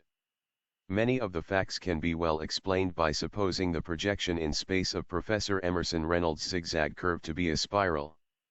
This figure is, however, inadmissible, inasmuch as the curve has to pass through a point neutral as to electricity and chemical energy twice in each cycle. We must, therefore, adopt some other figure. A figure of 8, or lemniscate, will foreshorten into a zigzag just as well as a spiral, and it fulfills every condition of the problem. A lemniscate for the evolution downward, from spirit into matter, 551 the caduceus of life. Another form of a spiral, perhaps, in its reinvolutionary path onward, from matter into spirit, and the necessary gradual and final reabsorption into the Laya state, that which science calls in her own way the point neutral as to electricity etc., or the 0 point. Such are the occult facts and statement. They may be left with the greatest security and confidence to science, to be justified some day. Let us hear some more, however, about this primordial genetic type of the symbolical caduceus. Such a figure will result from 3 very simple simultaneous motions. First, a simple oscillation backwards and forwards, suppose east and west. Secondly, a simple oscillation at right angles to the former, suppose north and south, of half the periodic time, i.e., twice as fast. And thirdly, a motion at right angles to these two, suppose downwards, which, in its simplest form, would be with unvarying velocity. If we project this figure in space, we find on examination that the points of the curves, where chlorine, bromine, and iodine are formed, come close under each other, so also will sulfur, selenium, and tellurium, again, phosphorus, arsenic, and antimony, and in like manner other series of analogous bodies. It may be asked whether the scheme explains how and why the elements appear in this order. Let us imagine a cyclical translation in space, each evolution witnessing the genesis of the group of elements which I previously represented as produced during one complete vibration of the pendulum.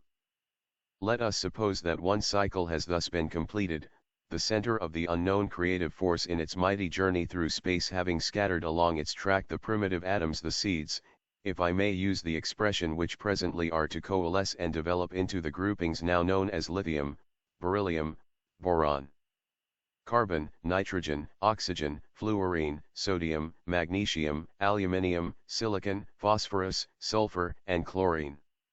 What is most probably the form of track now pursued?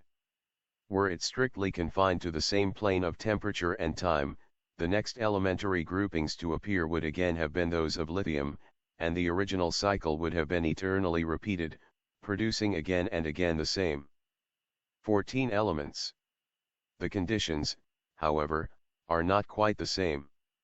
Space and electricity are as at first, but temperature has altered, and thus, instead of the atoms of lithium being supplemented with atoms in all respects analogous with themselves, the atomic groupings which come into being when the second cycle commences form, not lithium, but its lineal descendant, potassium. Suppose, therefore, the vis generatrix traveling to and fro in cycles along a lemniscate path, as above suggested, while simultaneously temperature is declining and time is flowing on variations which I have endeavored to represent by the downward sink. Each coil of the lemniscate track crosses the same vertical line at lower and lower points. Projected in space, the curve shows a central line neutral as far as electricity is concerned, and neutral in chemical properties: positive electricity on the north, negative on the south. Dominant atomicities are governed by the distance east and west from the neutral center line, monatomic elements being one remove from it, diatomic two removes, and so on. In every successive coil the same law holds good. And, as if to prove the postulate of occult science and Hindu Philos 552, the secret doctrine Afi, that, at the hour of the pralaya, the two aspects of the unknowable deity, the swan in darkness Prakriti and Purusha, nature or matter in all its forms and spirit, no longer subsist but are, absolutely, dissolved. We learn the conclusive scientific opinion of the great English chemist, who caps his proofs by saying, "We have now traced the formation of the chemical elements from knots and voids in a primitive, formless fluid. We have shown the possibility, nay, the probability that the atoms are not eternal in existence, but share with all other created beings the attributes of decay and death." Occultism says amen to this, as the scientific possibility and probability are for it facts demonstrated beyond the necessity of further proof or any extraneous physical evidence. Nevertheless, it repeats with as much assurance as ever, matter is eternal, becoming atomic, its aspect, only periodically. This is as sure as that the other proposition, which is almost unanimously accepted by astronomers and physicists, namely, that the wear and tear of the body of the universe is steadily going on, and that it will finally lead to the extinction of the solar fires and the destruction of the universe, is quite erroneous on the lines traced by men of science. There will be, as there ever were in time and eternity, periodical dissolutions of the manifested universe, but, a partial pralaya after every day of Brahma, and, b, an universal pralaya, the Mahapralaya, only after the lapse of every Brahma's age. But the scientific causes for such dissolution, as brought forward by exact science, have nothing to do with the true causes. However that may be, occultism is once more justified by science, for Mr. Crookes said, "We have shown, from arguments drawn from the chemical laboratory, that in matter which has responded to every test of an element, there are minute shades of difference which may admit of selection. We have seen that the time-honored distinction between elements and compounds no longer keeps pace with the developments of chemical science, but must be modified to include a vast array of intermediate bodies, meta-elements. We have shown how the objections of Clerk Maxwell, weighty as they are, may be met, and finally, we have adduced reasons for believing that primitive matter was formed by the act of a generative force, throwing off at intervals of time atoms endowed with varying quantities of primitive forms of energy. If we may hazard any conjectures as to the source of energy embodied in a chemical atom, we may, I think, premise that the heat radiations propagated outwards through the ether from the ponderable matter of the universe, by some process of nature not yet known to us, are transformed at the confines of the universe into the primary, the essential motions of chemical atoms, which, the instant they are formed, gravitate inwards, and thus restore to the universe the energy which otherwise would be lost to it through radiant heat. If this conjecture be well founded, Sir William Thomson's startling prediction of the final decrepitude of the universe through the dissipation of its energy falls to the ground. In this 553 true signs of the times fashion, gentlemen, it seems to me that the question of the elements may be provisionally treated. Our slender knowledge of these first mysteries is extending steadily, surely, though slowly. By a strong and curious coincidence, even our septenary doctrine seems to force the end of science. If we understand rightly, chemistry speaks of 14 groupings of primitive atoms: lithium, beryllium, boron, carbon, nitrogen, oxygen, fluorine, sodium, magnesium, aluminium, silicon, phosphorus, sulfur, and chlorine, and Mr. Crookes, speaking of the dominant atomicities, enumerates 7 groups of these, for he says, as the mighty focus of creative energy goes round, we see it in successive cycles sowing in one tract of space seeds of lithium, potassium, rubidium, and cesium, in another tract, chlorine, bromine, and iodine, in a third, sodium, copper, silver, and gold. In a fourth, sulfur, selenium, and tellurium, in a fifth, beryllium, calcium, strontium, and barium, in a sixth, magnesium, zinc, cadmium, and mercury, in a seventh, phosphorus, arsenic, antimony, and bismuth, which makes 7 groupings on the one hand. And after showing in other tracts the other elements, namely, aluminium, gallium, indium, and thallium, silicon, germanium, and tin, carbon, titanium, and zirconium, he adds, while a natural position near the neutral axis is found for the 3 groups of elements relegated by Professor Mendeleev to a sort of hospital for incurables, his 8th family. It might be interesting to compare these 7 of the 8th family of incurables with the allegories concerning the 7 primitive sons of Mother, infinite space, or Aditi, and the 8th son rejected by her.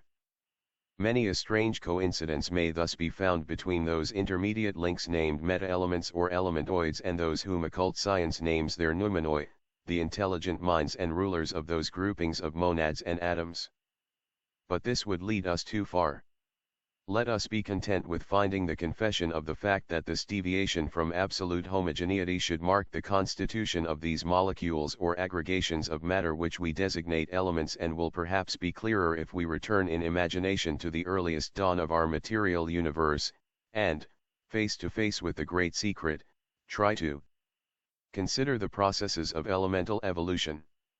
Thus finally science, in the person of its highest representatives, in order to make itself clearer to the profane, adopts the phraseology of such old adepts as Roger Bacon, and returns to the protyle. All this is hopeful and suggestive of the signs of the times.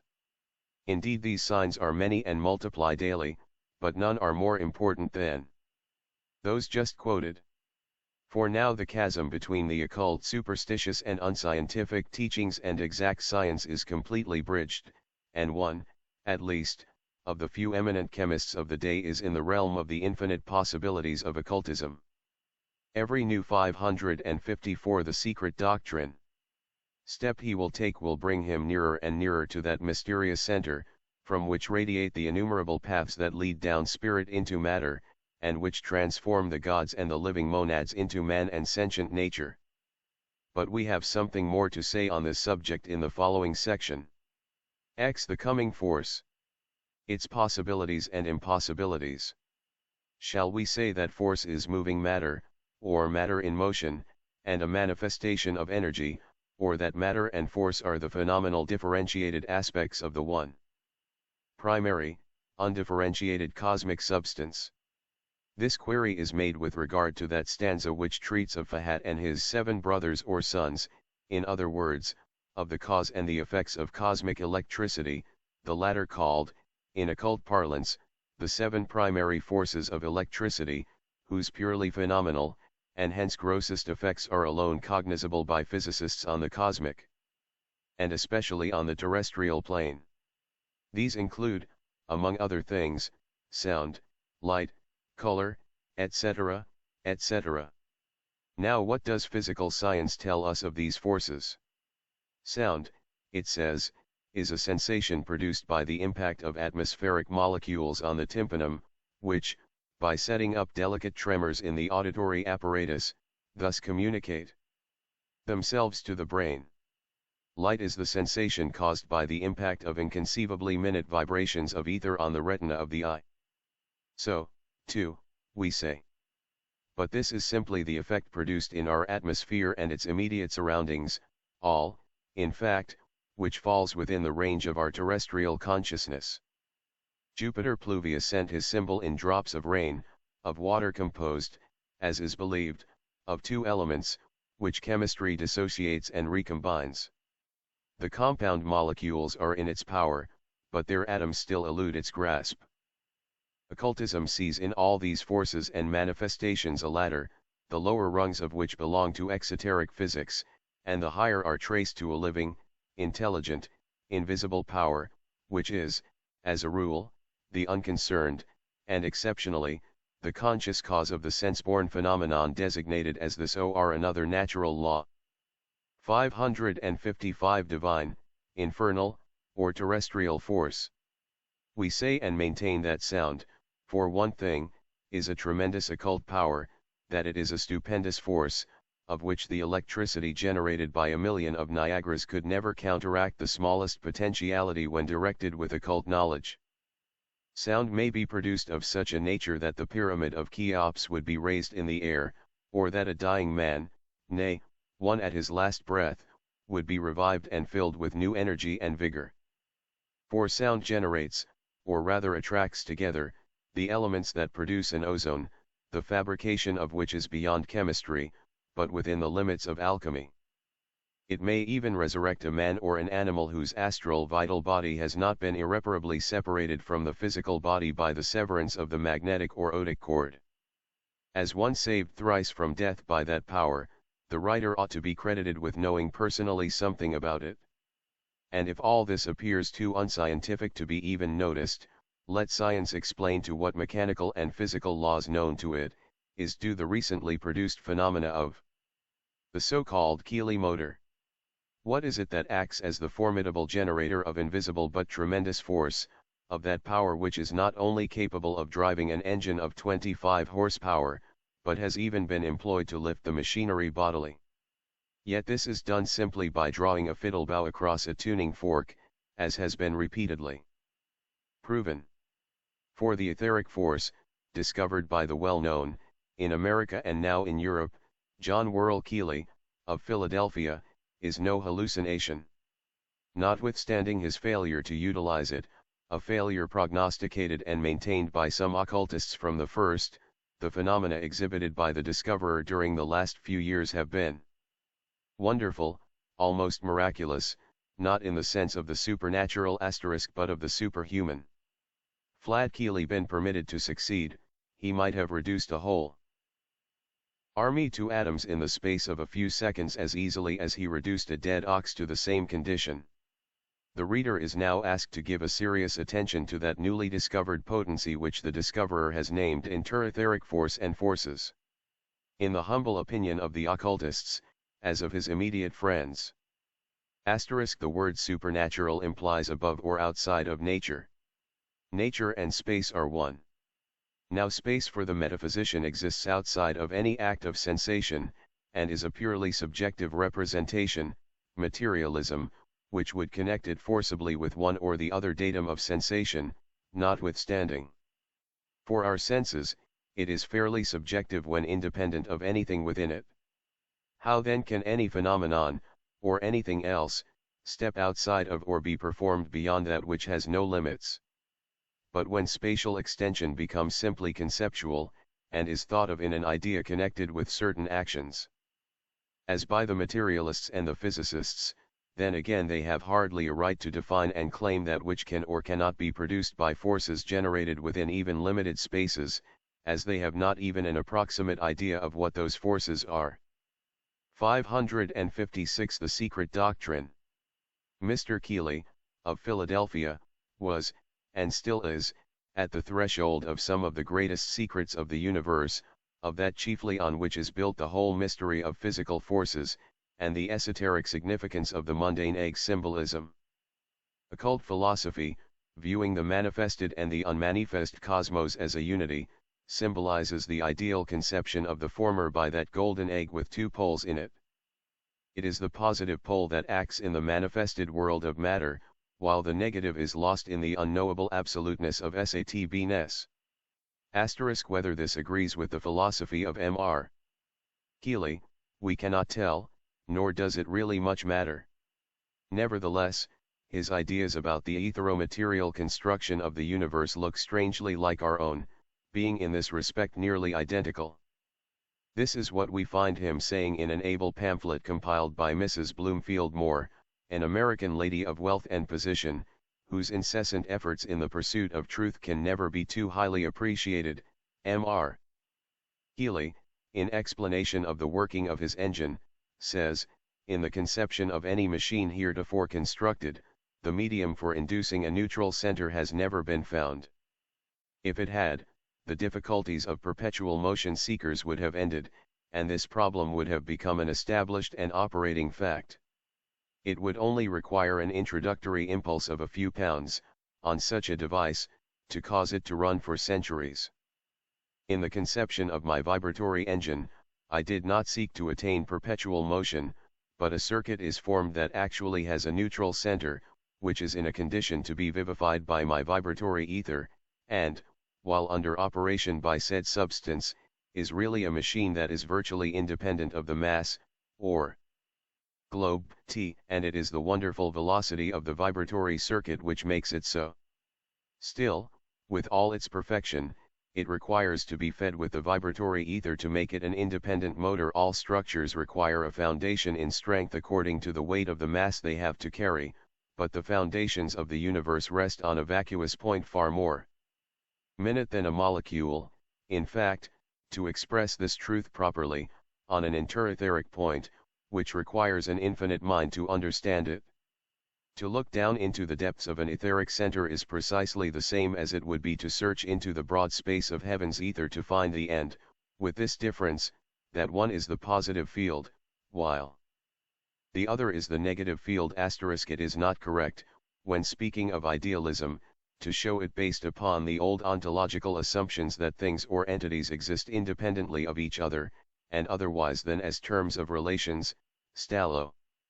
At any rate, it is incorrect to say so of idealism in Eastern philosophy and its cognition, for it is just the reverse.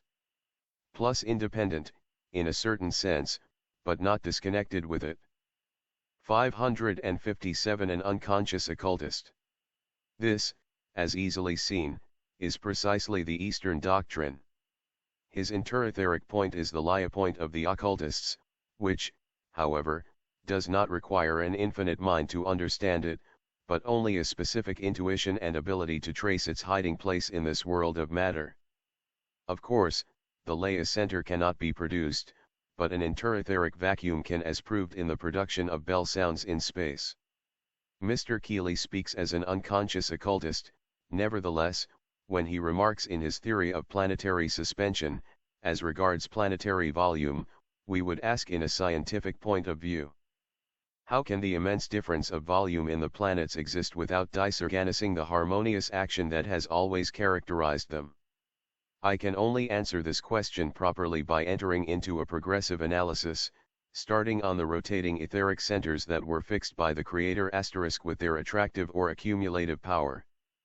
If you ask what power it is that gives to each etheric atom its inconceivable velocity of rotation, or introductory impulse, I must answer that no finite mind will ever be able to conceive what it is. The philosophy of accumulation is the only proof that such a power has been given. The area, if we can so speak, of such an atom, presents to the attractive or magnetic, the elective or propulsive, all the receptive force and all the antagonistic force that characterizes a planet of the largest magnitude. Consequently, as the accumulation goes on, the perfect equation remains the same. When this minute center has once been fixed, the power to rend it from its position would necessarily have to be so great as to displace the most immense planet that exists. When this atomic neutral center is displaced, the planet must go with it. The neutral center carries the full load of any accumulation from the start, and remains the same, forever balanced in the eternal space. Mr. Keely illustrates his idea of a neutral center in this way. We will imagine that, after an accumulation of a planet of any diameter, say, 20,000 miles, more or less, For the size has nothing to do with the problem. There should be a displacement of all the material, with the exception of a crust 5,000 miles thick, leaving an intervening void between this crust and a center of the size of an ordinary billiard ball. It would then require a force as great to move this small central mass as it would to move the shell of 5,000 miles thickness. Moreover, this small central mass would carry the load of this crust forever, keeping it equidistant, and there could be no opposing power, however great, that could bring them together. The imagination staggers in contemplating the immense load which bears upon this point of center, where weight ceases. This is what we understand by a neutral center. And what occultists understand by a Laya center. The above is pronounced unscientific by many. But so is everything that is not sanctioned and kept on strictly orthodox lines by physical science. Unless the explanation given by the inventor himself is accepted and his explanations, being, as observed, quite orthodox from * by Fahad, more likely, would be an occultist's reply. 558 The Secret Doctrine. The spiritual and the occult standpoints, if not from that of materialistic speculative, called exact, science, are therefore ours in this particular. What can science answer to facts already seen which it is no longer possible for anyone to deny? Occult philosophy divulges few of its most important vital mysteries. It drops them like precious pearls, one by one, far and wide apart, and only when forced to do so by the evolutionary tidal wave that carries on humanity slowly, silently, but steadily toward the dawn of the sixth race mankind. For once out of the safe custody of their legitimate heirs and keepers, those mysteries cease to be occult, they fall into the public domain and have to run the risk of becoming in the hands of the selfish of the Cains of the human race. Curses more often than blessings. Nevertheless, whenever such individuals as the discoverer of etheric force John Worrell Keely, men with peculiar psychic and mental capacities * are bomb, they are generally and more frequently helped than allowed to go unassisted, groping on their way, though, if left to their own resources, falling very soon victims to martyrdom and unscrupulous speculators. Only they are helped on the condition that they should not become, whether consciously or unconsciously, an additional peril to their age, a danger to the poor, now offered in daily holocaust by the less wealthy to the very wealthy. This necessitates a short digression and an explanation. Some 12 years back, during the Philadelphia Centennial Exhibition, the writer, in answering the earnest queries of a theosophist, one of the earliest admirers of M.R. Keely, repeated to him what she had heard in quarters, information from which she could never doubt. It had been stated that the inventor of the self-motor was what is called, in the jargon of the Kabbalists, a natural-born magician. That he was and would remain unconscious of the full range of his powers, and would work out merely those which he had found out and ascertained in his own nature firstly, because, attributing them to a wrong source, he could never give them full sway, and * the reason for such psychic capacities is given farther on. Plus the above was written 2 years ago, at a time when hopes of success for the Keely motor were at their highest. What was then said by the writer proved true, in every word, and now only a few remarks are added to it with regard to the failure of his expectations, so far, which has now been admitted by the discoverer himself. Though, however, the word failure is here used, the reader should understand it in a relative sense, for as Mrs. Bloomfield Moore explains, what M.R. Keely does admit is that, baffled in applying vibratory force to mechanics, upon his first and second lines of experimental research, he was obliged either to confess a commercial failure, or to try a third departure from his base or principle, seeking success through another channel. And this channel is on the physical plane. 559 The firstborn of ether. Secondly, because it was beyond his power to pass to others that which was a capacity inherent in his special nature. Hence the whole secret could not be made over permanently to anyone for practical purposes or use * individuals bomb with such a capacity are not very rare. That they are not heard of more frequently is due to the fact that they live and die, in almost every case, in utter ignorance of being possessed of abnormal powers at all. Mr. Keely possesses powers which are called abnormal just because they happen in our day to be as little known as blood circulation was before Harvey's time. Blood existed, and it behaved as it does at present in the first man born from woman, and so does that principle in man which can control and guide etheric vibratory force. At any rate it exists in all those mortals whose inner selves are primordially connected, by reason of their direct descent, with that group of Dhyan-Kohans who are called the firstborn of ether. Mankind, psychically considered, is divided into various groups, each of which is connected with one of the Dhyanic groups that first formed psychic man, see paragraphs 1, 2, 3, 4, 5 in the commentary to stanza 7. Mr. Keely being greatly favored in this respect, and moreover, besides his psychic temperament, being intellectually a genius in mechanics, may thus achieve most wonderful results. He has achieved some already more than any mortal man, not initiated into the final mysteries, has achieved in this age up to the present day. What he has done is certainly quite sufficient to demolish with the hammer of science, the idols of matter with the feet of clay, as his friends justly predict and say of him. Nor would the writer for a moment think of contradicting Mrs. Bloomfield Moore, when in her paper on psychic force and etheric force, she states that Mr.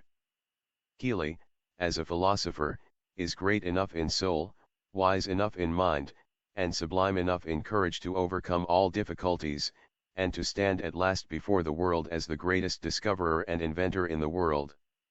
And again she writes, should Keely do no more than lead scientists from the dreary realms where they are groping into the open field of elemental force, where gravity and cohesion are disturbed in their haunts and diverted to use, where, from unity of origin, emanates infinite energy in diversified forms, he will achieve immortal fame. Should he demonstrate, to the destruction of materialism, that the universe is animated by a mysterious principle to which matter, however perfectly organized, is absolutely subservient, he will be a greater spiritual benefactor to our race than the modern world has yet found in any man.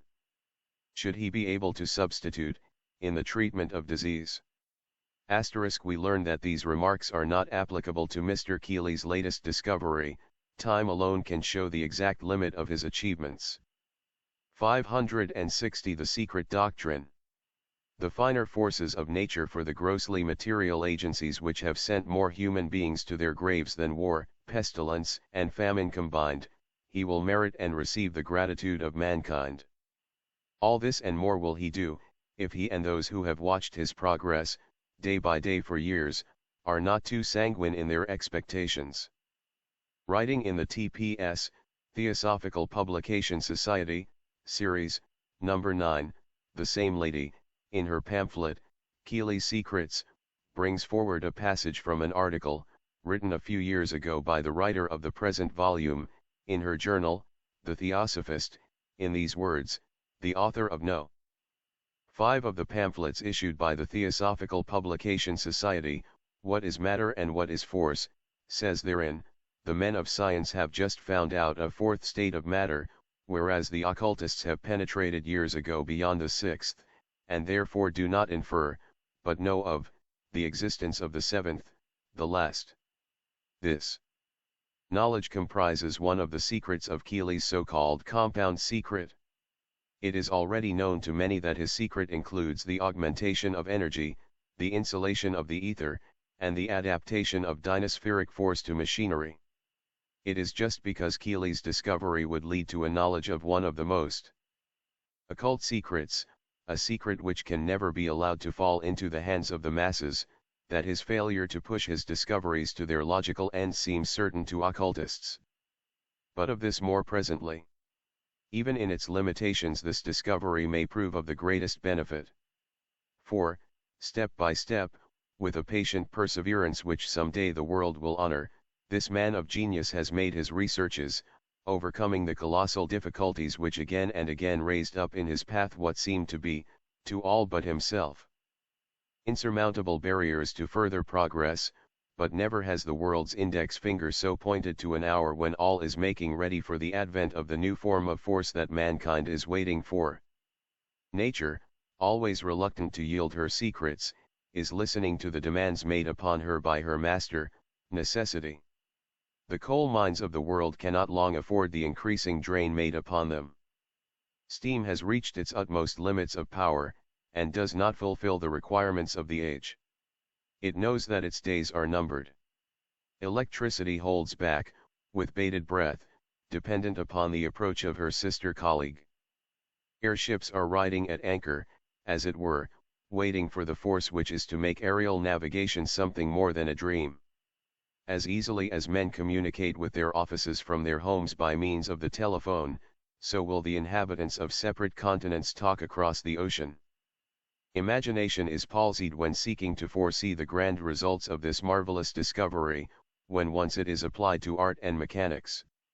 In taking the throne which it will force steam to abdicate, dynaspheric force will rule the world with a power so mighty in the interests of civilization, that no finite mind can conjecture the results. Lawrence Oliphant, in his preface to Scientific Religion, says, "A new moral future is dawning upon the human race, one, certainly, of which it stands much in need." In no way could this 561 etheric waves new moral future be so widely, so universally, commenced as by the utilizing of dynaspheric force to beneficial purposes in life.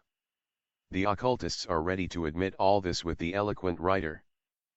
Molecular vibration is, undeniably, Keely's legitimate field of research, and the discoveries made by him will prove wonderful yet only in his hands and through himself. The world so far will get but that with which it can be safely entrusted. The truth of this assertion has, perhaps, not yet quite dawned upon the discoverer himself, since he writes that he is absolutely certain that he will accomplish all that he has promised, and will then give it out to the world, but it must dawn upon him, and at no very far distant date. And what he says in reference to his work is a good proof of it. In considering the operation of my engine, the visitor, in order to have even an approximate conception of its modus operandi, must discard all thought of engines that are operated upon the principle of pressure and exhaustion, by the expansion of steam or other analogous gas which impinges upon an abutment, such as the piston of a steam engine. My engine has neither piston nor eccentrics, nor is there one grain of pressure exerted in the engine, whatever may be the size or capacity of it. My system, in every part and detail, both in the developing of my power and in every branch of its utilization, is based and founded on sympathetic vibration. In no other way would it be possible to awaken or develop my force, and equally impossible would it be to operate my engine upon any other principle. This, however, is the true system, and henceforth all my operations will be conducted in this manner, that is to say, my power will be generated, my engines run, my cannon operated, through a wire. It has been only after years of incessant labor, and the making of almost innumerable experiments, involving not only the construction of a great many most peculiar mechanical structures, and the closest investigation and study of the phenomenal properties of the substance ether, per se, produced, that I have been able to dispense with complicated mechanism, and to obtain, as I claim, mastery over the subtle and strange force with which I am dealing. The passages underlined by us, are those which bear directly on the occult side of the application of the vibratory force, or what M.R. Keely calls sympathetic vibration. The wire is already a step below, or downward from the pure etheric plane into the terrestrial. The discoverer has produced marvels. The word miracle is not too strong when acting through the interetheric force alone, the fifth and sixth principles of Akasa. From a generator 6 feet long, he has come down to one no larger than an old-fashioned silver watch, and this by itself is a miracle of mechanical, but not spiritual, genius. But, as well expressed by his great patroness and defender, Mrs. Bloomfield Moore, the two forms of force which he has been experimenting with, and the phenomena attending them, are the very antithesis of each other. One was generated and acted upon by N562 the secret doctrine. Through himself. No one, who should have repeated the thing done by himself, could have produced the same results. It was Keely's ether that acted truly, while Smith's or Brown's ether would have remained forever barren of results. For Keely's difficulty has hitherto been to produce a machine which would develop and regulate the force without the intervention of any willpower or personal influence, whether conscious or unconscious of the operator. In this he has failed, so far as others were concerned, for no one but himself could operate on his machines. Occultly this was a far more advanced achievement than the success which he anticipates from his wire, but the results obtained from the fifth and sixth planes of the etheric, or astral, force, will never be permitted to serve for purposes of commerce and traffic. That Keely's organism is directly connected with the production of the marvelous results is proven by the following statement emanating from one who knows the great discoverer intimately. At one time the shareholders of the Keely Motor Co. put a man in his workshop for the express purpose of discovering his secret. After 6 months of close watching, he said to J. W. Keely one day, "I know how it is done, now." They had been setting up a machine together, and Keely was manipulating the stopcock which turned the force on and off. "Try it, then," was the answer. The man turned the cock, and nothing came. "Let me see you do it again," the man said to Keely. The latter complied, and the machinery operated at once. Again the other tried, but without success. Then Keely put his hand on his shoulder and told him to try once more. He did so, with the result of an instantaneous production of the current. This fact, if true, settles the question. We are told that Mr. Keely defines electricity as a certain form of atomic vibration. In this he is quite right, but this is electricity on the terrestrial plane, and through terrestrial correlations. He estimates molecular vibrations at 100 million intermolecular 300 million atomic 900 million per second. Interatomic 2,700 million tetheric 8,100 million intertetheric 24,300 million. This proves our point. There are no vibrations that could be counted or even estimated at an approximate rate beyond the realm of the fourth son of Fahad, using an occult phraseology, or that motion which corresponds to the formation of Mr. Crookes radiant matter, or lightly called some years ago the fourth state of matter on this our plane. 563 A premature discovery. If the question is asked why Mr. Keely was not allowed to pass a certain limit, the answer is easy, because that which he has unconsciously discovered, is the terrible sidereal force, known to, and named by the Atlanteans Mashmak, and by the Aryan Rishis in their Ashtavidya by a name that we do not like to give. It is the vril of Bulwer Lytton's coming race, and of the coming races of our mankind. The name vril may be a fiction, the force itself is a fact doubted as little in India as the existence itself of their rishis, since it is mentioned in all the secret works. It is this vibratory force, which, when aimed at an army from an Agni Rath fixed on a flying vessel, a balloon, according to the instructions found in Ashtavidya, reduced to ashes 100,000 men and elephants, as easily as it would a dead rat. It is allegorist in the Vishnu Purana, in the Ramayana and other works, in the fable about the sage Kapila whose glance made a mountain of ashes of King Sagara's 60,000 sons, and which is explained in the esoteric works, and referred to as the Kapalaksha Kapila's eye.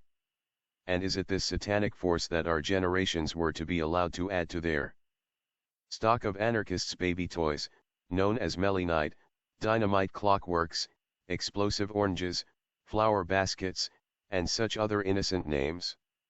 Is it this destructive agency, which, once in the hands of some modern Attila, e.g., a bloodthirsty anarchist, would reduce Europe in a few days to its primitive chaotic state with no man left alive to tell the tale? Is this force to become the common property of all men alike? What Mr. Keely has already done is grand and wonderful in the extreme. There is enough work before him in the demonstration of his new system to humble the pride of those scientists who are materialistic, by revealing those mysteries which lie behind the world of matter, without revealing it nolens volens to all. For surely psychists and spiritualists, of whom there are a good number in the European armies, would be the first to experience personally the fruits of such mysteries revealed. Thousands of them would find themselves, and perhaps with the populations of whole countries to keep them company, in blue ether very soon, were such a force to be even entirely discovered, let alone made publicly known. The discovery in its completeness is by several thousand, or shall we say 100,000, years too premature. It will be at its appointed place and time only when the great roaring flood of starvation, misery, and underpaid labor ebbs back again, as it will when happily at last the just demands of the many are attended to, when the proletariat exists but in name, and the pitiful cry for bread, that rings throughout the world unheeded, has died away. This may be hastened by the spread of learning, 564 the secret doctrine, and by new openings for work and emigration, with better prospects than exist now, and on some new continent that may appear. Then only will Keely's motor and force, as originally contemplated by himself and friends, be in demand, because it will he more needed by the poor than by the wealthy. Meanwhile the force discovered by him will work through wires, and this, if he succeeds, will be quite sufficient in the present generation to make of him the greatest discoverer of this age. What Mr. Keely says of sound and color is also correct from the occult standpoint. Hear him talk as though he were the nursling of the gods revealers, and had gazed all his life into the depths of father-mother/ether.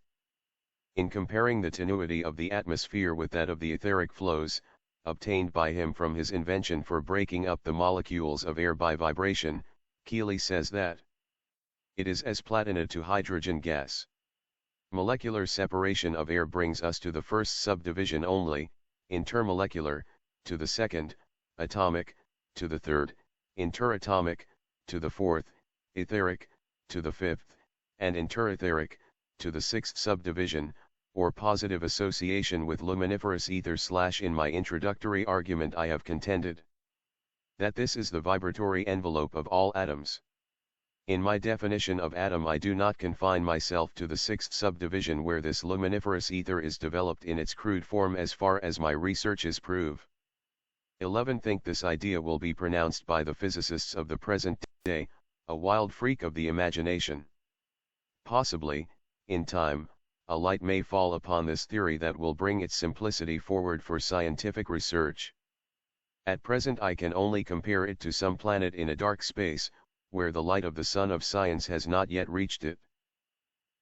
I assume that sound, like odor, is a real substance of unknown and wonderful tenuity, emanating from a body where it has been induced by percussion and throwing out absolute corpuscles of matter, interatomic particles, with velocity of 1,120 feet per second, in vacuo 20,000.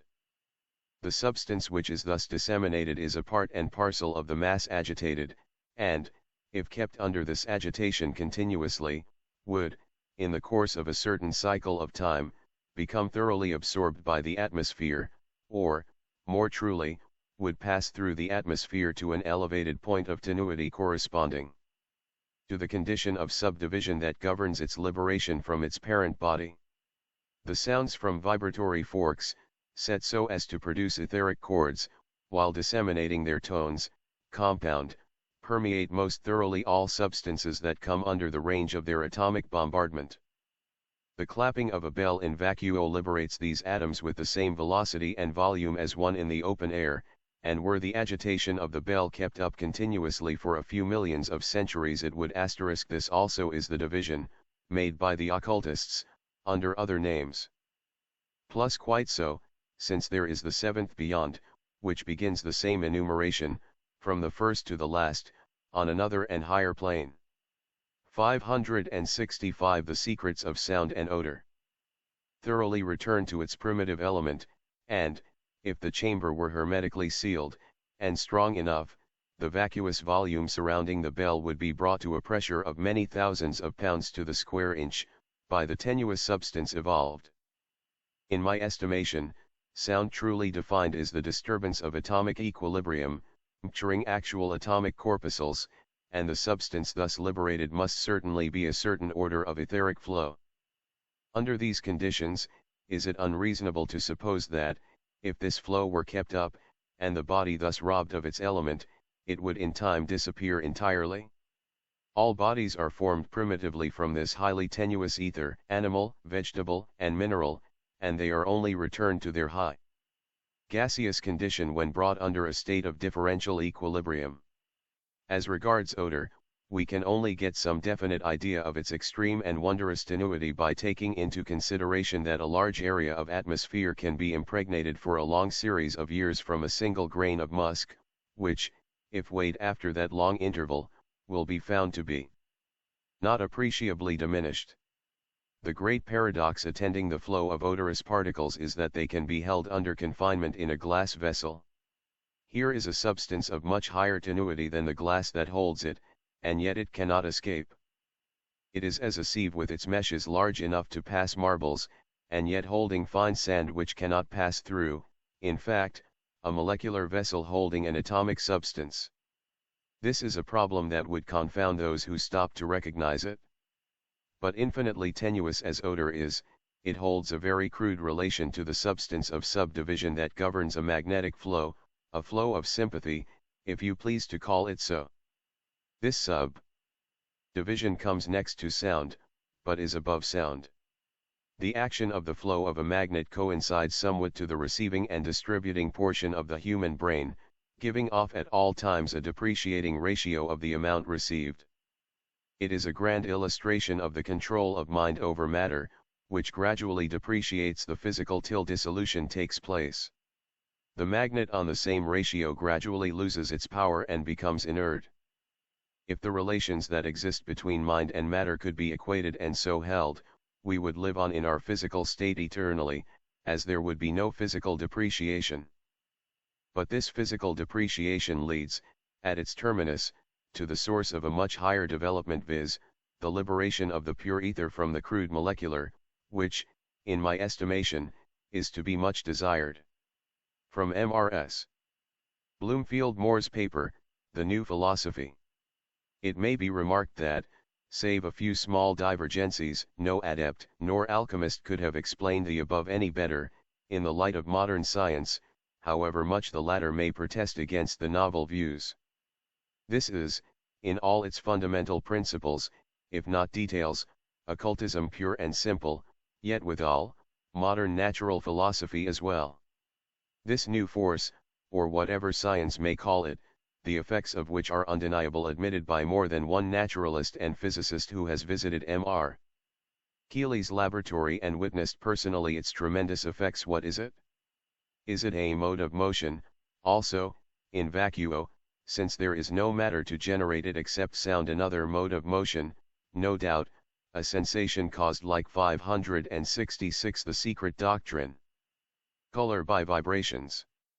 Fully as we believe in these vibrations as the proximate, the immediate cause of such sensations, we as absolutely reject the one-sided scientific theory that there is no factor to be considered as external to us, other than etheric or atmospheric vibrations. There is a transcendental set of causes put in motion, so to speak, in the occurrence of these phenomena, which, not being in relation to our narrow range of cognition, can only be traced to their source and their nature, and understood by the spiritual faculties of the adept. They are, as Asclepios puts it to the king, incorporeal corporealities such as appear in the mirror, and abstract forms that we see, hear, and smell, in our dreams and visions. What have the modes of motion, light, and ether to do with these? Yet we see, hear, and smell, and touch them, ergo they are as much realities to us in our dreams, as any other thing on this plane of Maya. 11 On the elements and atoms. From the standpoint of science and that of occultism. When the occultist speaks of elements, and of human beings who lived during those geological ages, the duration of which it is found as impossible to determine, according to the opinion of one of the best in this case the American substantialists are not wrong, though too anthropomorphic and material in their views to be accepted by the occultists, when arguing through Mrs. M.S. Organ, M.D., that there must be positive entitative properties in objects which have a constitutional relation to the nerves of animal sensations, or there can be no perception. No impression of any kind can be made upon brain, nerve, or mind, no stimulus to action unless there is an actual and direct communication of a substantial force. Substantial as far as it appears in the usual sense of the word in this universe of illusion and maya, of course, not so in reality. That force may be the most refined and sublimated immaterial entity. Yet it must exist, for no sense, element, or faculty of the human being can have a perception, or be stimulated into action, without some substantial force coming in contact with it. This is the fundamental law pervading the whole organic and mental world. In the true philosophical sense there is no such thing as independent action, for every force or substance is correlated to some other force or substance. We can with just as much truth and reason assert that no substance possesses any inherent gustatory property or any olfactory property, that taste and odor are simply sensations caused by vibrations, and hence mere illusions of animal perceptions. 567 Metaphysical Chemistry. English geologists asterisk, as the nature of matter, it is because he knows what he is talking about. When he says man and elements, he neither means man in his present physiological and anthropological form, nor the elemental atoms, those hypothetical conceptions, the entitative abstractions of matter in its highly attenuated state, as existing at present in scientific minds, nor, again, the compound elements of antiquity. In occultism the word element means rudiment in every case. When we say elementary man, we mean either the proemial, incipient sketch of man, in its unfinished and undeveloped condition, hence in that form which now lies latent in physical man during his lifetime, and takes shape only occasionally and under certain conditions, or that form which for a time survives the material body, and which is better known as an elementary T with regard to element. When the term is used metaphysically, it means, in distinction to the mortal, the incipient divine man, and, in its physical usage, inchoate matter in its first undifferentiated condition, or in the laya state, which is the eternal and the normal condition of substance, differentiating only periodically, and is during that differentiation in an abnormal state, in other words, a transitory illusion of the senses. As to the elemental atoms, so called, the occultists refer to them by that name with a meaning analogous to that which is given by the Hindu to Brahma when he calls him Anu, the atom.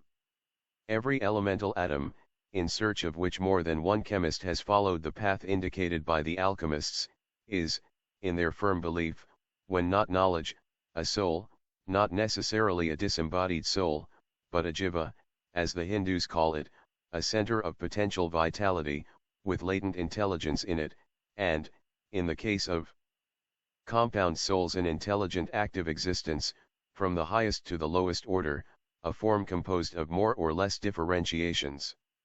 It requires a metaphysician and an Eastern metaphysician to understand our meaning. All those atom souls are differentiations from the one, and in the same relation to it as the divine soul, the Buddhi, to its informing and inseparable spirit, or Atman. Modern physics, while borrowing from the ancients their atomic theory, forgot one point, the most important of the doctrine, hence they got only the husks and will never be able to get at the kernel. They left behind, in the adoption of physical atoms, the suggestive fact that asterisk in answer to a friend, that eminent geologist writes, I can only say, in reply to your letter, that it is at present, and perhaps always will be, impossible to reduce, even approximately, geological time into years, or even into millenniums. Signed William Pengilly, FRS, plus Plato, speaking of the irrational, turbulent elements composed of fire, air, water, and earth, means elementary demons. See Tamzeus. 568 The Secret Doctrine. From Anaxagoras down to Epicurus, the Roman Lucretius, and finally even to Galileo, all those philosophers believed more or less in animated atoms, not in invisible specks of so-called brute matter. Rotatory motion was generated in their views, by larger, read, more divine and pure, atoms forcing downwards other atoms, the lighter ones being thrust simultaneously upward. The esoteric meaning of this is the ever-cyclic curve downward and upward of differentiated elements through intercyclic phases of existence, until each reaches again its starting point or birthplace. The idea was metaphysical as well as physical, the hidden interpretation embracing gods or souls, in the shape of atoms, as the causes of all the effects produced on earth by the secretions from the divine bodies. No ancient philosopher, not even the Jewish Kabbalists, ever dissociated spirit from matter or vice versa. Everything originated in the One, and, proceeding from the One, must finally return to the One. Light becomes heat, and consolidates into fiery particles, which, from being ignited, become cold, hard particles, round and smooth.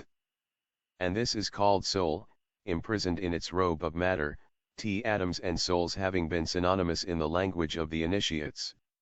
The whirling souls, Gilgulim, a doctrine in which so many learned Jews have believed, c. Mackenzie's Royal Masonic Cyclopedia, had no other meaning esoterically. The learned Jewish initiates never meant by the promised land Palestine alone, but the same nirvana as the learned Buddhist and Brahmin do, the bosom of the Eternal One, symbolized by that of Abraham, and by Palestine as its substitute on earth. The passage of the soul atom through the 7 planetary chambers had the same metaphysical and also physical meaning. It had the latter when it was said to dissolve into ether, see Isis Unveiled, Vol. I, p. 297. Even Epicurus, the model atheist and materialist, knew and believed so much in the ancient wisdom, that he taught that the asterisk Plato uses the word secretions of turbulent elements, Timaeus. Plus Valentinus' esoteric treatise on the doctrine of Gilgal. Surely no educated Jew ever believed the literal sense of this allegory, namely, that the bodies of Jews deposited in foreign lands contain within them a principle of soul which cannot rest, until by a process called the whirling of the soul the immortal particle reaches once more the sacred soil of the promised land. The meaning is evident to an occultist.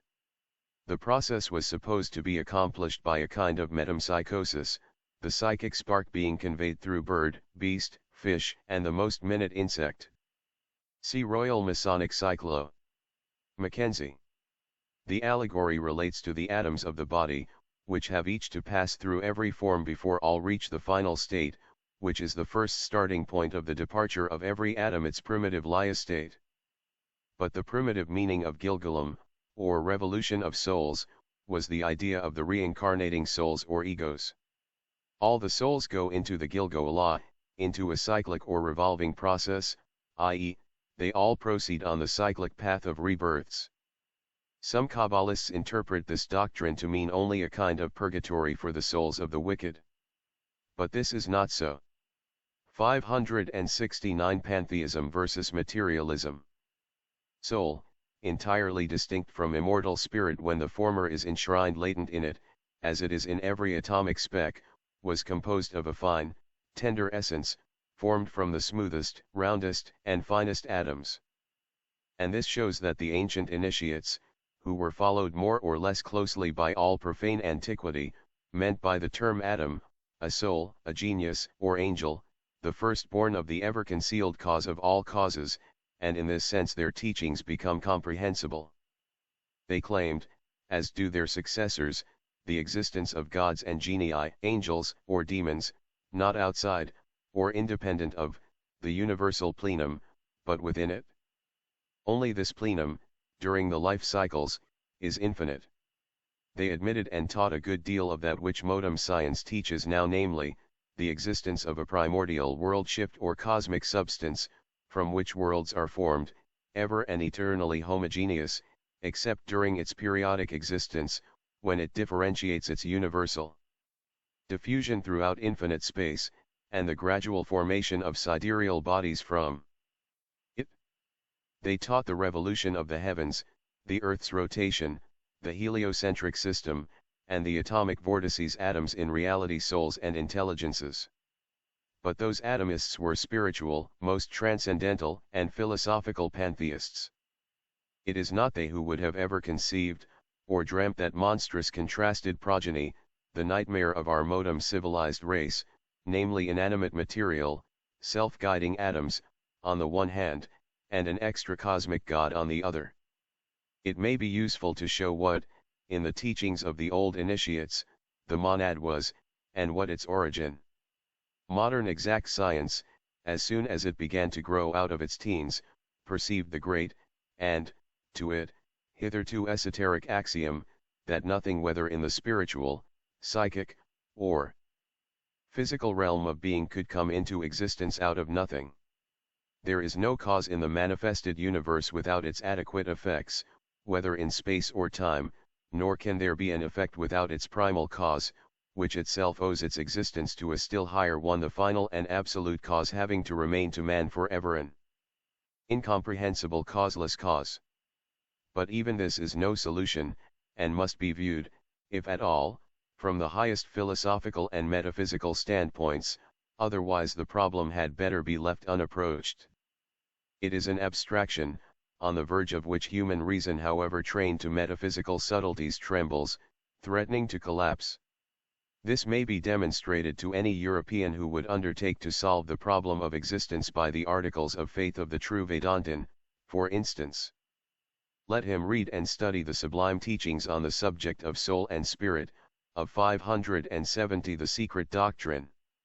Sankaracharya, Vivekachudamani, *, and the reader will realize what is now said. While the Christian is taught that the human soul is a breath of God being created by him for sempiternal existence, i.e., having a beginning, but no end, and therefore never to be called eternal, the occult teaching says, nothing is created, but is only transformed. Nothing can manifest itself in this universe from a globe down to a vague, rapid thought that was not in the universe already. Everything on the subjective plane is an eternal is, as everything on the objective plane is an ever becoming because transitory. The monad, a truly indivisible thing, as defined by Good, who did not give it the sense we now do, is here rendered as the Atma in conjunction with Buddhi and the higher manas. This trinity is one and eternal, the latter being absorbed in the former at the termination of all conditioned and elusive life. The monad, then, can be traced through the course of its pilgrimage and its changes of transitory vehicles only from the incipient stage of the manifested universe. In pralaya, or the intermediate period between two manvantaras, it loses its name, as it loses it when the real oneself of man merges into Brahm in cases of high samadhi, the turiya state, or final nirvana, when the disciple, in the words of Sankara, having attained that primeval consciousness, absolute bliss, of which the nature is truth, which is without form and action, abandons this elusive body that has been assumed by the Atma just as an actor abandons the dress put on. For Buddhi, the Anandamaya sheath is but a mirror which reflects absolute bliss, and, moreover, that reflection itself is yet not free from ignorance, and is not the Supreme Spirit, being subject to conditions, being a spiritual modification of Prakriti, and an effect. Atma alone is the one real and eternal substratum of all the essence and absolute knowledge, the Kshetrajna. It is called in the esoteric philosophy the one witness, translated for the Theosophist, by Mohini M. Chatterjee as crest jewel of wisdom, 1886. See Theosophist, July and August numbers. Plus, now that the revised version of the Gospels has been published and the most glaring mistranslations of the old versions are corrected, one will understand better the words in St. John v. 6 and 7, it is the Spirit that beareth witness, because the Spirit is the truth. The words that follow in the mistranslated version about the three witnesses, hitherto supposed to stand for the Father, the Word, and the Holy Ghost, show the real meaning of the writer, St. John, very clearly, thus still more forcibly identifying his teaching in this respect with that of Sankaracharya. For what can the sentence, "There are three who bear witness, the Spirit and the water and the blood," mean, if they bear no relation to, or connection with, the more philosophical statement of the great Vedanta teacher, who, speaking of the sheaths, the principles in man, jiva, vinanamaya, etc., which are, in their physical manifestation, water and blood or life, adds that Atma, spirit, alone is what remains after the subtraction of the sheaths, and that it is the only witness, or synthesized unity. The less spiritual and philosophical school, solely with an eye to a trinity, made three witnesses out of one, thus connecting it more with earth than with heaven. 571 The diamond heart, and, while it rests in Devachan, is referred to as the three witnesses to karma. Atma, our seventh principle, being identical with the universal spirit, and man being one with it in his essence, what is then the monad proper? It is that homogeneous spark which radiates in millions of rays from the primeval seven, of which seven further on. It is the emanating spark from the uncreated ray, a mystery. In the esoteric, and even exoteric Buddhism of the North, Adi Buddha, Chogi Dangpoi Sangyi, the one unknown, without beginning or end, identical with Parabrahm and Ansaf, emits a bright ray from its darkness. This is the Logos, the first, or Vajradhara, the Supreme Buddha, also called Dorje. As the Lord of all mysteries, he cannot manifest, but sends into the world of manifestation his heart, the diamond heart, Vajrasattva, Dorhisampa. This is the second Logos of creation, from whom emanate the seven, in the exoteric blind the five, Dhyani Buddhas, called the Anupadaka, the parentless. These Buddhas are the primeval monads from the world of incorporeal being, the Arupa world, wherein the intelligences, on that plane only, have neither shape nor name, in the exoteric system, but have their distinct seven names in esoteric philosophy. These Dhyani Buddhas emanate, or create from themselves, by virtue of dhyana, celestial selves, the superhuman bodhisattvas. These, incarnating at the beginning of every human cycle on earth as mortal men, become occasionally, owing to their personal merit, bodhisattvas among the sons of humanity, after which they may reappear as Manishi, human, Buddhas. The Anupadaka, or Dhyani Buddhas, are thus identical with the Brahmanical Manasaputra, mind-bomb sons whether of Brahma or either of the other two Trimurtian hypostases, hence identical also with the Rishis and Prajapatis. Thus, a passage is found in Anujata, which, read esoterically, shows plainly, though under another imagery, the same idea and system. It says, whatever entities there are in this world, movable or immovable, they are the very first to be dissolved, at pralaya, and next the developments produced from the elements, from which the visible universe is fashioned, and, after these developments, evolved entities, all the elements. Such is the upward gradation among entities. Gods, men, Gandharvas, Pisachas, Asuras, Rakshasas, all have been created by Svabhava, Prakriti, or plastic nature, not by actions, nor by a cause, i.e., not by any physical cause. These Brahmanas, the Rishi Prajapati, the creators of the world, are born here, on earth, again and again. Whatever is produced from 572 the secret doctrine, them is dissolved in due time in those very five great elements, the five, or rather seven, Dhyani Buddhas, also called elements of mankind, like billows in the ocean. These great elements are in every way beyond the elements that make up the world, the gross elements. And he who is released even from these five elements, the 10 matras, * goes to the highest goal. The Lord Prajapati, Brahma, created all this by the mind only, i.e., by dhyana, or abstract meditation and mystic powers like the Dhyani Buddhas, Vidhi. Supra. Evidently then, these Brahmanas are identical with the Bodhisattvas, the terrestrial, of the heavenly Dhyani Buddhas. Both, as primordial, intelligent elements, become the creators or the emanators of the monads destined to become human in that cycle, after which they evolve themselves, or, so to say, expand into their own selves as Bodhisattvas or Brahmanas in heaven and earth, to become at last simple men. The creators of the world are born here, on earth again and again truly. In the northern Buddhist system, or the popular exoteric religion, it is taught that every Buddha, while preaching the good law on earth, manifests himself simultaneously in three worlds: in the formless, as Dhyani Buddha; in the world of forms, as a bodhisattva; and in the world of desire, the lowest, or our world, as a man.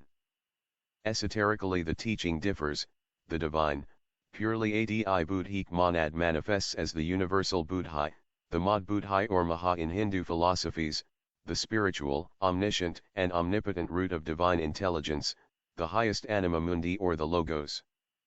This descends like a flame spreading from the eternal fire, immovable, without increase or decrease, ever the same to the end of the cycle of existence, and becomes universal life on the mundane plane. From this plane of conscious life shoot out, like seven fiery tongues, the sons of light, the logoi of life, then the Dhyani Buddhas of contemplation, the concrete forms of their formless fathers, the seven sons of light, still themselves, to whom may be applied the Brahmanical mystic phrase, "Thou art that Brahm." It is from these Dhyani Buddhas that emanate their chayas, shadows, the bodhisattvas of the celestial realms, the prototypes of the superterrestrial bodhisattvas, and of the terrestrial Buddhas, and finally of men. The seven sons of light are also called stars. The star under which a human entity is born, says the occult teaching, will remain forever its star, throughout the whole cycle of its incarnations in one manvantara. But this is not his astrological star. The latter is concerned and connected with the personality, the former with asterisk. The 10 matras are literally the type or rudiment of an element devoid of qualities, but esoterically, they are the primeval noumenoi, that which becomes in the progress of evolution a cosmic element in the sense given to the term in antiquity, not in that of physics. They are the logoi, the seven emanations or rays of the logos. 573. The crest jewel of wisdom. The individuality. The angel of that star, or the Dhyani Buddha, will be either the guiding or simply the presiding angel, so to say, in every new rebirth of the monad, which is part of his own essence, though his vehicle, man, may remain forever ignorant of this fact. The adepts have each their Dhyani Buddha, their elder twin soul, and they know it, calling it Father Soul, and Father Fire. It is only at the last and supreme initiation, however, that they leam it when placed face to face with the bright image. How much has Bulwer Lytton known of this mystic fact when describing, in one of his highest inspirational moods, Zanoni face to face with his Agoides. The Logos, or both the unmanifest and the manifested word, is called by the Hindus, Iswara, the Lord, though the occultists give it another name. Iswara, say the Vedantins, is the highest consciousness in nature. This highest consciousness, answer the occultists, is only a synthetic unit in the world of the manifested logos or on the plane of illusion, for it is the sum total of Dhyan-Kohanic consciousnesses. Oh, wise man, remove the conception that not spirit is spirit, says Sankaracharya. Atma is not spirit in its final parabrahmic state, Iswara or logos is spirit, or, as occultism explains, it is a compound unity of manifested living spirits, the parent source and nursery of all the mundane and terrestrial monads, plus their divine reflection, which emanate from, and return into, the logos, each in the culmination of its time. There are 7 chief groups of such Dhyan-Kohans, which groups will be found and recognized in every religion, for they are the primeval 7 rays.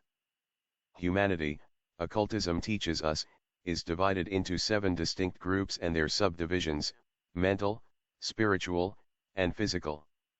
51. The monad, then, viewed as one, is above the 7th principle, in cosmos and man, and as a triad, it is the direct radiant progeny of the said compound unit, not the breath, and special creation out of nihil, of God, as that unit is called, for such an idea is quite unphilosophical, and degrades deity, dragging it down to a finite, attributive condition. As well expressed by the translator of the crest jewel of wisdom: though Iswara is God unchanged in the profoundest depths of pralayas and in the intensest activity of the manvantaras, still beyond, him, is asterisk. Hence the 7 chief planets, the spheres of the indwelling 7 spirits, under each of which is born one of the human groups which is guided and influenced thereby. There are only 7 planets, specially connected with Earth, and 12 houses, but the possible combinations of their aspects are countless.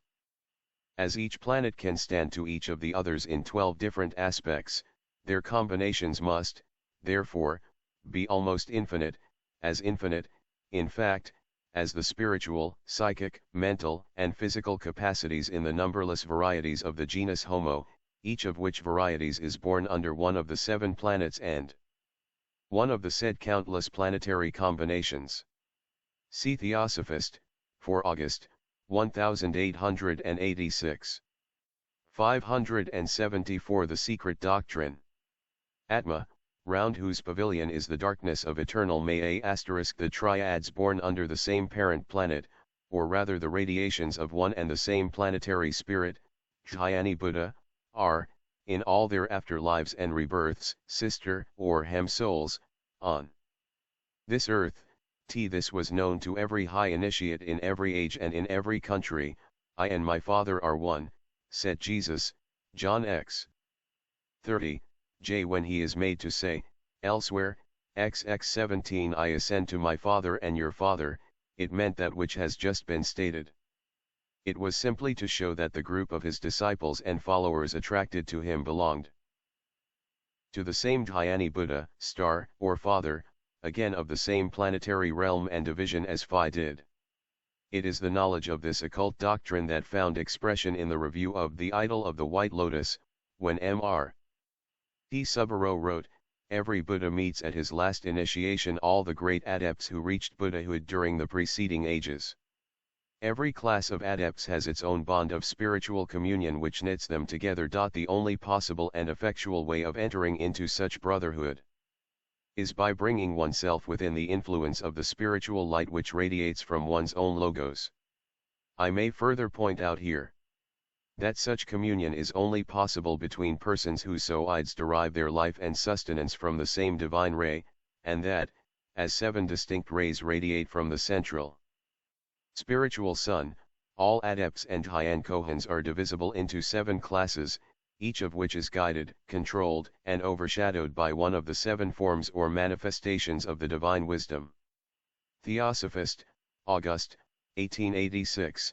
The now universal error of attributing to the ancients the knowledge of only 7 planets, simply because they mentioned no others, is based on the same general ignorance of their occult doctrines.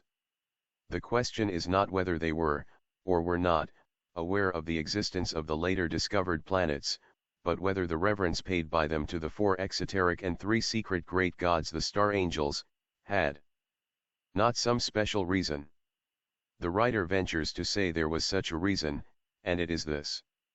Had they known of as many planets as we do now, and this question can hardly be decided at present, either way, they would have still connected with their religious worship only the 7, because these 7 are directly and specially connected with our earth, or, using esoteric phraseology, with our septenary ring of spheres. See Supra, It is the same, only still more metaphysical idea, as that of the Christian Trinity 3 in 1, i.e., the universal overspirit, manifesting on the 2 higher planes, those of Buddhi and Maha, and these are the 3 hypostases, metaphysical, but never personal.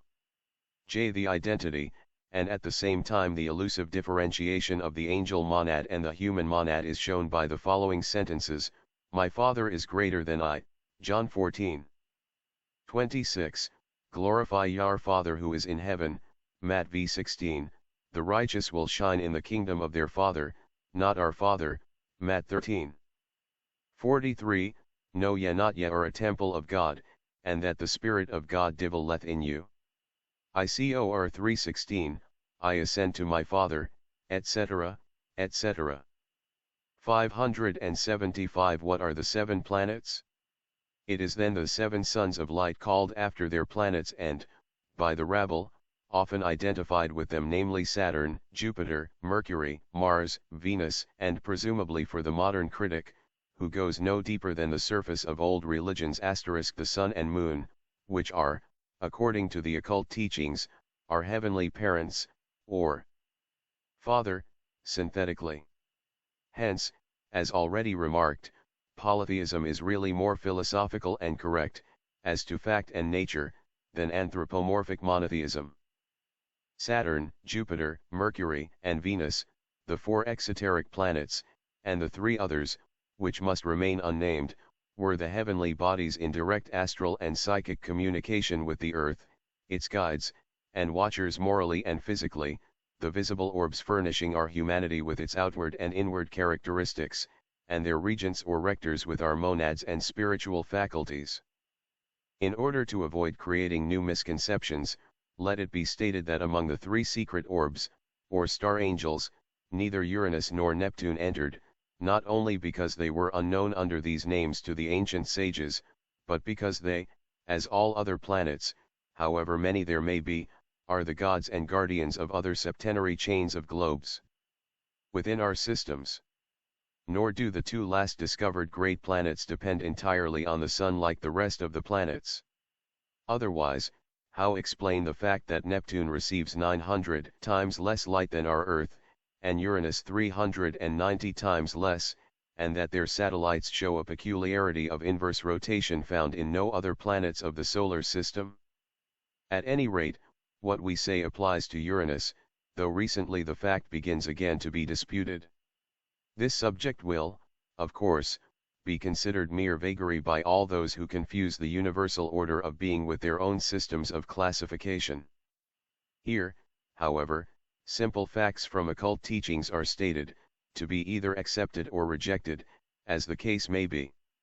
There are details which, on account of their great metaphysical abstractions, cannot be entered upon. Hence, we merely state that only 7 of our planets are as intimately related to our globe, as the Sun is to all *. These are planets accepted for purposes of judicial astrology only. The astrotheogonical division differed from this one. The Sun, being a central star and no planet, stands in more occult and mysterious relations with its 7 planets of our globe than is generally known. The Sun was, therefore, considered the great father of all the 7 fathers, which accounts for the variations found between 7 and 8 great gods of the Chaldean and other countries. Neither the earth nor the moon its satellite nor yet stars, for another reason were anything else than substitutes for esoteric purposes. Yet, even with the sun and the moon thrown out of the calculation, the ancients seem to have known of 7 planets. How many more are known to us, so far, if we throw out the earth and moon?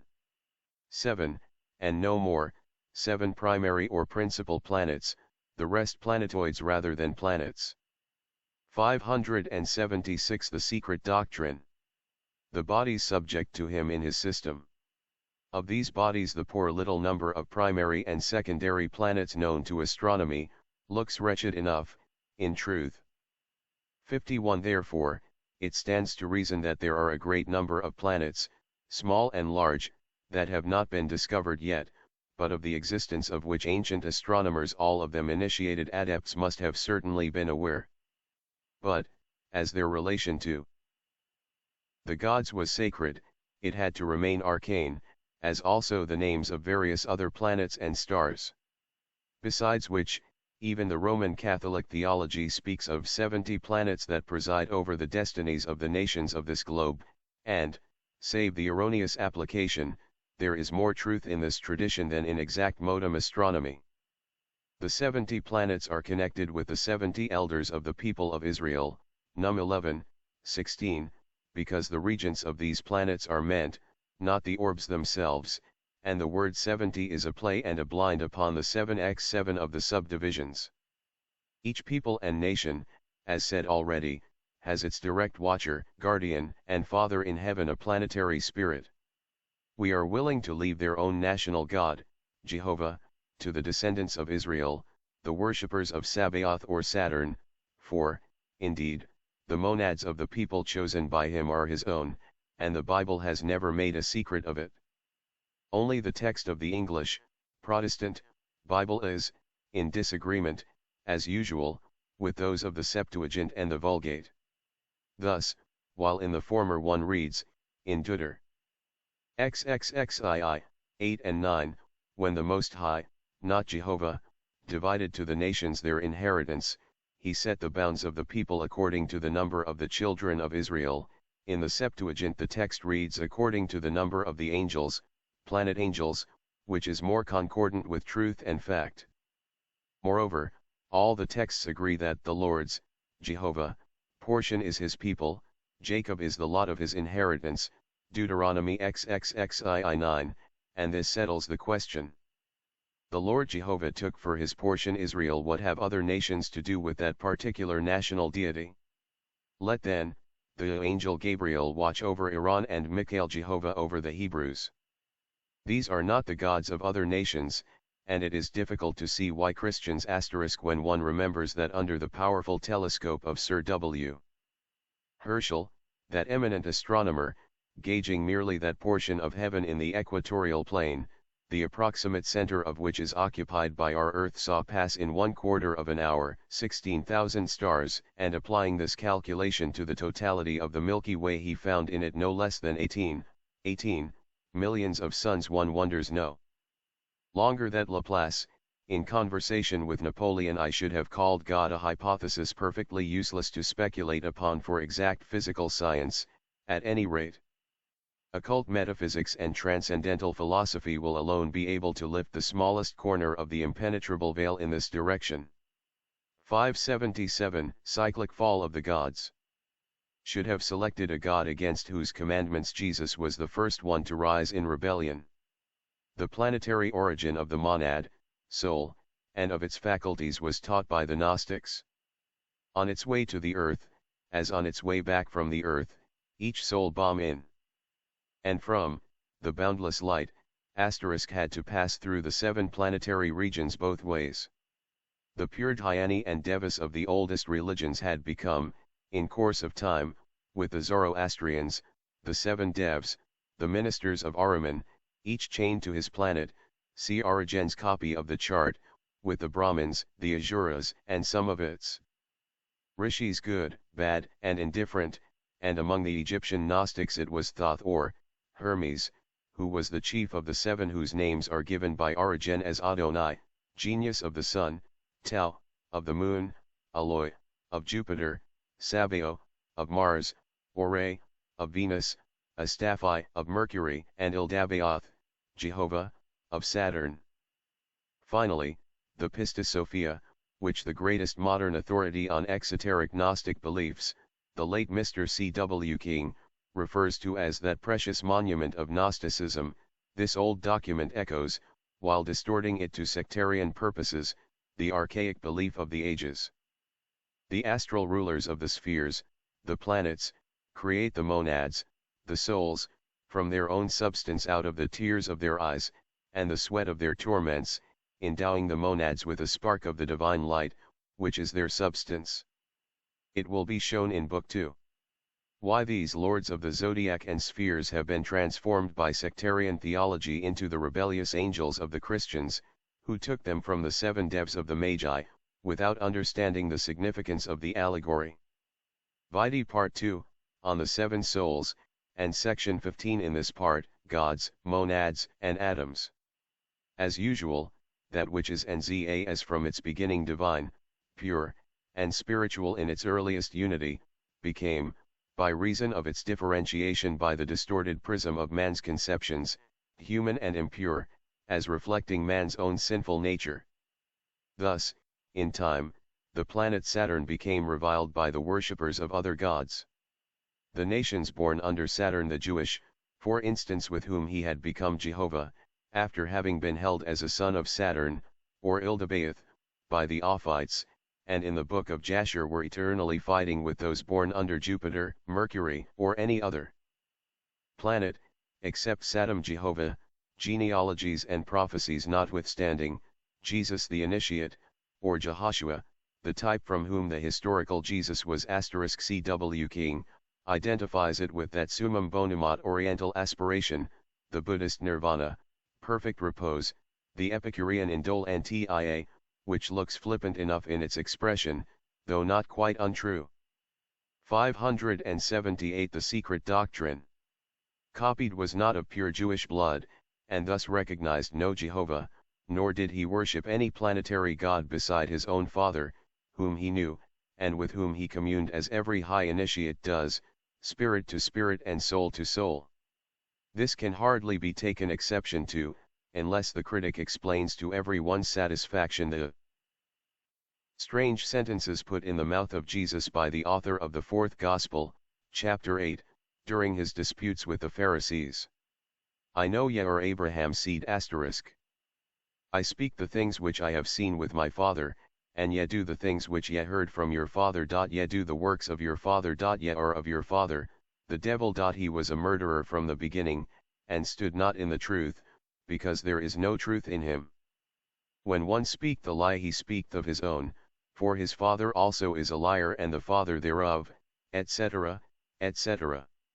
That father of the Pharisees was Jehovah, because identical with Cain, Saturn, Vulcan, etc. The planet under which they were born, and the god whom they worshipped.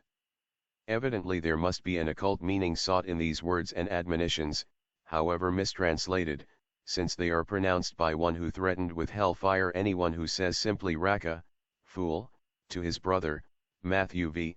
22.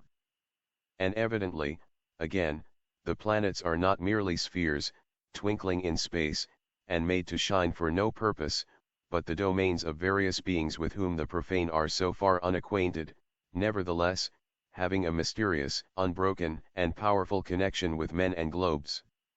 Every heavenly body is the temple of a god, and these gods themselves are the temples of God, the unknown not spirit.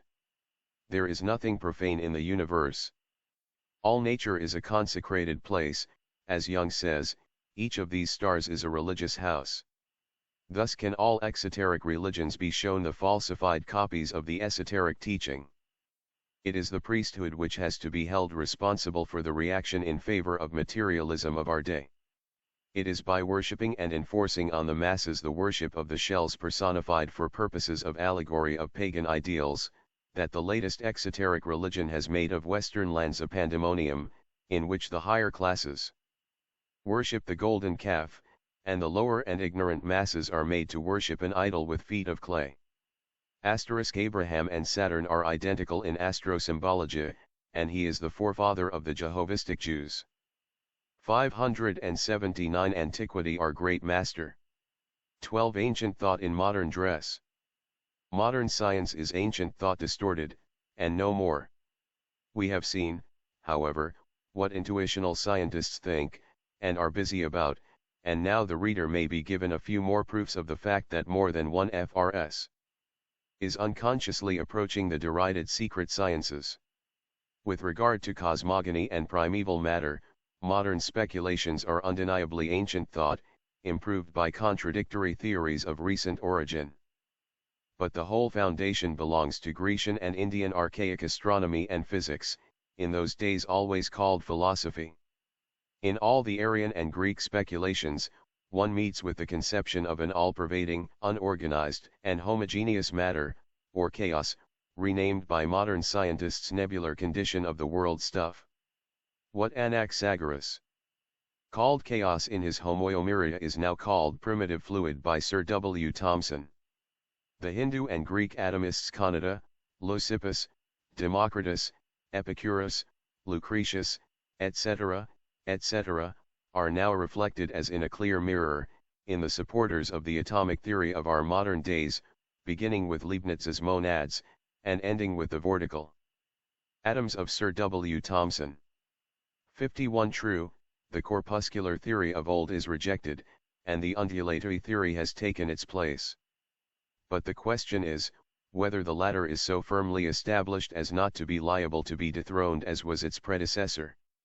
Light from its metaphysical aspect was fully treated of in Isis Unveiled. Light is the first begotten, and the first emanation of the Supreme, and light is life, says the Evangelist and the Kabbalist. Both are electricity, the life principle, the anima mundi, pervading the universe, the electric vivifier of all things. Light is the great protean magician, and under the divine will of the architect, or rather the architects, the builders, called one collectively, its multifarious, omnipotent waves gave birth to every form as well as to every living being. From its swelling electric bosom, spring matter and spirit. Within its beams lie the beginnings of all physical and chemical action, and of all cosmic and spiritual phenomena. It vitalizes and disorganizes, it gives life and produces death, and from its primordial point gradually emerged into existence the myriads of worlds, visible and invisible celestial bodies. It was at the ray of this first mother, one in three, that God, according to the elemental vortices inaugurated by the mind have not been improved by their modern transformation. Plus one have been often taken to task for using expressions in Isis denoting belief in a personal and anthropomorphic God. This is not my idea. Kabbalistically speaking, the architect is the generic name for the Sephiroth, the builders of the universe, as the universal mind represents the collectivity of the Dhyan Kohanic minds. The secret doctrine. Plato lighted a fire which we now call the sun, and which is not the cause of either light or heat, but merely the focus, or, as we might say, the lens, by which the rays of the primordial light become materialized, are concentrate upon our solar system, and produce all the correlations of forces. This is the ether, as just explained in the views of Metcalfe, repeated by Dr. Richardson, save the submission of the former to some details of the modum undulatory theory. We do not say that we deny the theory, but assert only that it needs completion and rearrangement. But the occultists are by no means the only heretics in this respect, for Mr. Robert Hunt, FRS, remarks, in his researches on light in its chemical relations, that the undulatory theory does not account for the results of his experiments. Sir David Brewster, in his treatise on optics, showing that the colors of vegetable life arise from a specific attraction which the particles of these bodies exercise over the differently colored rays of light, and that it is by the light of the sun that the colored juices of plants are elaborated, that the colors of bodies are changed, etc. remarks that it is not easy to allow that such effects can be produced by the mere vibration of an ethereal medium. And he is forced, he says, by this class of facts, to reason as if light was material. Professor Josiah P.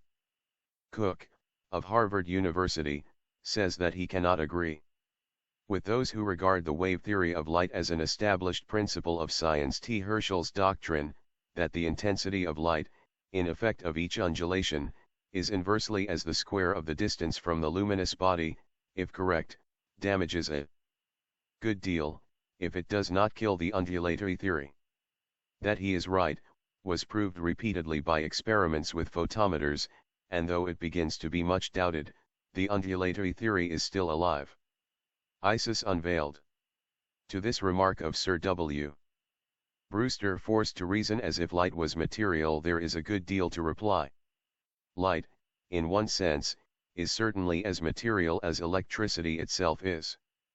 And if electricity is not material, if it is only a mode of motion, how is it that it can be stored up in force accumulators?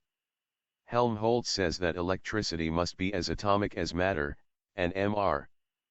W. Crookes, FRS, supported the view in his address to the chemical section of the British Association, of which he was president, at Birmingham, 1886.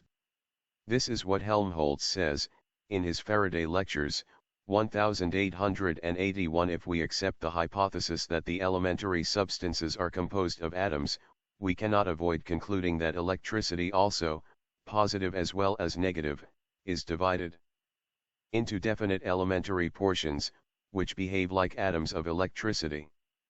Here we have to repeat that which was already said in section 9, there is but one science that can henceforth direct modern research into the one path which will lead to the discovery of the whole, hitherto Timaeus T. Modern chemistry. 581 A chase after the primal matter. Occult, truth, and it is the youngest of all chemistry, as it now stands reformed. There is no other, not excluding astronomy, that can so unerringly guide scientific intuition, as chemistry can. Two proofs of it are to be found in the world of science: two great chemists, each among the greatest in his own country, and these are M.R. Crookes and the late Professor Butterworth, one, a thorough believer in abnormal phenomena, the other, as fervid a spiritualist as he was great in natural sciences. It becomes evident that while pondering over the ultimate divisibility of matter, and in the hitherto fruitless chase after the element of negative atomic weight, the scientifically trained mind of the chemist must feel irresistibly drawn towards those ever-shrouded worlds, to the mysterious beyond, whose measureless depths seem to close against the approach of the too materialistic hand that would fain draw aside its veil. It is the unknown and the ever unknowable, warns the monist agnostic. Not so, answers the persevering chemist, we are on the track and are not daunted, and fain would we enter the mysterious region which ignorance tickets unknown. Asterisk. A few lines at the very close of his lecture on the genesis of the elements, 2 or 3 sentences, showed the eminent scientist to be on the royal road to the greatest discoveries. He has been overshadowing for some time the original protyle, and came to the conclusion that he who grasps the key will be permitted to unlock some of the deepest mysteries of creation. The protyle, as that great chemist explains, is a word analogous to protoplasm, to express the idea of the original primal matter existing before the evolution of the chemical elements. The word I have ventured to use for this purpose is compounded of pro, earlier than, and hye, the stuff of which things are made. The word is scarcely a new coinage, for 600 years ago Roger Bacon wrote in his Arte Chemis, the elements are made out of hye, and every element is converted into the nature of another element. The knowledge of Roger Bacon did not come to this wonderful old magician by inspiration, but because he studied ancient works on Mr. Crookes' presidential address at Birmingham. There is but one unknown flick ultimate substratum of spirit, space. That which is not the absolute, and the one is, in virtue of that very differentiation, however far removed from the physical senses, always accessible to the spiritual human mind, which is a coruscation of the undifferentiable integral. Practical lessons on the occult. Plus thus, what the writer of the present work said 10 years ago in Isis Unveiled, Volume I, was prophetic, it seems. These are the words: many of these mystics, by following what they were taught by some treatises, secretly preserved from one generation to another, achieved discoveries which would not be despised even in our modern days of exact sciences. Roger Bacon, the friar, was laughed at as a quack, and is now generally numbered among pretenders to magic art, but his discoveries were nevertheless accepted, and are now used by those who ridicule him the most. Roger Bacon belonged by right, if not by fact, to that brotherhood which includes all those who study the occult sciences. Living in the 13th century, almost a contemporary, therefore, of Albertus Magnus and Thomas Aquinas, his discoveries such as gunpowder and optical glasses, and his mechanical achievements were considered by everyone as so many miracles. He was accused of having made a compact with the evil one. 582 The secret doctrine e magic and alchemy, having a key to the real meaning of words. But see what Mr. Crookes says of protyle, next neighbor to the unconscious malaprocrity of the occultists. Let us start at the moment when the first element came into existence. Before this time, matter, as we know it, was not. It is equally impossible to conceive of matter without energy, as of energy without matter. From one point of view both are convertible terms. Before the birth of atoms, all those forms of energy, which become evident when matter acts upon matter, could not have existed. They were locked up in the protyle as latent potentialities only. Coincident with the creation of atoms, all those attributes and properties, which form the means of discriminating one chemical element from another, start into existence fully endowed with energy. Presidential Address, p. 16, with every respect due to the great knowledge of the lecturer, the occultist would put it otherwise. They would say that no atom is ever created, for the atoms are eternal within the bosom of the one atom, the atom of atoms viewed during Manvantara as the Jagat Yoni, the material causative womb of the world. Pradhana, unmodified matter, that which is the first form of Prakriti, or material visible, as well as invisible nature, and Purusha, spirit, are eternally one, and they are nirupati, without adventitious qualities or attributes, only during pralaya, and when beyond any of the planes of consciousness of existence. The atom, as known to modern science, is inseparable from Purusha, which is spirit, but is now called energy in science. The protyle atom has not been comminuted or subtilized, it has simply passed into that plane, which is no plane, but the eternal state of everything beyond the planes of illusion. Both Purusha and Pradhana are immutable and unconsumable, or aparanaman and avyaya, in eternity, and both during the Mayavic periods may be referred to as vyaya and paranaman, or that which can expand, pass away and disappear, and is modifiable. In this sense Purusha, must of course, be held distinct in our conceptions from Parabrahmam. Nevertheless that, which is called energy or force in science and has been explained as a dual force by Metcalfe, is never, in fact, and cannot be energy alone, for it is the substance of the world, its soul, the all-permeant sarvaga, in conjunction with Kadla time. The three are the Trinity in one, during Manvantara, the all-potential unity, which acts on the plane of illusion, Maya, as three distinct things.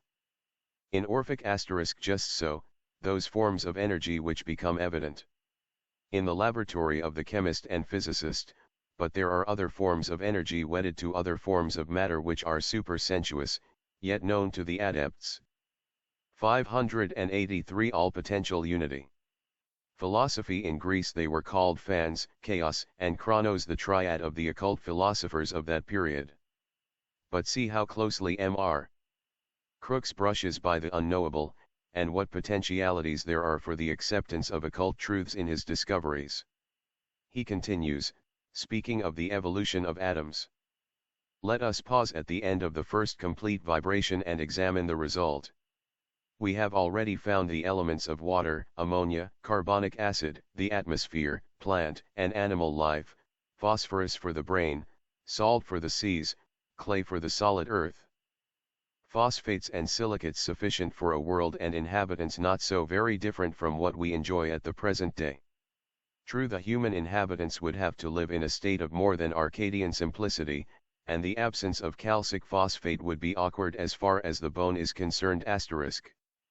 At the lower end of our curve, we see a great hiatus. This oasis, and the blanks which precede and follow it, may be referred with much probability to the particular way in which our Earth developed into a member of our solar system. If this be so, it may be that on our Earth only these blanks occur, and not generally throughout the universe. This justifies several assertions in the occult works. Firstly, that neither stars nor the sun can be said to be constituted of those terrestrial elements with which the chemist is familiar, though they are all present in the sun's outward robes and a host more of elements so far unknown to science. Secondly, that our globe has its own special laboratory on the faraway outskirts of its atmosphere, crossing which, every atom and molecule change and differentiate from their primordial nature. And thirdly, that though no element present on our Earth could ever be possibly found wanting in the sun, there are many others which have either not reached, or not as yet been discovered on, our globe. Some may be missing in certain stars and heavenly bodies in the process of formation, or, though present in them, these elements, on account of their present state, may not respond as yet to the usual scientific tests. Mr. Crookes speaks of an element of still lower atomic weight than hydrogen, an element purely hypothetical as far as our Earth is concerned, though existing in abundance in the chromosphere of the Sun, the helium. Occult science adds that not one of the elements regarded by chemistry as such really deserves the name. Again we find Mr. Crookes speaking with approbation of drive. Carnal least weighty argument in favor of the compound nature of the so-called elements, from their analogy to the compound radicals. Hitherto, It is just the existence of such worlds in other planes of consciousness that is claimed by the occultist. The secret science teaches that the primitive race was boneless. See Book 2, and that there are, to us, invisible worlds, peopled as our own, besides the populations of Dhyan Kohans. Plus 5 years of Theosophy, p. 258 ETSEQ 584. The secret doctrine. Alchemy alone succeeded within the historical periods, and in the so-called civilized countries, in obtaining a real element, or a particle of homogeneous matter, the mysterium magnum of Paracelsus.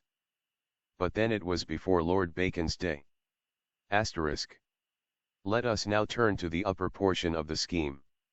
With hydrogen of atomic weight equals 1, there is little room for other elements, save, perhaps, for hypothetical helium. But what if we get through the looking glass, and cross the zero line in search of new principles? What shall we find on the other side of zero? Drive. Carnal Lee asks for an element of negative atomic weight. Here is ample room and verge enough for a shadow series of such unsubstantialities. Helmholtz says that electricity is probably as atomic as matter. Is electricity one of the negative elements, and the luminiferous ether another? Matter, as we now know it, does not here exist. The forms of energy which are apparent in the motions of matter are as yet only latent possibilities. A substance of negative weight is not inconceivable, but can we form a clear conception of a body which combines with other bodies in proportions expressible by negative qualities? Percentagenesis of the elements such as is here sketched out would not be confined to our little solar system, but would probably follow the same general sequence of events in every center of energy now visible as a star. Before the birth of atoms to gravitate towards one another, no pressure could be exercised, but at the outskirts of the fire mist sphere, within which all is protyle at the shell on which the tremendous forces involved in the birth of a chemical element exert full sway, the fierce heat would be accompanied by gravitation sufficient to keep the newly bomb elements from flying off into space. As temperature increases, expansion and molecular motion increase, molecules tend to fly asunder, and their chemical affinities become deadened, but the enormous pressure of the gravitation of the mass of atomic matter, outside what I may for brevity call the birth shell, would counteract the action of heat. Beyond the birth shell would be a space in which no chemical action could take place, owing to the temperature there being above what is called the dissociation point for compounds.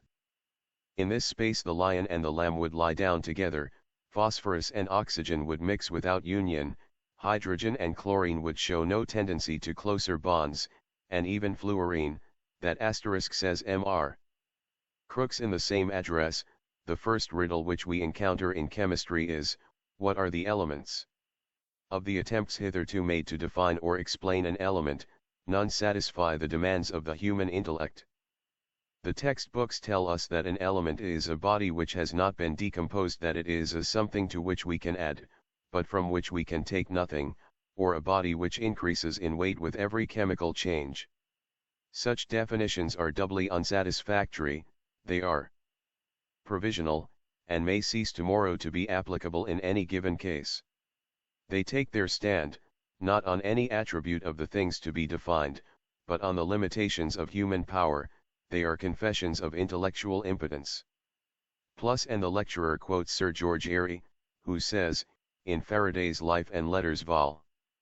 77, p. 354, I can easily conceive that there are plenty of bodies about us not subject to this intermutual action, and therefore not subject to the laws of gravitation. The Vedantic philosophy conceives of such, but then it is not physics, but metaphysics, called by Mr. Tyndall poetry and fiction.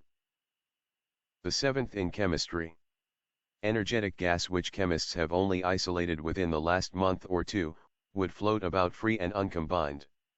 Outside this space of free atomic matter would be another shell, in which the formed chemical elements would have cooled down to the combination point, and the sequence of events so graphically described by Mr. Matthew Williams in The Fuel of the Sun would now take place, culminating in the solid earth and the commencement of geological time, p. 19. This is, in a strictly scientific, but beautiful language, the description of the evolution of the differentiated universe in the secret teachings.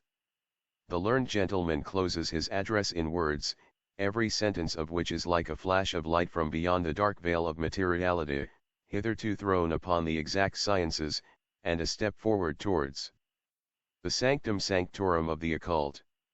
Vide 15, Gods, Monads, and Atoms. Thus he says, we have glanced at the difficulty of defining an element, we have noticed, too, the revolt of many leading physicists and chemists against the ordinary acceptation of the term element, we have weighed the improbability of their eternal existence or their origination by chance. As a remaining alternative, we have suggested their origin by a process of evolution like that of the heavenly bodies according to Laplace, and the plants and animals of our globe according to Lamarck, Darwin, and Wallace. In the general array of the elements, as known to us, we have seen a striking approximation to that of the organic world.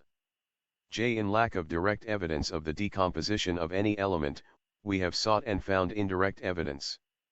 We have next glanced at the view of the genesis of the elements, and lastly we have reviewed a scheme of their origin suggested by Professor Reynolds' method of illustrating the periodic classification. Summing up all the above considerations, we cannot in the form they are now, we conceive plus and to Kapila and Manu especially and originally. Here is a scientific corroboration of the eternal law of correspondences and analogy. This method of illustrating the periodic law in the classification of elements is, in the words of M.R. Crookes, proposed by Professor Emerson Reynolds, of Dublin University, who points out that in each period, the general properties of the elements vary from one to another, with approximate regularity until we reach the seventh member, which is in more or less striking contrast with the first element of the same period, as well as with the first of the next. Thus chlorine, the seventh member of Mendeleev's third period, contrasts sharply with H sodium, the first member of the same series, and with potassium, the first member of the next series, whilst on the other hand, sodium and potassium are closely analogous. The six elements, whose atomic weights intervene between sodium and potassium, vary in properties, step by step, until chlorine, the contrast to sodium, is reached. But from chlorine to potassium, the analog of sodium, there is a change in properties per saltum. If we thus recognize a contrast in properties more or less decided between the first and the last members of each series, we can scarcely help admitting the existence of a point of mean variation within each system. In general, the fourth element of each series possesses the property we might expect a transition element to exhibit. Thus, for the purpose of graphic translation, Professor Reynolds considers that the fourth member of a period silicon, for example, may be placed at the apex of a symmetrical curve, which shall represent for that particular period, the direction in which the properties of the series of elements vary with rising atomic weights. Now, the writer humbly confesses complete ignorance of modern chemistry and its mysteries. But she is pretty well acquainted with the occult doctrine with regard to correspondences of types and antitypes in nature, and perfect analogy as a fundamental law in occultism. Hence she ventures a remark which will strike every occultist, however it may be derided by orthodox science. This method of illustrating the periodic law in the behavior of elements, whether or not still a hypothesis in chemistry, is a law in occult sciences.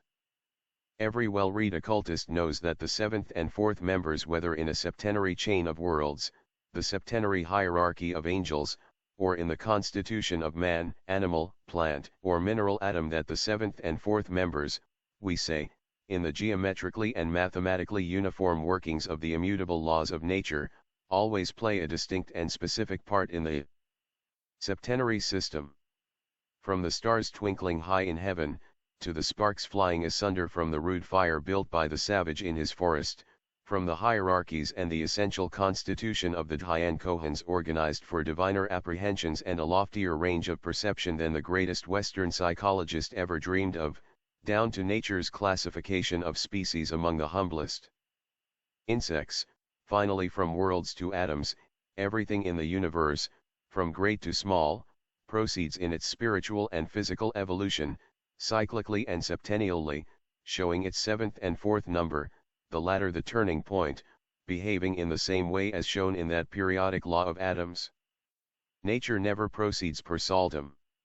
Therefore, when Mr. Crookes remarks to this that he does not wish to infer that the gaps in Mendeleev's table, and in this graphic representation of it, the diagram showing the evolution of atoms, necessarily mean that there are elements actually existing to fill up the gaps, these gaps may only mean that at the birth of the elements there was an easy potentiality of the formation of an element which would fit into the place. An occultist would respectfully remark to him that the latter hypothesis can only hold good if the septenary arrangement of atoms is not interfered with. This is the one law, and an infallible method that must always lead to success, one who follows it. 586. The secret doctrine. Indeed, venture to assert positively that our so-called elements have been evolved from one primordial matter, but we may contend that the balance of evidence, I think, fairly weighs in favor of this speculation. Thus inductive science, in its branches of astronomy, physics, and chemistry, while advancing timidly towards the conquest of nature's secrets in her final effects on our terrestrial plane, recedes to the days of Anaxagoras and the Chaldees in its discoveries of a. the origin of our phenomenal world, and b. the modes of formation of the bodies that compose the universe.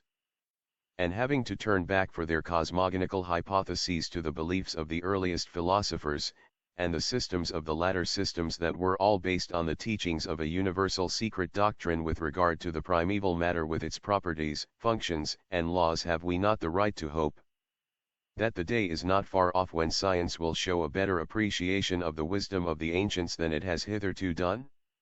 No doubt occult philosophy could learn a good deal from exact modem science, but the latter, on the other hand, might profit by ancient learning in more than one way, and chiefly in cosmogony. For 587 Puranas versus Royal Society. Instance, the mystical signification, alchemical and transcendental, of the many imponderable substances that fill interplanetary space, and which, interpenetrating each, are the direct cause, at the lower end, of the production of natural phenomena manifesting through vibration, so called. The knowledge of the real, not the hypothetical, nature of ether, or rather of the Agsa, and other mysteries, in short, can alone lead to the knowledge of forces. It is that substance against which the materialistic school of the physicists rebels with such fury, especially in France, and which exact science has to advocate notwithstanding. They cannot make away with it without incurring the risk, like a modem Samson, of pulling down the pillars of the temple of science, and getting buried under its roof. The theories built upon the rejection of force outside and independent of matter pure and simple, have been all shown fallacious. They do not, and cannot, cover the ground, and many of the scientific data are thus proved unscientific. Ether-produced sound is said in the Puranas, and the statement is laughed at. It is the vibrations in the air, we are corrected. And what is air? Could it exist if there were no etheric medium in space to buoy up its molecules? The case stands simply thus. Materialism cannot admit the existence of anything outside matter, because with the acceptance of an imponderable force, the source and head of all the physical forces, other intelligent forces, would have to be admitted virtually, and that would lead science very far. For it would have to accept as a sequel the presence in man of a still more spiritual power entirely independent, for once, of any kind of matter physicists know anything about. Hence, apart from an hypothetical ether of space and gross physical bodies, the whole sidereal and unseen space is, in the sight of the materialists, one boundless void in nature, blind, unintelligent, useless. And now the next question is, what is that cosmic substance, and how far can one go to suspect its nature or to wrench from it its secrets, and thus feel justified in giving it a name? How far, especially, has modem science gone in the direction of those secrets, and what it is doing to solve them? The latest hobby of science, the nebular theory, may afford us some answer to this question. Let us then examine the credentials of the nebular theory. A group of electricians has just protested against the new theory of Clausius, the famous professor of the University of Bonn. The character of the protest is shown in the signature, which has Jules Bourdon, in the name of the group of electricians, which had the honor of being introduced to Professor Clausius in 1881, and whose war cry, "Cri deralliement," is A has VFF down with ether, even, they want universal void, UC.